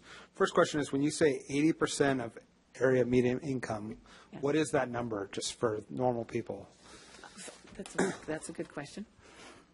It is attached to the staff report, and I don't actually rattle it off the top of my head. I'm so sorry about that. Well, maybe while you look it up. Okay. My other question was for our attorneys, and just because this is a little different than we normally do on these projects, can you please explain today what exactly we can do, and more importantly, what we cannot do in today's hearing? So the recommendations that are before you, I think that this question is maybe partially directed to what we can do under the requirements of CEQA, just to be clear. So the guidance for CEQA is that we have to conduct CEQA review before we have an identified project. And at this point, we're at the negotiation stage. We have these guidelines that are going to establish some general guidance, and the ultimate project that is included in the disposition agreement is to be generally consistent with those guidelines. So we can't go beyond sort of that general guidance phase. Once we start to identify exactly the features of the project, that's when CEQA review needs to be completed before that. So in order to get to that stage, we can provide these guidelines, but we can't restrict our action to anything more specific than guidance, or we would have to conduct CEQA review prior to doing that. And then, just for the benefit of the crowd, so today is just about general guidance and to reach into and enter into an agreement with Habitat to develop a proposal. Then they would develop a proposal. Then it would go through some level of CEQA analysis. Then it would go to the Planning Commission, and then it'll be back to us for approval when we get into all the details that we normally get into. That's right. So we're sort of establishing a universe of what this project will generally include, but we can't determine exactly what those parameters are going to be until we've gone through this process. So for now, we're just kind of creating our universe that we're going to work in. And the Habitat is proposing that these homes would serve households, a family of 4 would be between $50,400 of annual income and $80,650 in annual income. Other questions? Supervisor Caput. Sure. So we're actually going to have a home ownership when somebody moves into, we're talking about 13 units. There's no additional units or anything that are for affordable rental or anything like that. So I stand corrected. This is one of the projects, the few projects where we have affordable home ownership coming into the county.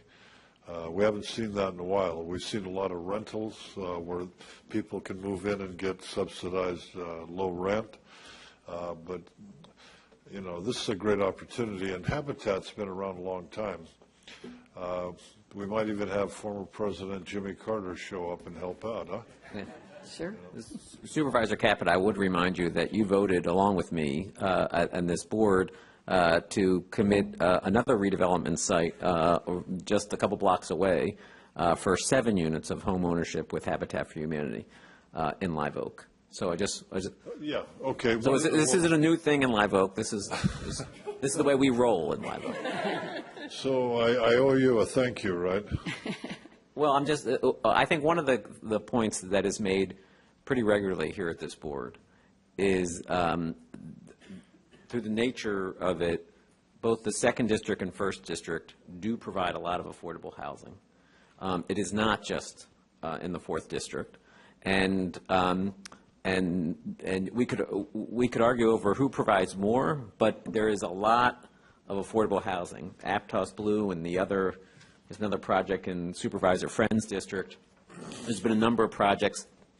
I see Reverend Lapp here today. We're going to be, hopefully in the next couple of months, be having a ribbon cutting for the St. Stephen's Senior Housing Project, a low-income senior housing project.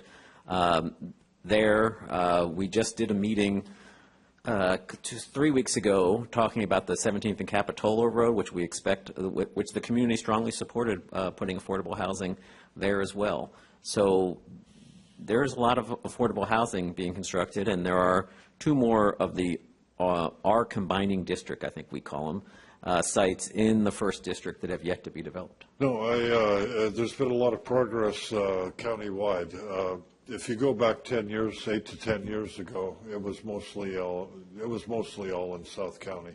But I have to admit, in the last 8 years, it's been turning around and getting better. So anyway, I like the idea of people actually owning a home rather than just paying subsidized rent. The American dream is to own your own home, and this gives people an opportunity to do that. And hopefully they'll be able to move in and own those homes and live in them for a long time. Do you have a question? Yeah, just want. Assuming this is approved or we're moving ahead, how long would it take? What's Habitat? They're one at a time, or maybe they would be more than one at a time here. What's your guess of how long it would take to build out? Well, that's one of the things that we will be specifically negotiating, which is a schedule of milestones, with Habitat. We are recommending providing some pre-development funds, and we're, very fortunate to be able to be in a position to do that. That will help them get the project into, basically prepare their application to bring before your board for approval. That does expedite the schedule as first anticipated. And we'll be bringing back in October a very specific set of milestones because they are probably, at least recommended today, going to be building duplexes. They'll probably be building 2 units at a time, but we could speak to the applicant further about that. I just had a couple questions. Thanks for the work on putting this together. I know this has been a long journey for everybody. It was 2011 when we found out days before the closure of redevelopment that we had to deal with our affordable housing resources. We've had some ill-fated attempts at this site. And I appreciate that the board saw the value in having a meeting with the neighborhood before the RFP went out to address some of the concerns, to identify the concerns as we build this housing. So I just want to recognize that. The question I have is about funding. On the proposal that's in front of us. It's about a $4 million project, and there's gifts, and then there's the CDBG infrastructure grant, which we have obviously haven't done that process yet, right? That would happen next spring or next fall. How does that work? Well, I think that's one of the things that we'll be working on with the applicant. They're proposing an application to the county for us to include this project for the offsite improvements. But could you remind us of the timeline? I would think it would be next year, and an awful lot of that is tied to the Davenport project, as you know. Okay. So that's what we're anticipating. And also the federal government, because... Well, there's that. We did recommend getting rid of those things. There's also 4 or 5 other grants on here, and there's anticipated funding, but there's no guarantee of funding. That's funding that's going to have to be secured, and that'll be part of the milestone piece. That's right. All right. That's all. I'll wait to hear from the public. Are there other questions from the board? Well, now let's open it up for members of the public. Want to come forward? Yeah, do you have a sense of how many people would like to speak? All right, it's going to be like this morning. So we're going to try to limit you to 2 minutes and see how that goes. I'm going to speak as fast as I can. Okay. Well, and maybe, just, Mr. Chair, maybe if people could line up if they want to speak so we're not waiting between. Good afternoon, Chair Leopold, members of the board, and community members and Habitat for Humanity supporters. Thanks for being here. Thanks for the opportunity to speak on this project today. Since January 2011, we've been working with our Supervisor Leopold in efficiently as possible to try to get this parcel to be a parcel that's compatible with our neighborhood. We asked for single-family dwellings, we asked for home ownership, and we asked for a project that fit in with our neighborhood and the conditions of our unimproved street. First of all, let me also say that during this whole process, we have not had anyone say that they didn't want affordable housing, they didn't want Habitat for Humanity. We wanted home ownership, and it seems we got that. We support the mission of the state of California, the county of Santa Cruz, and the affordable housing initiatives. Some of our own family members may benefit from projects like this someday, so we're grateful to that. We also believe that Habitat is qualified to do this project. We also identified some concerns for density and traffic conditions on Harper Street, unimproved, no curbs, gutters, and sidewalks. And the opportunities for parking, even for our neighbors, is limited on this street. There are 5 cul-de-sacs presently on Harper Street, and all of them are private streets, all governed by homeowners associations. The traffic lane, Harper Street, is our sidewalk. So you park on Harper Street, you're taking away our own safe routes for schools, going to Live Oak School, and so on and so forth. I have to be quick with 20 seconds left here. So we're asking that this project be scaled appropriately so parking is contained within the project, because with the other PUDs on the street, they were planned 25, 30 years ago. They do not have adequate parking. It's already spilling out into the street, causing us problems. I have more, but anyway, thank you. And sir, could you give us your name for the record, please? Sorry, yeah, it's Buck Martone. I live on Harper Street. Thank you. Well, yeah, we don't give people minutes, but you can take his text and get in line and share that. Jim.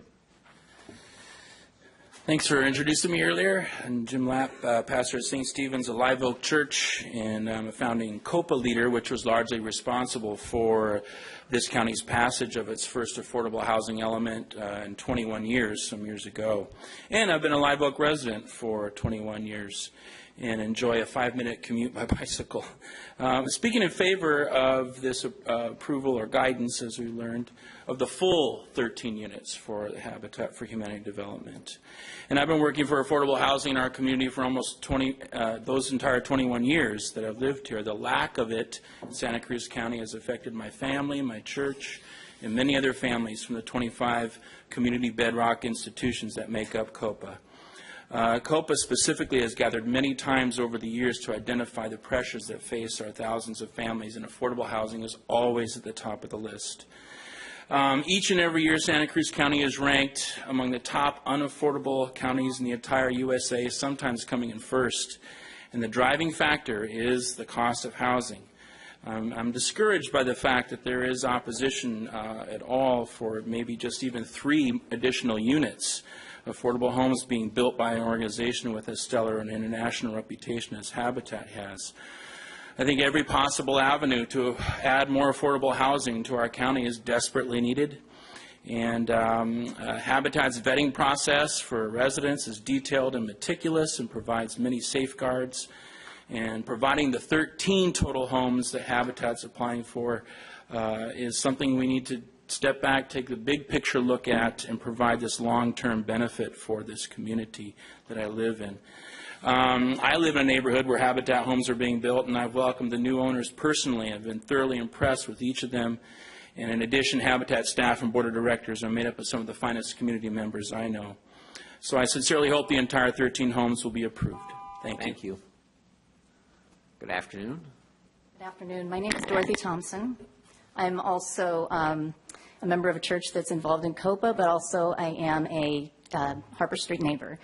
I want to re-stress that nobody in this neighborhood, as far as I know of, has had any issues with Habitat coming in specifically or with affordable housing, but we do look for something that is compatible to the neighborhood in terms of parking, traffic flow, and obviously the, as I say, the compatibility factor, which sounds like the planning department has done a really good job in considering, so I appreciate that.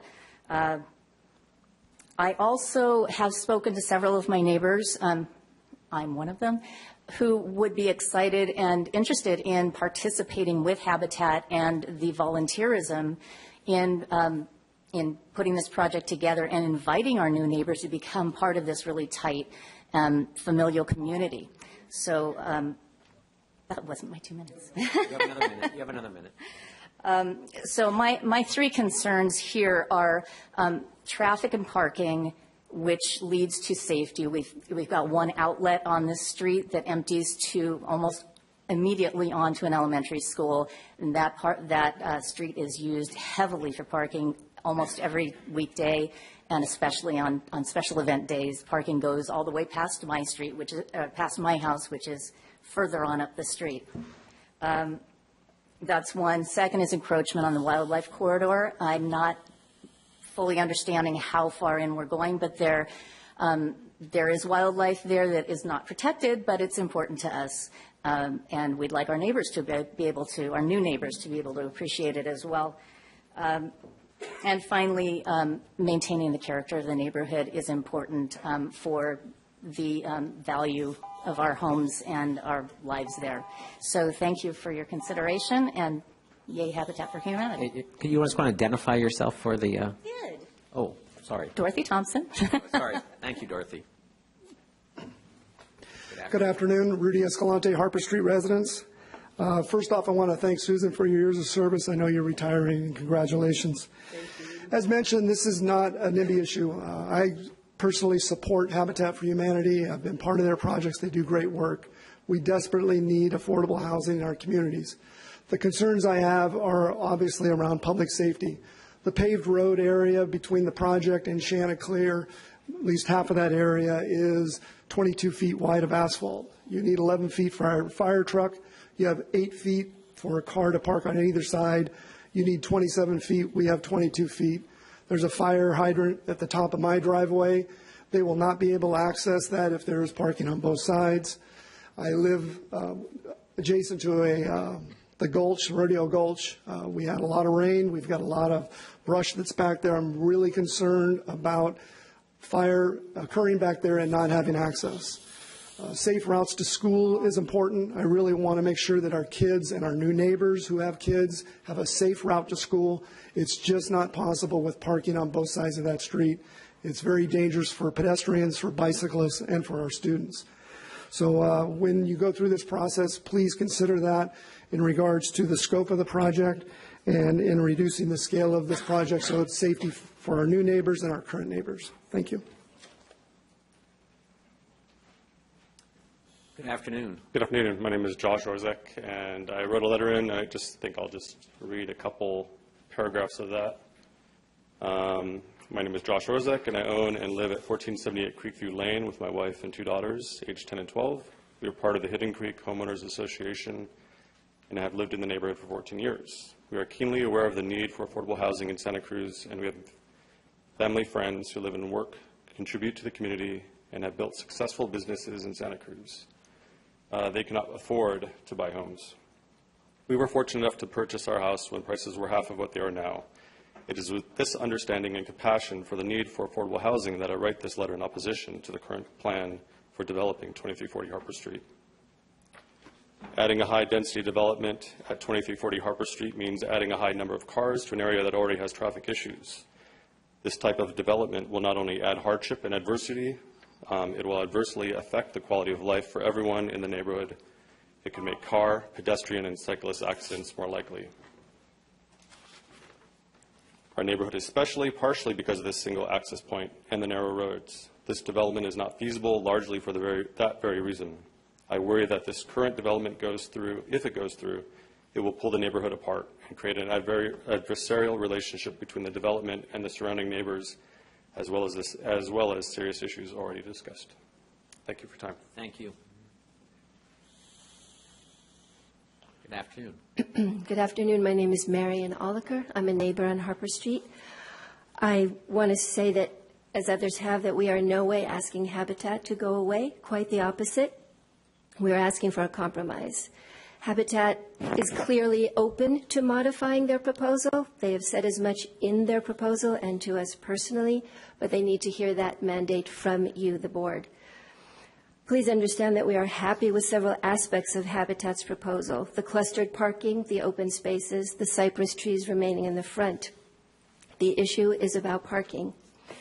So we are asking the board to retain the proposed open spaces, but hold Habitat to the required ratio of parking spaces per bedrooms and deny them the variance they have requested for no visitor parking, even though they have a right to those variances. We are concerned. Just to give you an example, as it stands, we will be inviting 10, 20 or more children into the neighborhood, not to mention adults. We welcome them. We sincerely want them to be safe. But with cars parked on the street, these children will have to walk down the middle of the road to go to and from school. So we are asking for a modest reduction in the units. As it stands, the parking is not sufficient, and so cars will inevitably pour onto the street. Dear Board, Harper Street is a jewel of Live Oak. It really is, and therefore it is a jewel for all of you, no matter where your district lands. People come all over to walk down Harper Street. So please consider asking Habitat to modify their proposal with a modest reduction of units and to provide the ratio of parking. I would like to say more, but I'm about to run out of time. So thank you. Thank you. Good afternoon. Good afternoon, Chairman and Board. My name is Matt Huerta, and I'm the Housing Program Manager for the Monterey Bay Economic Partnership. And MBEP recommends approval of the Harper Street Affordable Housing Development, these 13 homes in Live Oak. MBEP was founded in 2015 with the mission to improve the economic health and the quality of life in the region. MBEP consists of 78 public, private, and civic entities located throughout the counties of Monterey, San Benito, and Santa Cruz counties. MBEP's strategy is to create and implement initiatives aligned with this vision. Our current initiatives include housing, workforce development, and building a tech ecosystem across the region. MBEP strongly advocates for more housing of all types and furthermore supports higher density housing, both rental and for sale, at every income level in appropriate locations near transit options, jobs, and services which maximize public infrastructure investments and prevents urban sprawl. We have such a site here today. We have engaged many of our members and individual stakeholders in supporting Harper Street affordable housing. In the past week, raise your hand, you've probably heard from some of them directly, including leaders who work at UC Santa Cruz, Museum of Art and History, Goodwill Industries, Santa Cruz Works, Santa Cruz Chamber of Commerce, the Santa Cruz Business Council, and the Santa Cruz Community Foundation. Many of them speak for themselves, but they reflect what they see as a tremendous need in our community for more affordable housing. So please, approving the proposed plan for 13 homes sends a message that Santa Cruz County is serious about maximizing affordable housing opportunities, leveraging scarce resources that we're all familiar with, and also fully utilizing our planning tools. Thank you. Mr. Huerta, can I ask you a question? I know that MBEP is working on a housing trust fund. Would a project like this be eligible for funding?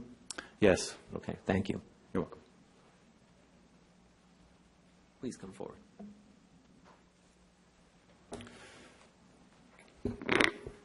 Hi, my name is Peter Spicer. Watch out, I have a cousin in Washington. But he told me how to keep the podium stable. Okay, I live at the top of the street at Chanticleer and Harper Street. I've been there since '82. I'm going to do this NVC style, nonviolent communication. So my observations. Harper Street's a funky dead-end street, okay, remains of the chicken ranch days. We are a diverse street with multicultural people and everybody from clergy, firemen to drug dealers. We are a cooperative and social neighborhood that interact with each other and are registered with the Sheriff's Neighborhood Watch. From my vantage point at the top of the street, I see continual and near permanent use of the street for overflow parking from nearby high-density apartments, neighboring granny units, Airbnb operations, extra cars and trucks from our own neighbors, and it is a congested morning and afternoon parking lot for parents from the neighborhood school. Rules and codes serve as a vital purpose and role in creating a safe and well-planned community for diverse citizens to live, work, and play. The state has, for some unfathomable reason, stripped away these rules for affordable housing. So now with this project, we have insufficient parking for all residents, no parking for visitors, full expectation that the parking will spill over to the narrow street, and an irresponsible disregard for safety and traffic concerns. My feeling is that I am disillusioned, discouraged, and dismayed. My need is to say that we are not an elitist gated community pushing back against affordable housing. We are a community who sees serious and disturbing flaws in the process and are truly sad at the lack of common sense and fairness in the proposed project. So my need is to see the process that is sensible and reasonable. My request is that you, with the very profound power to affect the lives of the community, do the right thing, and please build in reason and sensibility back into this process so that it's a win-win for all. Thank you.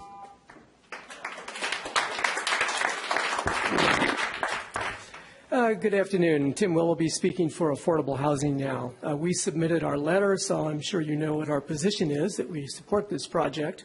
I would just like to highlight one of the key things in our letter. As you know, there is very little available land for affordable housing. What's unique about this piece of property is you control what happens on it, because this is taxpayer property, county property. And so please maximize the use of it for affordable housing, because that is our most important need at this time. Thank you. Thank you. Good afternoon. Good afternoon. My name is Elaine Rolfus. I live on Glen Canyon Road for the last 42 years. And I've also been a supporter of Habitat for Humanity since '95, when my daughter and I went to Guatemala to do those builds down there.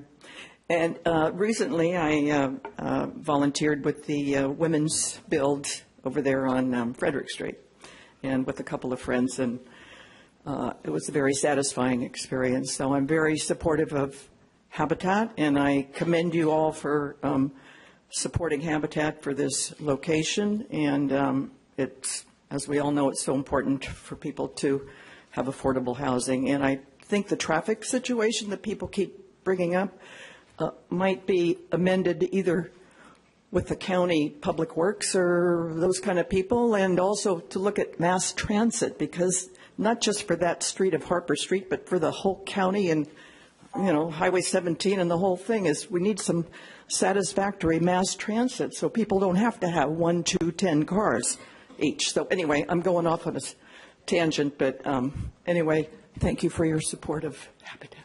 Thank you. Good afternoon. Hi. Hello. I'm Fred Guess, John, Bruce, guys.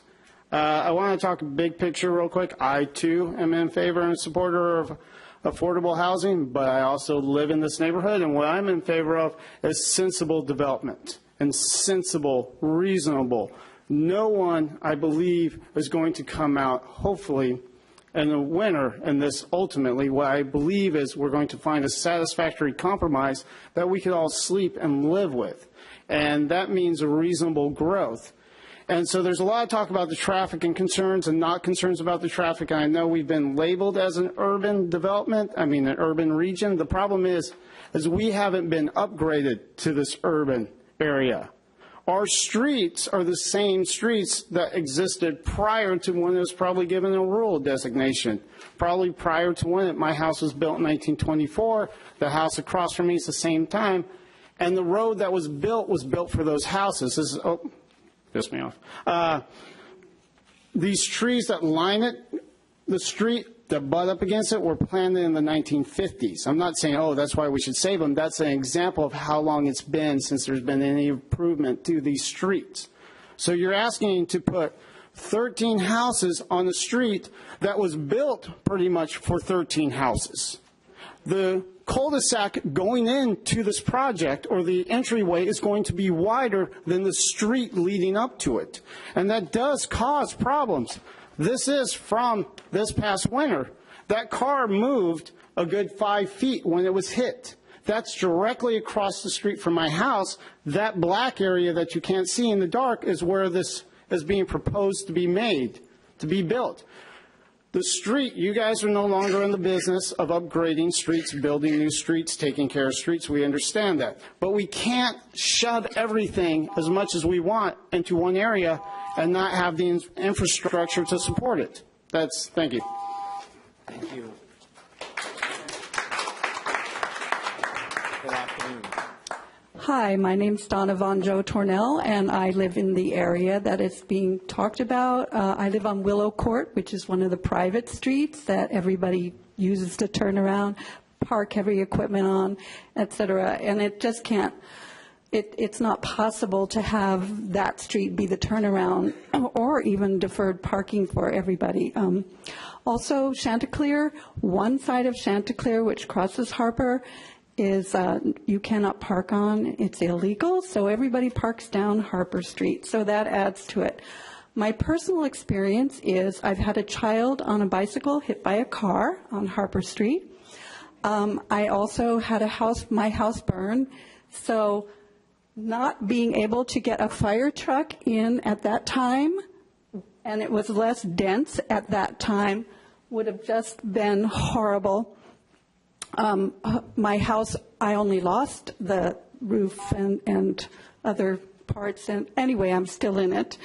I also am concerned about the riparian corridor and the effect of such dense development on it. And have you all been out to see the section we're talking about? It's a jewel. It's one of the few places left in Live Oak that really reflects Live Oak, and I'm not against affordable housing. I just think that this is not in keeping at all with the neighborhood and will not be a good choice to have that density. And yeah, they're not going to park on my street, so I don't know what they're going to do if you put in so many and not enough parking. Thank you. Thank you. Good afternoon. Good afternoon. My name is David Foster. I'm Executive Director with Habitat for Humanity Monterey Bay. I'm going to skip through and move to the important parts of what I was going to say. One thing I found very helpful in the request for proposals from the county was the inclusion of the list of concerns expressed by the neighbors from the neighborhood meeting that was hosted and facilitated by Supervisor Leopold. We took those concerns to heart, and we prepared our schematic design for our proposed 13-unit project looking at each one of those things. We made sure that we maintained all of the setbacks and made sure that the backyards of the homes increased those setbacks on the side yards. We made sure that we had the setbacks so that we could maintain all of the cypress trees along the main street. We made sure that the riparian area and the riparian buffer area, which is about a half acre of the site, was preserved. We clustered the homes and clustered the parking as requested by the neighbors. We've made sure that the curbs and gutters that are required will be done, but we're not putting in sidewalks, which was a request from the neighbors, although sidewalks might be a good idea there, it sounds like. And we will do everything we can to minimize the night lighting other than what's needed for safety requirements. And finally, we've designed our homes to be modest in size. They're all 1,000 square foot for the 2 bedrooms, 1,200 for the 3s. And the 2 areas where we have not met the requirements or the needs or wishes of the neighbors is in density and also in the parking. We're asking for a variance to reduce the number of guest parking that's provided. We're having basically 2 spaces per unit. And I guess I'll stop there. Thank you very much. One last thing, I'd like to ask my board members to stand. I have a number of my 15 board members are here, and they're a great crew. All right, thank you very much. Thank you. Hi, I'm Susan McCluskey, and I live part-time on Harper Street and have been a close family friend for the last 15 years of a homeowner there. What I want to talk to today is the process that us as the community of residents have felt about this development. So for at least 20 years, the county had 234 Harper Street deemed as a park with the habitat protected, and that neighboring properties on either side of the parcel were restricted by the county to not develop their land as it was de-designated, so that the minimal density would be preserved. And suddenly there is now potential to have 13 units on the parcel that, with little concern about the county's original stance for preservation. So already there feels like that there is a discord in the process. And rulings have gotten lost in the shuffle. I was around in 2011 when this very same property was up for sale and was in escrow before the community heard about it. In that ruling, the county took action, and the decision that came from that meeting was that we were told that 2340 Harper Street would not be a development but become a single-family residence. And there is suddenly no record of that ruling on file, and we as a community are here and fighting again. It is worth noting that the national political climate is one of distrust, and citizens are fighting hard to be heard. Santa Cruz has taken a stand and hold itself outside of that climate, registering as a sanctuary city. And so therefore, we are hoping that we can also be part of this democratic process together. I'm asking today's board to keep that in mind, to acknowledge that the community with the past for this property in particular has felt somewhat jerked around by the process. And that while we do very much support affordable housing, we also hope that the board can think about what we as the community have already been processed, and that there will be ramifications for us about today's decision with a 13-unit housing. What I'm asking you, board, is to not have preconceived notions of how today should play out, but make thoughtful, holistic plans that include everyone's voice and find a workable compromise so that we can feel heard and like we are part of the process and not outside of it. Thank you.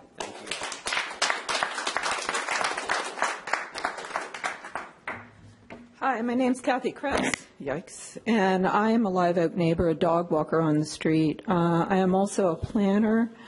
I planned Elder Day in this community, and have planned many senior housing projects. I am in gerontology. I am going to address just quickly safety, which has been said over and over again. I'd like to point out that I am also a progressive political person, and I received the email that everyone did in the progressive community. Safety was completely deleted from that, and I had to address many of my fellow progressives about it, and that was quite upsetting to me. Safety is upsetting to me because I see, and I'm not going to go through it again, but obviously everybody in the community really supports Habitat. I know many people that got wonderful homes from Habitat, my friends. However, I don't want the people in Habitat who are going to move in there and the residents themselves that live there to be not only in an unsafe environment, but I wrote you a letter and mentioned Ghost Ship in Oakland. And there was a city that obviously did not follow through with its own safety recommendations. You can. And Harper was a cow path. Everyone's right that it hasn't been upgraded since then. It's still a cow path with some cement on it. And the fire safety really is very, very upsetting to me. I walk my dog through the middle of the street every day, as does everyone. So thank you very much for considering this. And I hope you do take the safety suggestions that the neighbors have brought into consideration and approve the project, but approve it for the neighbors and the children that are going to use it in a safe way that we don't face a fire. Thank you. Thank you. Good afternoon. Hello, my name is Greg Grolfs. I live on Willow Court, just off of Harper Street, and I would like to say that I am in support of a more sensible development here, and that you reconsider the density that's being proposed. My main reason for this is around, again, the safety issue, reminding the board that the street is a dead-end street, and the area where they're looking to develop is pretty much where the street grows the narrowest. And Willow Court comes into a juncture there. So, if any of you have been on that street, again, during the busy time of day in the morning with schools, you will know that it's really a zigzag course making your way down the street around parked cars, cars coming from other directions. And it's also a street that is heavily used by people riding a bicycle, myself, kids, and parents with newborn children. So safety is a concern, and I think that given the parking situation that's been outlined and the number of houses, it needs to be reduced. Thank you. Thank you. Good afternoon. Hello, my name is Nancy Abbey. I'm a Live Oak resident. I'm also an affordable housing activist and have testified here often in support of projects. I'm opposed to this one. I have been opposed to the development of this from the very beginning, but I understand now that it's pretty much a done deal. So I'm hoping, for all the reasons that the residents, who I think are being very, very reasonable, have addressed about safety, that the density is reduced. And I hope that all the people who are advocating for this and all the people who are making decisions know that street, know that dead end, no sidewalk street, how narrow it is, all the things that people have said. I'm also a strong supporter of habitat. So I believe if this is going to go ahead, then it should go ahead with habitat. They're probably the most conscious, neighborhood-conscious developer that we can find. I think I've said it all. Thank you. Thank you. Good afternoon. My name's Carol DePalma, and I live in the neighborhood. I live around the corner on Bromer Street, which is kind of like a freeway. You know, it's become very dangerous to even cross the street there at Bromer and Chanticleer with crosswalks. So I echo what Nancy just said about safety. To put 13 units with a whole bunch of bedrooms and a whole bunch of kids on a street that doesn't even have sidewalks and is very narrow. I walk that street too. It's a beautiful street. It's a treasure. It's beautiful. And to turn, you know, to put people in houses with children and have them walk to school, two schools. A lot of people don't even walk to school anymore. The ones that go to Shoreline, it's a traffic jam around school time. So I think the density should be lowered, you know, cut it way down. There should be parking for visitors as well as every unit. The parking is a mess in the entire neighborhood. Neighborhoods fight about it. I myself was rear-ended on Bromer Street last year turning into my driveway. My car was pushed off the street and I was in an accident. So there is a big safety issue with cramming more and more and more units into a neighborhood that has no arterials, no way to get around except a couple of big streets. So I support cutting down the density and having enough parking and putting in safety measures. If you're going to become urban, you have to put in sidewalks, you have to widen the streets and provide for the fire trucks, et cetera, et cetera, et cetera. This is not the place for a high-density development. Thank you. Good afternoon. Good afternoon, Board. My name is Holly Tyler. I'm a homeowner at 2226 Harper Street. I've lived there now for about 7 years. Love this street. And when I heard about this project, I thought, oh boy, here we go again. While I'm very much a supporter of Habitat for Humanity, when I heard about the density proposed for this project, I was just appalled because the infrastructure on the street just cannot handle it. You've heard many people here testify to that fact. With 13 units proposed and 33 bedrooms total, only 27 on-street parking sites are called for. This is far short of what is realistic and as necessary, because we all know who live in Santa Cruz, 33 bedrooms, you're going to have upwards of 50 to 60 cars needing to park at that property for visitors and residents combined. And with that, only 27 spots provided on site, all the spillover is going to be all over Harper Street. It's going to significantly reduce the livability of our street and certainly jeopardize the safety for those who live on the street. I heard Mr. Foster speaking about addressing the concerns of those neighborhood residents who came to the committee meeting and talked about it, and I appreciate that he has addressed many of the concerns. But as we all heard here, two of the concerns that were not addressed in the project scope are the density and the parking, and those come really right to the heart of what most of our concerns are about this project. If we reduce the density, then we can therefore address the parking and traffic concerns. So I would respectfully request that the board really ask Habitat to review and come back again with a significantly reduced density call in this project. If the county is going to be giving this property to Habitat for Humanity, and it's a valuable piece of property, we all know that, there's an obligation to the residents of the street that we get something in return that is provided for us for safety and livability. Thank you so much.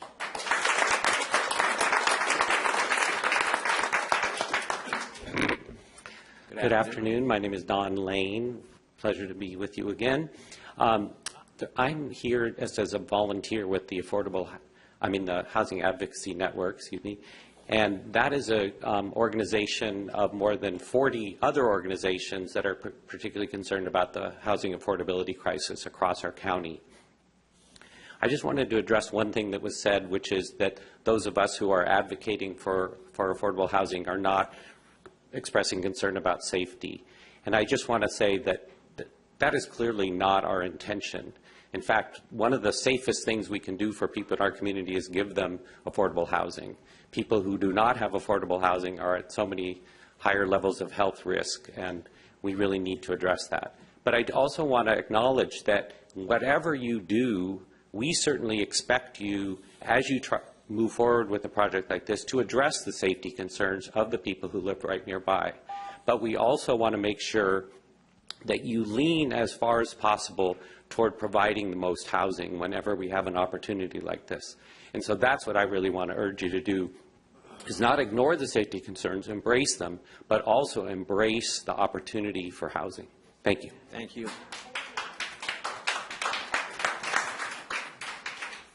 Good afternoon. Hello, I'm Richard Berger, and I live at 2225 Harper Street. It's right on that street, right down from the area you're talking about.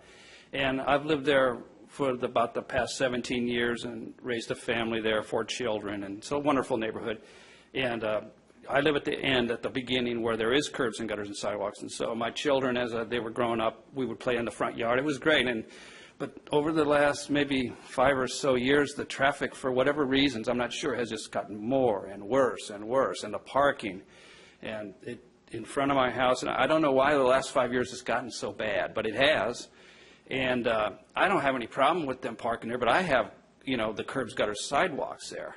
So as you go further down where this project is, it really narrows right there. And I was surprised to see the picture of the fire truck there. I mean, that would be terrible. I have friends that live way at the very end of Harper. It goes down to a dead end. If they couldn't get there, that would be very, very, very, very just terrible. I'm just really surprised. I never had seen those pictures. That's very good. But my primary thing is for the safety of the children. I'm a father of 4. My children were my top priority. And now I have a granddaughter that comes over and visits. I really don't let her go out there. And I go out there in the front yard with her, but I watch her because the cars are shoo, shoo, back and forth. And it's just like, please, 13 more homes. I love Habitat. They're a wonderful organization, but not 13 homes with no parking. And they don't, it's somewhere else, but it's a good spot. But if we could just get it down, shrink it down, because I'm real concerned about their kids. My kids are now graduated, 19 is my youngest. They're pretty much moving out. I still have one at home. But I'm real concerned for the other people in the neighborhood with the small children, and if people move in there, with the strollers and the kids. I want them to have the same safety that I had for my children. So thank you for considering, reducing it down. Thank you very much. Thank you.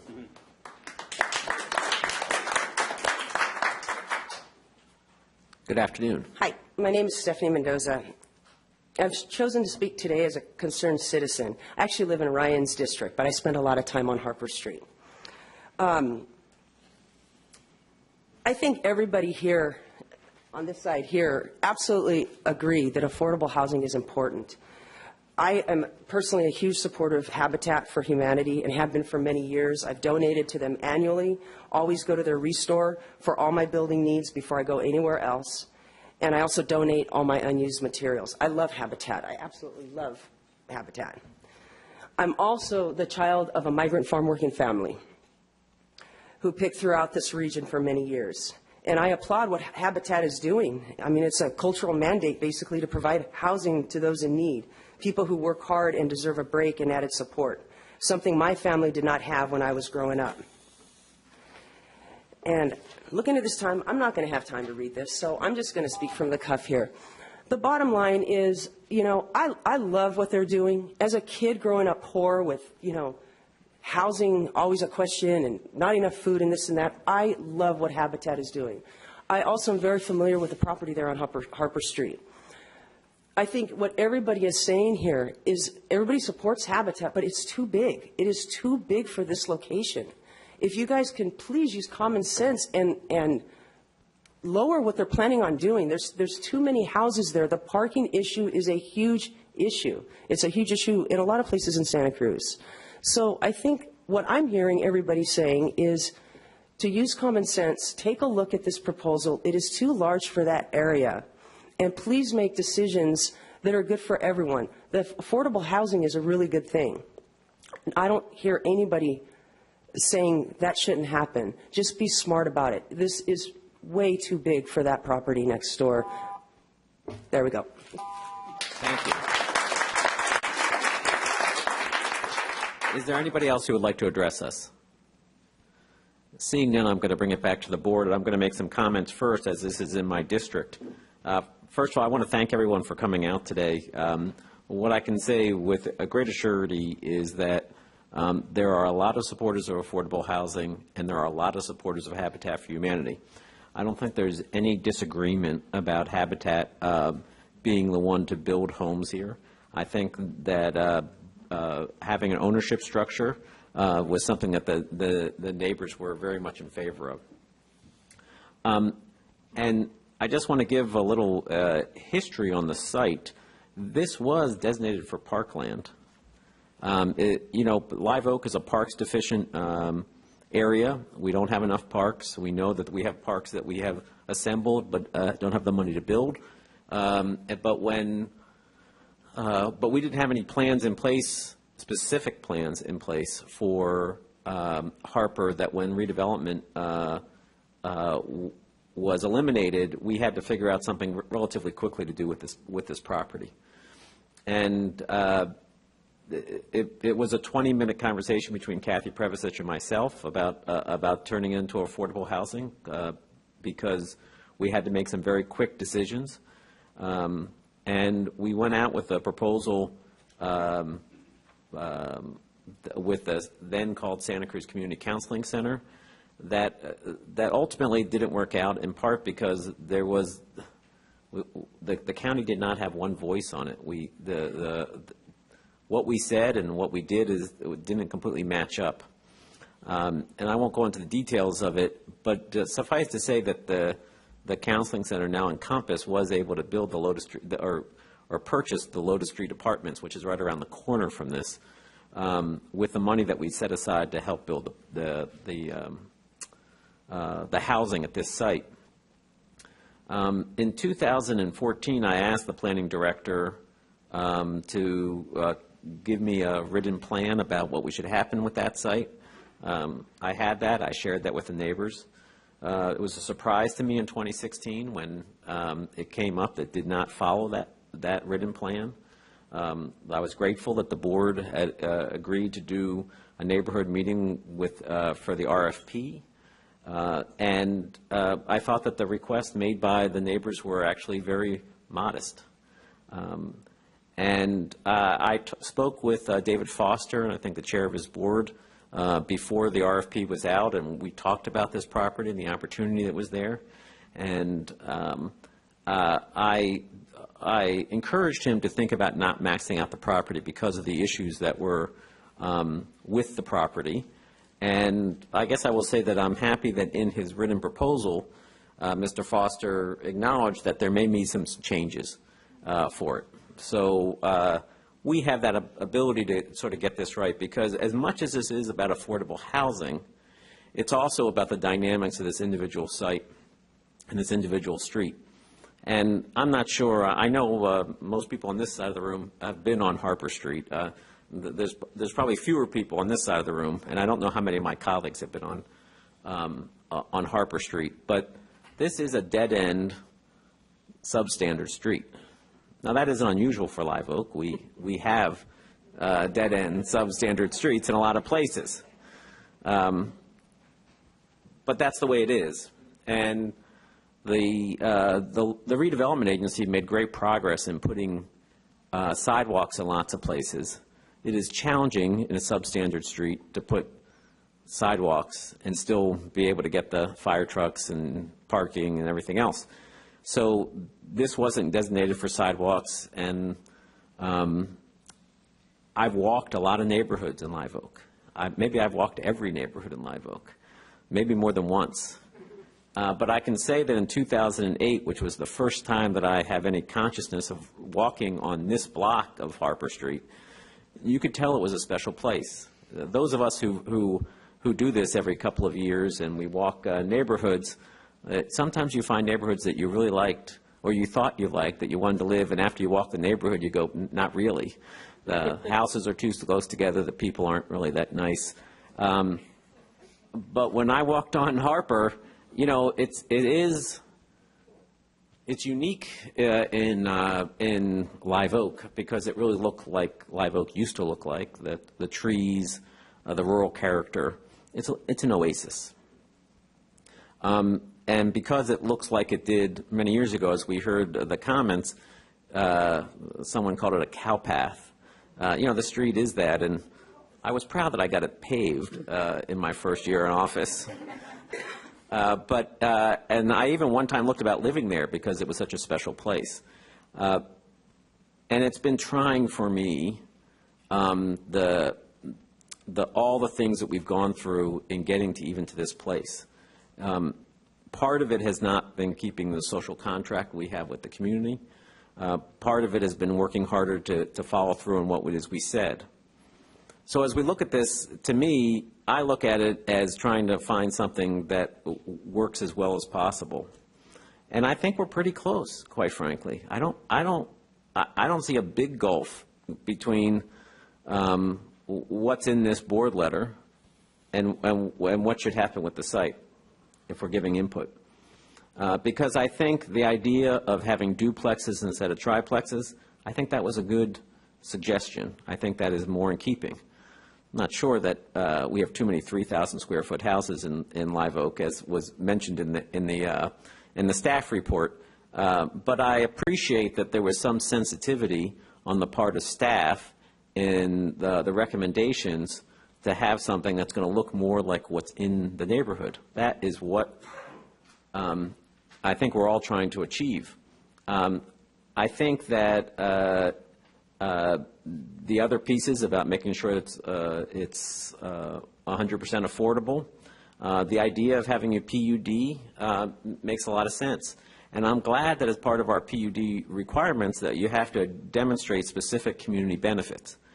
And I want to highlight the word specific, because that doesn't mean that affordable housing, that's not specific enough. When we wrote the rules, and I was on the board when we wrote the rules, it can't be just community benefits. It's going to provide jobs or it's going to provide housing. You have to talk about specific benefits to the neighborhood. And there's a number that I could think of, but parking is one of those. In this dead-end substandard street, in this portion of Harper, there is not on-street parking. Anybody who's gone there does not see cars parked on the street. They're parked in driveways, if they're parked, and as we've heard from neighbors here in Willow Court and others, they're parked on their streets, but there isn't room to park there.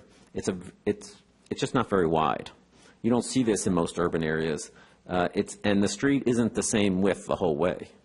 So by this project, it's something between 22 and 20 and 22 feet, generously, and the pictures that have been shown here are real. And it's also interesting to me to note that former police chief, and I don't know whether Mr. Martone identified himself as a former firefighter, two public safety representatives identify public safety as an issue in there in terms of access. I think that we would be well served in the incredible public investment that we will put into this project to make sure that there's a project that works in the community. And when I look at the guiding principles, I think on the parking, location, and supply, the parking should be all on site. I think that's a stronger proposition for success for the people who will move in and success for the neighborhood. This is not a wealthy neighborhood. These are regular people who are living in Live Oak, and who I think the new residents will connect with. I think that it's a very inclusive community. And there's former bus drivers, former school teachers, former university lecturers that are all there.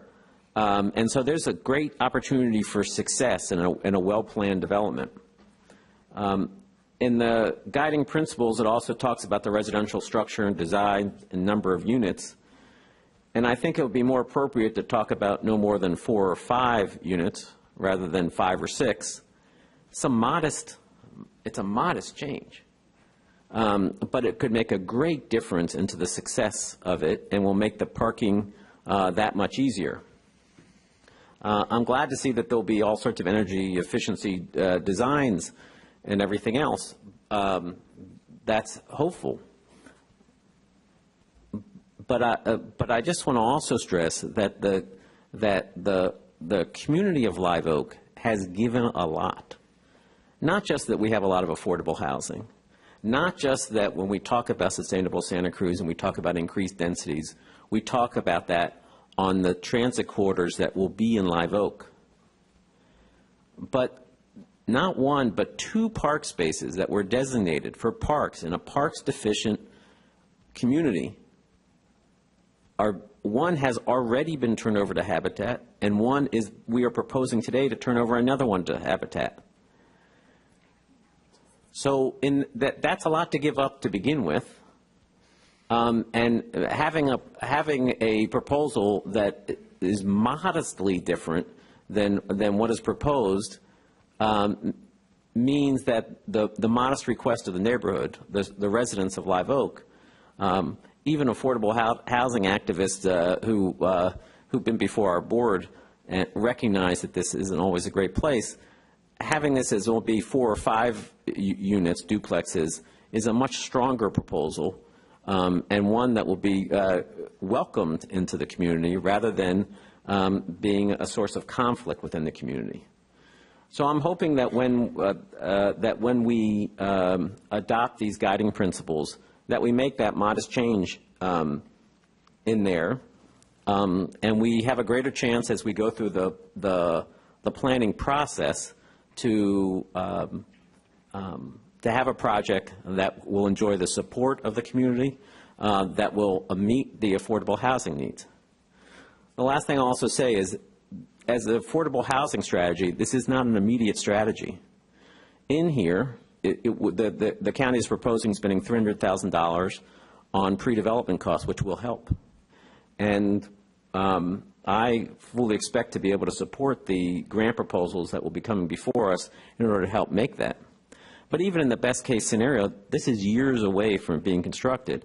And as evidenced by the existing Habitat project, which I don't remember exactly what year, maybe it was 2012, maybe it was 2013, that we designated Habitat for Humanity, and they're just starting the 4th out of 7 homes there. So to be clear, this is Habitat is a good long-term ownership strategy, but it's not an immediate strategy.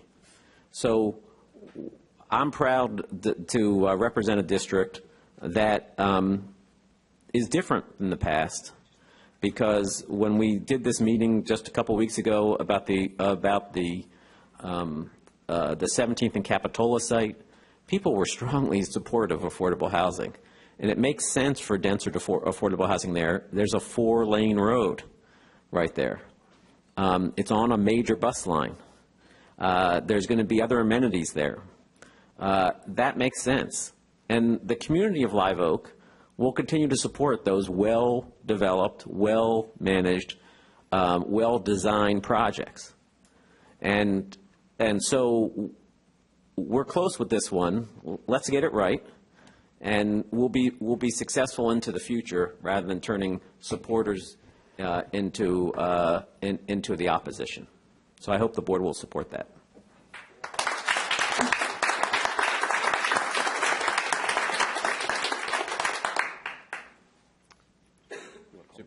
Yeah. I was just taking it all in. Yeah, I thought we were going to celebrate. Now I'll call on Supervisor Cruz, because it looks like he wants to speak. Thank you, Chair. And I have been out to this site. I've also been on the street repeatedly to visit one of the homes of one of the speakers. I'll let you guess who that guess is. Which one. Yeah.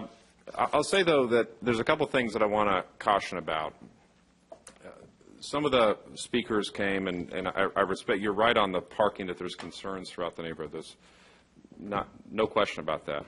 Some of the speakers gave some numbers for the number of people that would need cars in this location that I think we need to be a little bit cautious about how that language is a little bit concerning of how it's treated differently if it's affordable versus if it's market rate. Let's say the original proposal were to go through 30 some odd rooms leading to 60 cars, somebody had said. I mean, I have a 3-bedroom house. Under that same assumption, I would need to find parking for 6 cars in my residence, which is, well, we don't require anything like that in the county. And also, we don't have that assumption that just because somebody lives in an affordable home that it's not a family, for example, of 2 kids under the age of 16 or 3 kids that wouldn't necessarily have a car. So I just want to caution on I feel like there's a treatment that's different when we're looking at people in affordable housing versus market rate housing of our concerns of what will come from that development that I want to caution.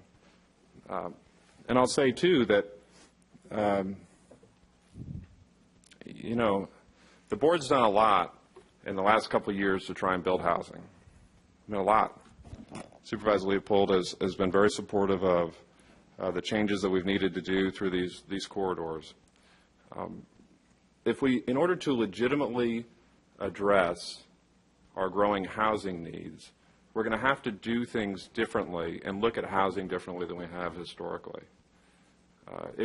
If we continue to do what we've always done, we will get what we've always gotten, which is, quite frankly, a housing market that prices out regular families and regular people from this community.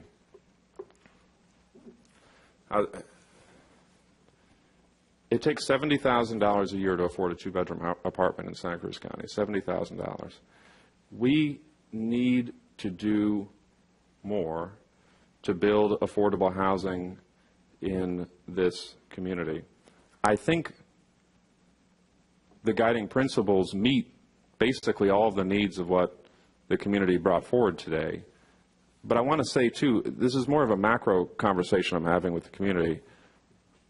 We can't just simply find reasons to oppose every project in every neighborhood in Santa Cruz County and expect to actually see something different happen on affordable housing for our children and grandchildren. We can't. Overall, these projects are in our 2 districts. And overall, we hear people, I mean, it's nice to actually have people coming to support a project, I'll say, because that hasn't been historically the case in Santa Cruz County. But overall, what we hear are reasons why something can't happen. And it doesn't even necessarily mean that some of the concerns aren't totally legitimate. I'm just saying that in order to actually legitimately address what everybody says is a real problem in Santa Cruz County, we have to accept that we have to take in some of these challenges and accept them, or we just won't actually build some of the actual housing that's necessary. That is how we're going to actually get to address this issue moving forward. If we just simply say we all support affordable housing, we all support development, we all support, well, not all support development, all support affordable housing, but it needs to meet these 15 criteria that basically create a de facto situation that nothing can really be built or something can never really be changed, we're not really actually addressing the affordable housing needs. I'm supportive of the proposal that's before us because of the guiding principles that are also coming forward that I think meet the needs that Supervisor Leopold's talking about. I do also think that it's reasonable to ask for the parking to be contained on site because I think it can be done with these guiding principles. But my concern is greater than that because some of the stuff that I heard communicated today seems to go down a slippery slope for me of how people view affordable housing differently than they view market rate housing, how they put conditions on it that seem different from how they put market rate conditions on. And again, I just don't, I want to be concerned about how it is we view the type of people or the type of situations that come into that world versus not. So, I mean, I'll be supportive of the actions that's before us. I'll be willing to, if a motion comes up, to add that in that you're concerned, add in the parking on site. But I think that as a community, we need to be willing to come together more to start saying yes to opportunities to build these kinds of things than trying to find reasons by which they need to be stopped. Supervisor Coonerty. So one, I want to thank everyone who came out today. I thought the tone and the discussion was thoughtful, and I thought it's a reflection of the strength of this community that we're having this conversation. I think, from my perception, this is exciting. We have a proposal. We have an opportunity to build affordable units, and we have a good partner ready to go forward. We have a ways to go. The fire department has to approve this project, and they have to ensure there's access on the street. They will never approve a project that limits access, and so that still has to happen, and EIR has to happen, and the actual design, it was a very conceptual design, the actual design has to happen. So before we start figuring out every inch, I think one, we should celebrate where we are. Two, we should appreciate people's comments on both sides. And three, we should recognize that we have a lot of process to go, years of process potentially to go, and so let's take that into context and let the fire department weigh in on access.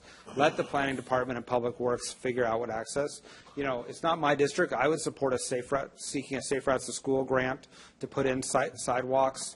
There, I would support having no parking on one side of the street. I'll let all those details have to get worked out. Let me just talk briefly about this parking issue because I, like all my colleagues, have walked my neighborhoods. There is virtually no house in my community, in the city of Santa Cruz, that has one parking space per bedroom. I don't have one parking space per bedroom at my house. I have two parking spaces off the street. My dad has two parking spaces off the street. My in-laws have two parking spaces across the street. To have three or four parking spaces for a family is off street seems like a lot of parking. And when you go to planning conferences, they are recommended getting down to 0.75 parking spaces per unit as a whole because they're looking at car ownership trends. Car companies are planning on people owning fewer and fewer cars. You're watching them partner with Lyft. You're watching them make all these because millennials are not buying cars at even close to the same rate for a variety of reasons. And so to have more than 2 spaces per unit for a family for a non-rental property, I mean, I think the folks who said there were 60 spaces, I know those houses. Those houses are all in my neighborhood with vacation rentals and UCSC houses, and that's where you have renters doubling and tripling up, and everyone has cars.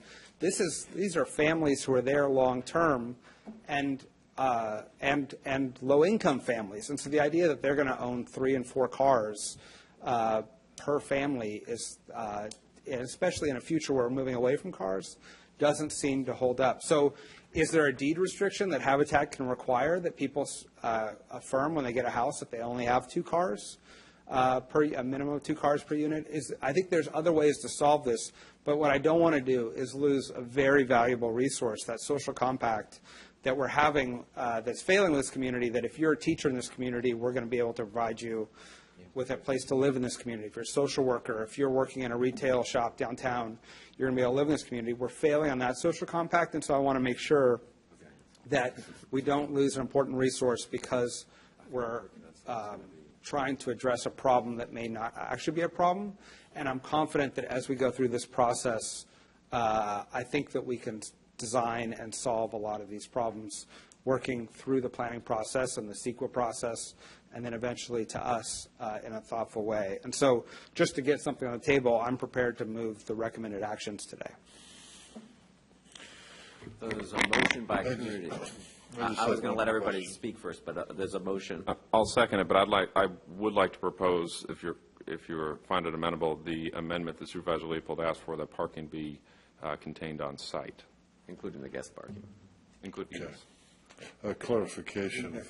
I guess I'm okay with that, but I'm trying to figure out how do we determine that number? I mean, if the assumption is that every unit needs 2 spaces, every bedroom needs a space, and there needs to be a guest space, then I'm not okay with it. If the assumption is every unit needs a guest space, then I'm not okay with it. If it's working with Habitat to figure out how they can reduce car ownership parked on site or ensure that everyone parks on site, then I'm okay with it. Well, let me just say, we do have calculations to figure these things out. This isn't, we don't, I'm not the parking expert, but the county does have calculations to figure out how much parking is needed.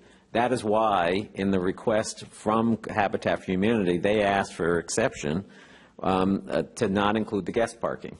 Because in the calculations, they would need some space if they're doing it all on site. So we could use those calculations, and we could. But I guess my question is, the parking calculations are currently being considered by the Planning Commission to be reduced in the unincorporated area, and the numbers that we have in the city of Santa Cruz or the city of Watsonville are different. So I don't want to take those parking numbers as gospel. Well, I don't mean to be argumentative, but we have actually reduced our parking standard already in the county. And for affordable housing, we reduce it even more. So we already have a reduced parking standard. I don't think our affordable housing standard is greater than what the city's new standard is. And the dynamics of this project is there is not on-street parking. It just doesn't exist. So what we're trying to do is not set up for a failure, because you would agree that we would expect that the families who live here will have guests. They will have guests, and they probably will come in a car. And we just want to make sure that there's enough parking on the site. And trying to figure out how to make that work. We don't have to decide that today. That'll be the proposal that comes back. I mean, hopefully Mr. Foster and Habitat is listening to the concerns of the community and is concerned by a board member, and will come back with a proposal. We are not designing that PUD today. We are trying to give them some guiding principles of things that we'd like them to come back. It has to go through the CEQA process. And it'll go to the Planning Commission. I'll end up back here at the board, no matter what we decide. But we're trying to give them some clarity about, what the target to hit, rather than having to design a project, redesign a project, design it again, and then have it voted up or down at the board. So I think we're in agreement. I'm great with giving the staff and Habitat guidance to have it parked on site. I don't want that defined by what the current county code is for that. So if there's a way to get there, do a zip car, so that not everybody already has 2 cars, that's great. I think there's ways to look at this. I don't think we have to solve that today. Yeah, I don't think we have to set the number today, and I think, and I'm just looking over to Mr. Foster, to come up with the idea here would to come up with a proposal that will that will meet the needs and we'll listen to creativity. I'm with you on that one. Currently what we have on the site is 27 spaces, and that's meeting all of the required parking for the units that are there, except for the visitor or guest parking. And my understanding is the guest parking is about 20% of that, which would add about 5 spaces of parking spaces. If just on top of my head, if we took out 1 unit, that would reduce the parking requirement for that unit, and that space could go towards parking. Maybe we can fit that parking on space. If the county's in the process of reducing its parking needs, I would certainly not want to go over what the new requirements are for parking. I think that the current design you have in these guiding principles wouldn't completely match up, because the county guiding principles for duplexes rather than triplexes. So there will have to be some redesign of the project, and you may have all the space you need. Yes, and all of this is going to have to be looked at as we're looking at a new site that's going to incorporate all of these things. In my mind, actually, I think the triplex may be a way to provide the open space that we need for the parking. It may, I'm not sure we should throw that out completely and say there will be no triplexes on the site. Going in the wrong direction, Mr. Foster. That's what I want to encourage you. I think that Supervisor Coonerty and I are not far apart, if at all, is that when you come forward with the project, you're going to go by the standards that we have, that the preference here is to try to get the parking and the guest parking on site, and there may be creative ways to address that, right? And you'll have to look at the design of the proposal to say with a surety. But that's what we're trying to get at. So I guess all I'm saying is let's play with it a little bit, and I think we'll come up with something that's workable. So that's the spirit and of my motion. So does the amendment? Is that added on by?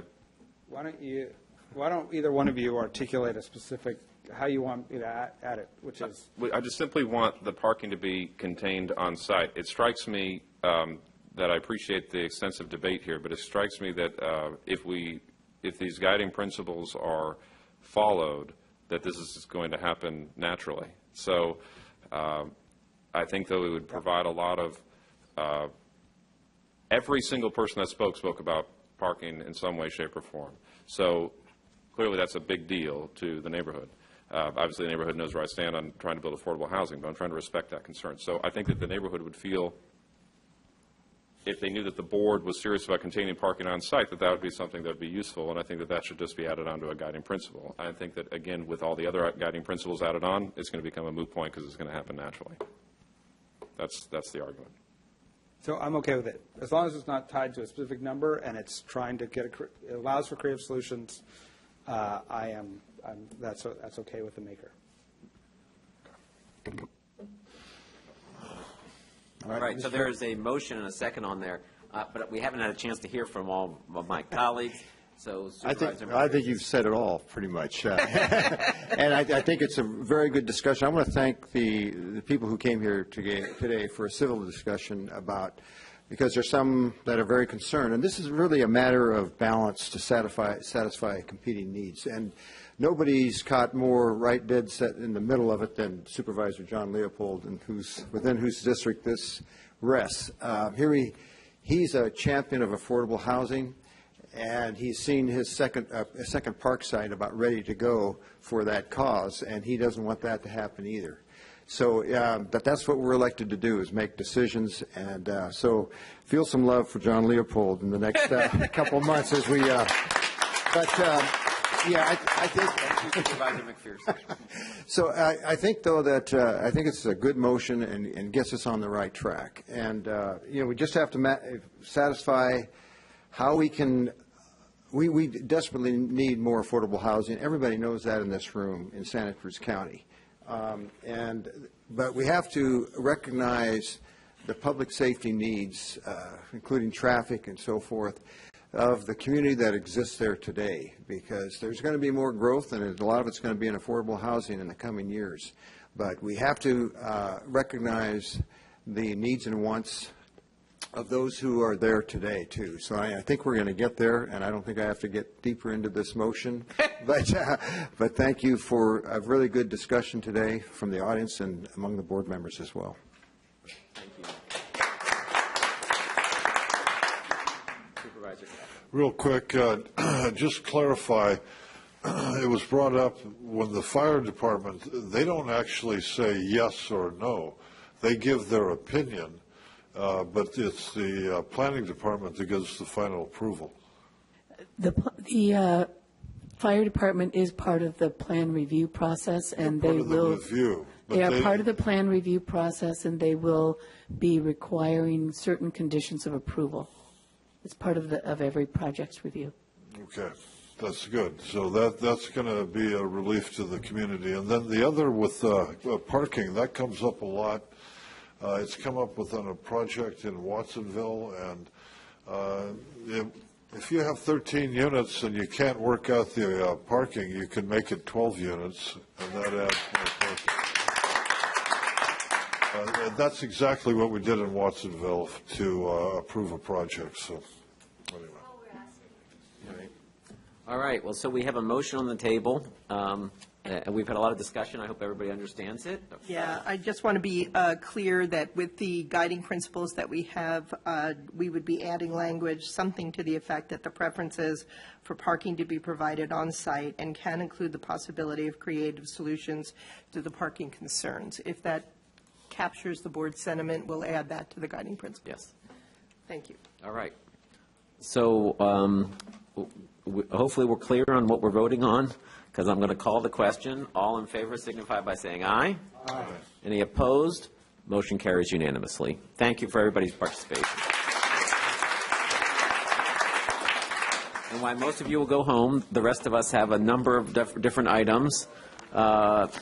The first item was item 59, which is to consider a report and recommendations on in-home supportive service financing as recommended by Supervisor McPherson. Thank you, Mr. Chair, if I may. Thank you, Supervisor McPherson. Okay. I want to discuss this issue that has been hold on. If I could ask you to hold your conversations outside the chambers, it would be greatly appreciated. Thank you.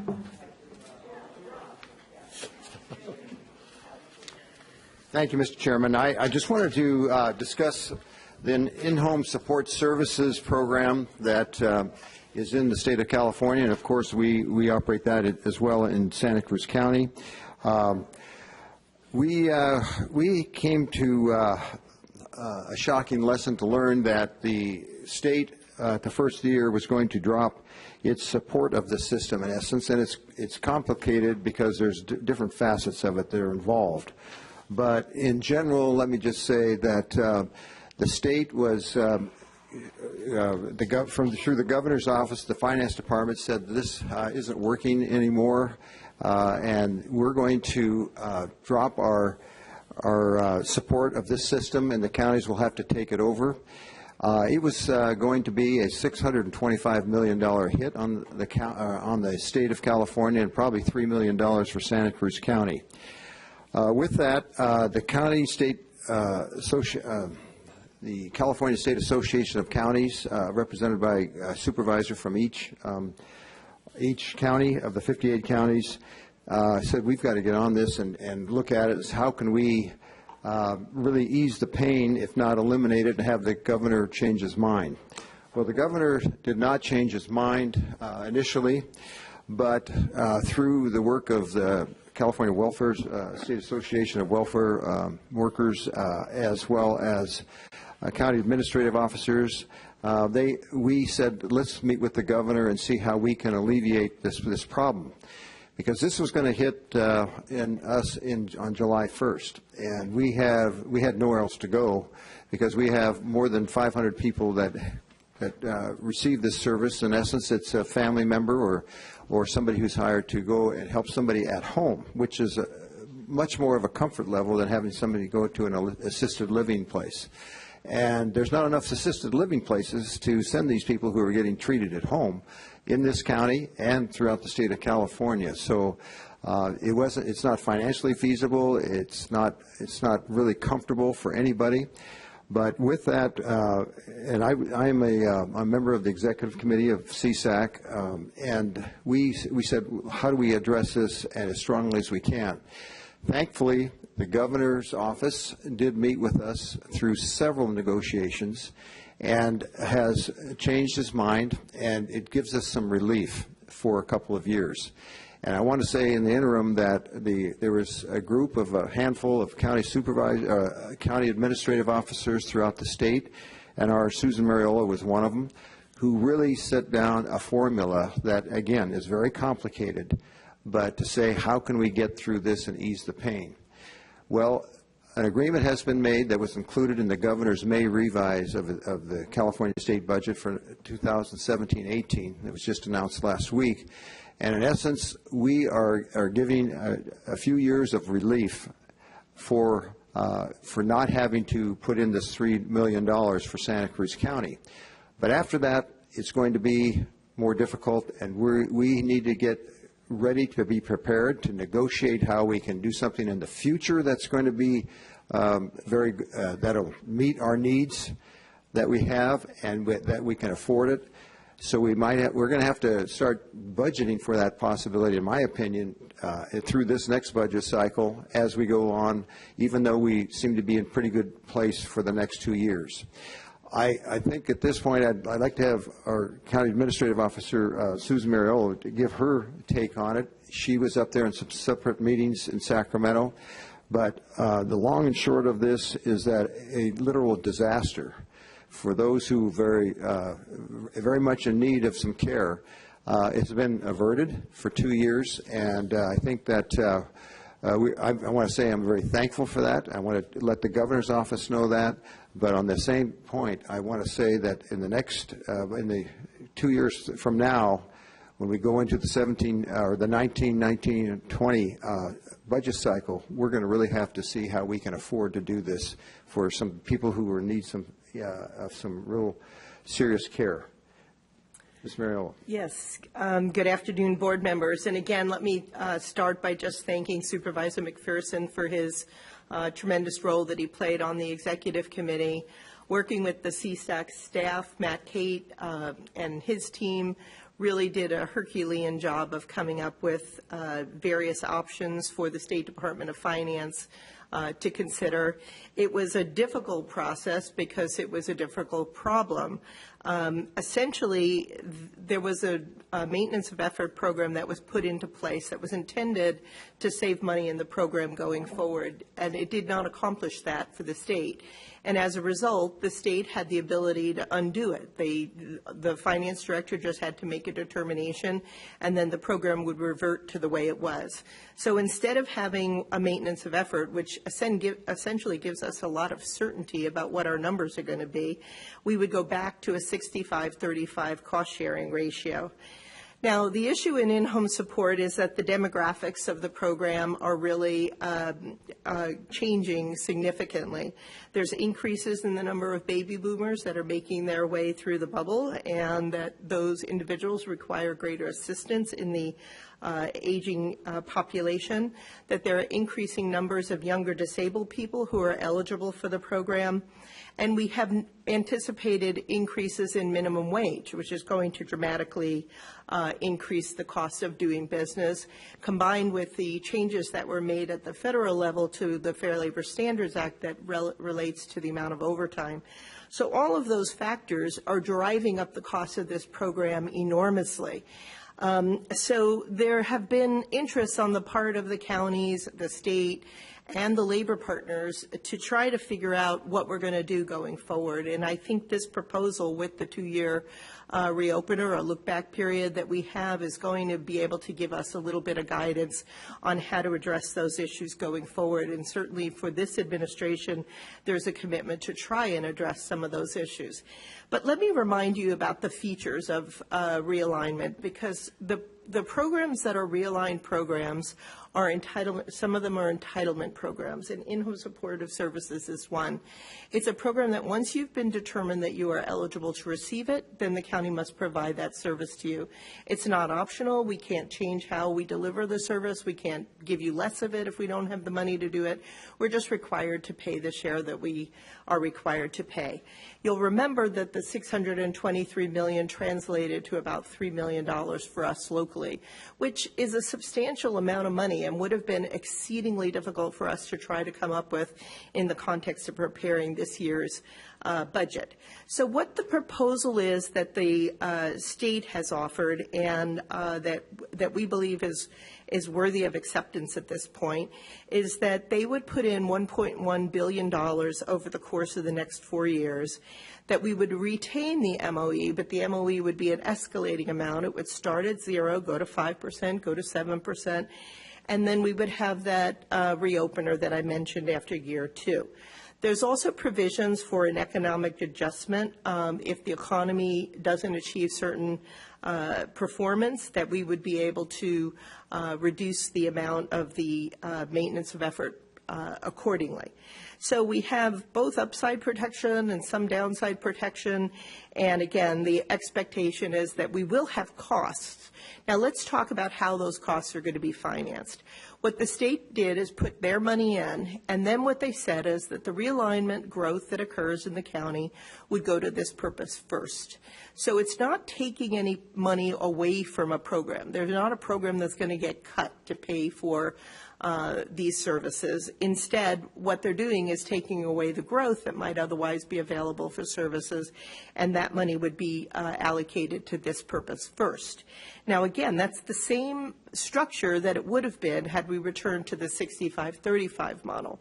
But with saying that, I should let you know that there will be an impact this year coming up in the Human Services Agency budget. It's not a net zero-sum game. There will be a cost impact there, which we will provide a report to you in conjunction with budgets to address that. There will also be cost impacts both on mental health and on public health, because they are at the back end of realignment. Once all the entitlement programs are accounted for, then they would have ordinarily shared in the growth, which will no longer be available to them. So we'll be evaluating those numbers, on a local basis, and it's been difficult for us to be able to take all of those state figures and make them comport here locally. So we'll be doing that in the next couple of weeks and come back to the board about what the overall economic impact is. But certainly it will be far less than the $3 million we projected at the beginning of the calendar year. So I'd like to thank everybody involved. I know Ellen and her team were very helpful in terms of running all sorts of what-if scenarios along the way, and we appreciate that effort. I'd like to reassure the health department staff. I know they are very concerned about the potential for impacts there, but I think quite honestly this is such a lesser impact than what they would have seen had we gone back to the 65-35 model that they're going to have to appreciate that, and we'll work with them on what the impacts are for them as well. And we'll be happy to talk to your board about it during budget hearings in detail so that we can give you our recommendations on how best to address all of these issues. So with that, I'll be happy to answer any questions you have. Thank you. Thank you for your leadership on this issue. Appreciate the work of my colleague on the CSAC board. This is obviously was a huge question mark in terms of our budget, not only this year but in the future years. So I'm glad to hear that at least we have a 2-year fix, and let's cross our fingers on the next governor and what he wants to do, and hopefully a good economy that year. Are there other comments from anybody in the audience? She's back. I'm back. I can't let this amendment pass. Ellen Timberlake, Interim Director. I can't let this amendment pass without expressing our deep appreciation to both Supervisor McPherson and to Susan Moriello. We are blessed to have a CAO in our county who understands this program very, very well, and I can't underscore enough what a crisis was averted. And we're deeply appreciative on behalf of the recipients of the service, the providers of the service, and for our department. So I just wanted to publicly acknowledge you both. Thank you. Thank you. Anyone else? Then I think we would take a motion to accept and file this report. Motion by McPherson, seconded by Caput. All in favor signify by saying aye. Aye. Any opposed? Motion carries unanimously. Next, we will move on to item number 63, which is a public hearing to consider resolution confirming proposed FY 2017-18 benefit assessment rate and service charge reports for County Service Area 53, number 53N, and number 53S for mosquito abatement and disease control as outlined in the memorandum of the Agricultural Commissioner. There's the assessment rates for CSA 53S and CSA 53N, and resolution for CSA 53S and 53N. And I see Mr. Binding here, our vector control expert. Is your microphone on? Check your mic. Yeah, no, you have to press the button. Got it. All right, thank Chair you. Leopold, board members, staff, and members of the Santa Cruz County public. I'm Paul Binding, Assistant Vector Control Manager, and I'm pleased to be here with Juan Hidalgo, the Agricultural Commissioner, who is the Director of our Mosquito and Vector Control Division, to assist your board in conducting the public hearing for the purpose of renewing the annual charges for the Mosquito Abatement Vector Control County Service Area 53. 3 assessments provide funding for our delivery of services for the upcoming fiscal year. Our program provides for the management of mosquitoes, ticks, rodents, flies, and stinging insects, and surveillance for vector-borne diseases. I'm pleased to inform you that we will soon provide our 2016 annual report for your approval. And Juan and I just came back from a remodel meeting at noon with the Selden and Sons and the and staff, and it's going very well. It's according to schedule. The remodel of the office and lab at 640 Capitola Road. On April 11, your board adopted a resolution setting today as a public hearing date on the proposed 2017-18 benefit assessment rate reports for CSA number 53, including the South and North County assessments. The rates presented here today include a 3%, that's 3% consumer price index increase for 2 of the 3 assessments as approved in previous elections. The resolution you have before you confirms the assessment rate reports for 17-18 for the North County Mosquito and Disease Control Assessment, the original South County Mosquito Abatement Vector Control Assessment, and the supplemental South County Mosquito and Disease Control Assessment. In order to complete the 17-18 benefit assessment rate report proceedings for CSA 53, it will be necessary for your board to open the public hearing, take testimony, and consider objections and protests, if any, to the proposed reports, and at the conclusion of the public hearing, adopt the attached resolution confirming the reports. These reports, which detail the assessor's parcel number, the owner's name, and the amount of the benefit assessment rate, were available with the clerk of the board on May 2nd and allowed for public review 2 weeks prior to today's public hearing. As required by law, the rate reports must be approved by your board and forwarded to the auditor controller by August 10th in order to be included in the 17-18 property tax assessment roll. It is therefore recommended that your board take the following action. Open the public hearing, hear objections or protests, if any, to the proposed 17-18 benefit assessment rate reports for North and South County Mosquito and Disease Control Assessments and Mosquito Abatement Vector Control Assessment for CSA 53. Close the public hearing, and at the conclusion of the hearing, adopt the attached resolutions confirming the benefit assessment rate reports for CSA 53 for fiscal year 17-18. Thank you. We appreciate your ongoing support and that of Santa Cruz County residents. Thank you, Mr. Binding, for your work and your perseverance to be here most of the day to be here for our board meeting. Are there questions from board members? Just Supervisor quickly, Caput? You bet. There's mosquito abatement, vector control, and then the Watsonville area, the rate stays the same. Is that correct? There was the original assessment that was a modified service charge. When Prop 218 passed in 1998, it was rearranged to conform to Prop 218 rules, and that cannot be increased. So the original base rate in Watsonville cannot be, I'm sorry, in this South County cannot be increased. There was an overlapping assessment, benefit assessment that was approved by, in a mailed voting procedure by Santa Cruz, by area residents in the South County. Okay. And that can be increased. That's the supplemental. Supplemental, right. Correct. Okay, thank you. And it seems reasonable, anyway. All right. Supervisor McPherson? Yeah, this is, in general, with the heavy rain season, this is supposed to be about the worst season in some time for mosquitoes and ticks and so forth. Is that correct? Well, it's a slow start because we're lucky that the larger bodies of water, such as the sloughs in the South County, have plenty of predators. They were filled, and they're not very stagnant as in the years of the drought.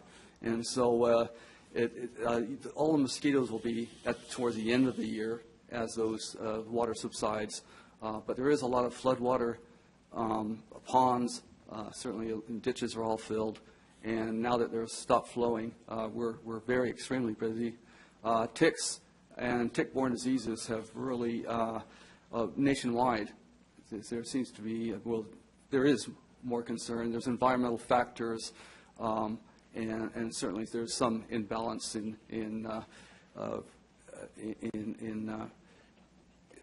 species diversity that seems to provide for more ticks. And so there are continuing to be about 8 Lyme disease cases in the county each year, and that may be just the tip of the iceberg, according to the CDC and the California Department of Public Health. Okay, thank you. Then I'll open up the public hearing to see if anybody has any comments about these proposed changes. Good afternoon. Good afternoon. Becky Steinbrenner from Aptos. Thank you for the report. It's nice to see you. I have 2 comments. I think that the increase is fair, but I also want to make sure as a member of the public that any plans that could come up for widespread treatment of mosquitoes with consideration of the Zika virus or other things, that before any of that would be considered, that there would be a public hearing with widespread noticing. I have a friend that lives in the Elkhorn Slough area, and already in Monterey County they have been spraying, much to his dismay, and he has animal rescue things there, so it's been difficult for him. We are talking about rates today, though. Yes, but I want to make sure that none of the money gets spent for wholesale spraying. That's what I want to make clear. Thank you. Seeing no one else, I will close the public hearing and bring it back to our board for action. Supervisor Friend. I'd just like to briefly say this is one of the best investments we make. I was bitten by a mosquito last week, totally cursed your name, but I recognized that there are a lot of times I haven't been eaten because of the work that you and your staff do, so I appreciate that. So I'll move the recommended actions. He probably had standing water on his property. That's probably totally the reason. Check the mosquito might have a tattoo from Monterey County. Well, let me just say also, this vector control is actually an example of good government, as far as I'm concerned. The voters voted to these rates. We raise them modestly each year. It does incredibly good work, and we count on them. So thank you, Paul, for you and all your staff for what you do. Hopefully this remodel will happen quickly, and you'll be living in your palatial offices with all those mosquitoes flying around. So all in favor signify by saying aye. Aye. Any opposed? Motion carries unanimously. Thank you for your work. Next, we'll move on to item number 64, which is consider reappointment of Richard Schmale to the Housing Authority Board of Commissioners as an at-large tenant representative over the age of 62 for a term to expire May 12, 2019. I'll move to approve if there's no public comment. Move to approve. Seconded by, motion by Caput, seconded by McPherson. Is there anyone who'd like to say anything? Seeing none, all in favor signify by saying aye. Aye. Any opposed? Motion carries unanimously. Next, we move on to item 65, which is a public hearing to consider proposed 2017-2018 benefit assessment service charge reports for various sanitation county service areas and adopt resolution confirming the benefit assessment service charge reports as recommended by the Director of Public Works. Included is a resolution. Good morning, or good afternoon. Good afternoon, Chairman, and the rest of the board. On March 14th, your board adopted a resolution today, setting today as a public hearing for. Identify yourself. Sorry, Cole Tessenwein, Assistant Director of Public Works, also Assistant District Engineer for the various districts that we'll be talking about in the next 4 items. On March 14th, your board adopted a resolution setting today as a public hearing for rates being considered for several small sanitation county service areas. The rate increase that we're recommending is 3.5%. It's a modest increase. It matches the Consumer Price Index. We're asking that you open the public hearing, hear objections or protests, and then adopt a resolution confirming the benefit assessment rate. Are there questions? Seeing none, I will open up the public hearing. Is there anyone who'd like to speak about these various CSAs? Seeing none, I will close the public hearing and return it to our board for action.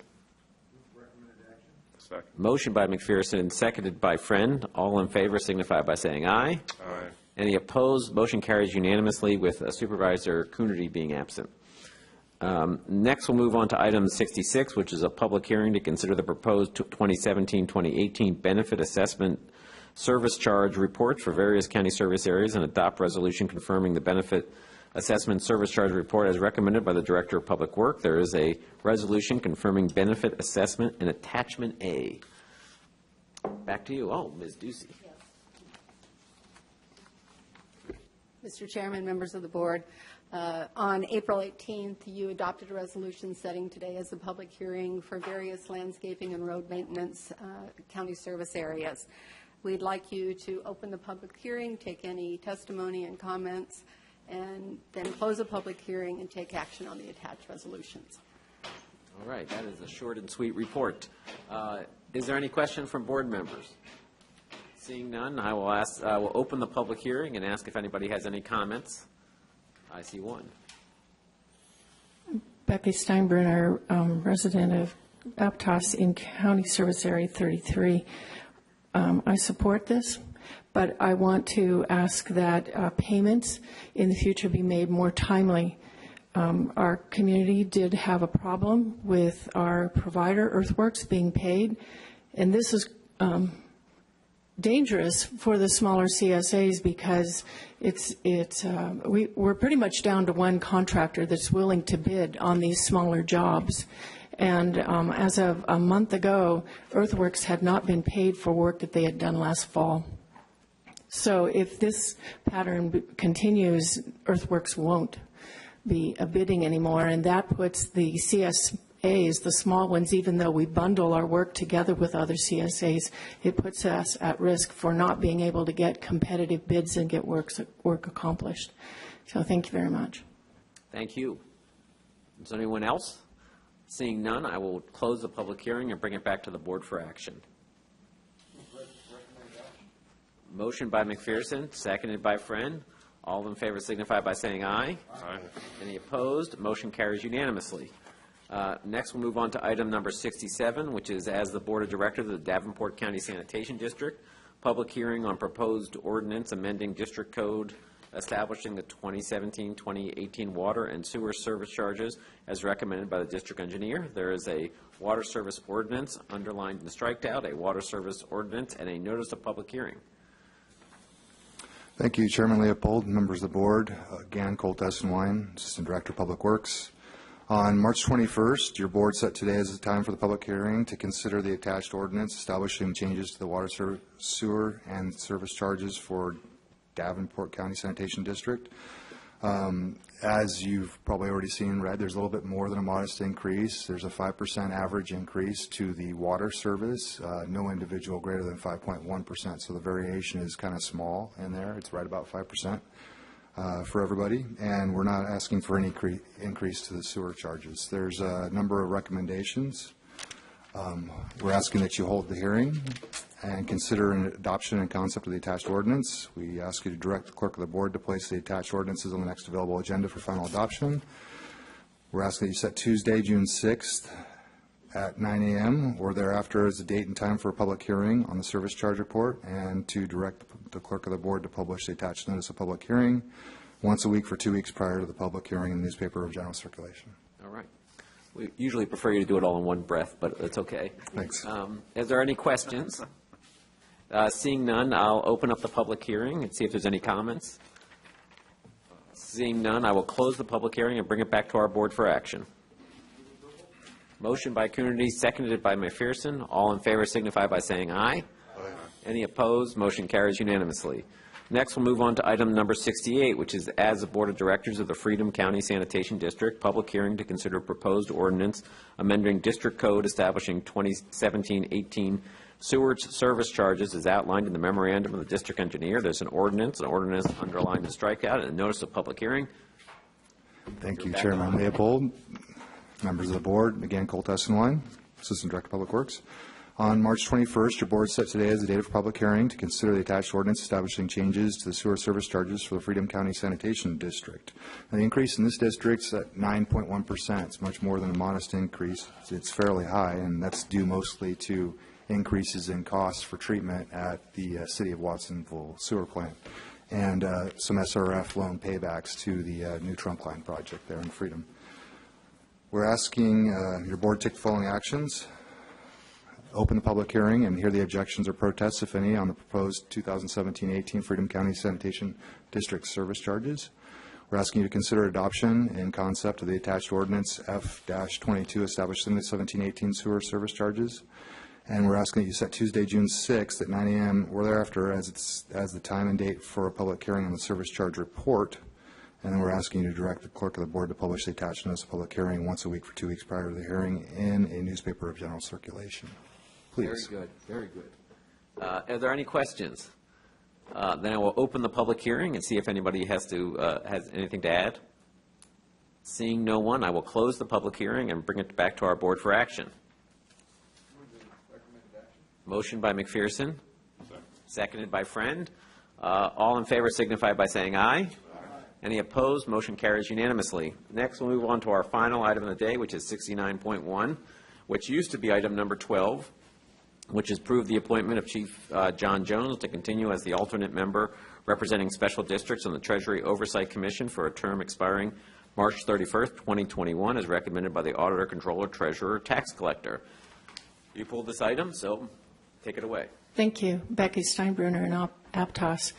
I wanted to pull this item because I want further discussion about the wisdom of the board approving Chief John Jones, who is under a lot of scrutiny. The local 3535 voted a 100% vote of no confidence. The fire chiefs also for Aptos La Selva have voted 100% no confidence. I did talk with Ms. Driscoll yesterday. She was very kind to call me in the evening. Thank you. To just get some background on this, because it did come before your board before, and I brought it up at that time. And she informed me that the reason it is back now is because their Chief Jones has been the alternate, serving as the alternate, and this is to extend his appointment on that board as the alternate. I want to ask that your board not make this approval at this time. I ask that your board postpone making any approvals on this position until after October of this year, when Chief Jones's contract ends. If his contract is still intact and the position is still available, then I would support putting him in at that time. Even though Ms. Driscoll said this is not a sought-after position, it is a position of great power, because being on the oversight commission of the Treasury and the budget, money is power, and knowledge of how that money gets spent is power, and being in a special district that pays into that coffer gives you a lot of knowledge that might not be otherwise known to the general public. I also, Ms. Driscoll said she sent out letters to other special districts asking for nominees. So I think that it is wise to give more time for representatives from other special districts to consider volunteering for this. I would think that some of the special districts meet only quarterly, and because I don't know the date that you sent your letter out, and that's one piece of information I would like. What was the date that the letter was sent out? She said she had no responses, but it could be a matter of just not having enough time, people needing to consider their time, or that they haven't met. Their board has not met. I also want to know the definition of a special district. Is a county service area a special district? How many special districts are there? And I would like to see a list of them. So in closing, I want to insist that your board not approve Chief John Jones for this position because of the political climate, and I want to support Local 3535. Thank you. Thank you. There's been a question about when your letter went out, Ms. Driscoll. Do you know when your letter went out? I spoke with, Becky contacted my office about 4:30 yesterday, and then I returned her call in the evening at her request, and I didn't have that date handy. Yeah. It would have been at least 3 or 4 weeks ago. Yeah. And I have continued to receive no response from anyone. That's not uncommon. I know that I've served on our local LAFCO, which has special district representation. Mm-hmm. Every 2 years, we go out for a seat on there up for election. We do not get a lot of people to do it, and you could say that LAFCO is also a fairly powerful organization. It does have impact on the special districts. There's just not a lot. You know, there's not a lot. There are many special districts. In fact, there's over 2,000 special districts in California, and some have great administrative infrastructure, and many do not. And the democratic process, as we put these out, and if we try to find somebody, we've had no representative from the firefighters union come and tell us not to make this appointment. Even though it was held off for a couple of weeks. I know that both Supervisor Friend and I have seen members of that firefighters union. No one has asked us to not appoint the chief, so I'm prepared to support the appointment. I'd take a motion. Can I ask this? Yeah. Let's ask a clarifying question. This is for the alternate position, so he actually would, in essence, have no vote, no say, absent the regular member not attending, correct? Correct. The regular member is Angela Akins from the Metro. And how often has Chief Jones, as the alternate, then voted on her behalf? Do you have a sense? She's a very dedicated member. That's, so I don't know. I share, almost can't believe I'm saying this, but I share Ms. Steinbrenner's concerns. Is the TV rolling? They are. On this one thing, but from a formality standpoint, from just a process standpoint, we've put it out now twice to the members, and we've received one person back, and quite frankly, he's not voting anyway, in the sense that he's an alternate member that hasn't, with the regular member regularly attending. If his contract is not renewed, or he elects to not actually seek renewal of his contract, I mean, obviously we'll have to go back for a new alternate as soon as October anyway. I did actually have a conversation with some of the representatives of the union. They just asked me what this was, because they are looking into that kind of stuff, and I explained it. They didn't actually express a specific ask of this board when I just explained to them what was going on. So in general, I would say if this were a regular voting member, I actually would share the concerns, in the sense of there are a lot of issues going on in that district that I think are worthy of further exploration. I think that the board there is doing exactly that. But as an alternate member that isn't casting, that's functionally, nobody else is submitting after the county's gone out twice and asked the special districts for it, and he's not actually serving because the regular member's there all the time. I don't share the same concern. I think we'll have greater clarity in the next couple of months what happens on that contract. So that's why I'll support this. If I could just add a little, the reason why this opening began was when Jeff Maxwell, the chief of Central Fire, left his position. That began that Angela Aiken, who was the alternate, then put her name forward as the permanent member, and we appreciate the chief's service.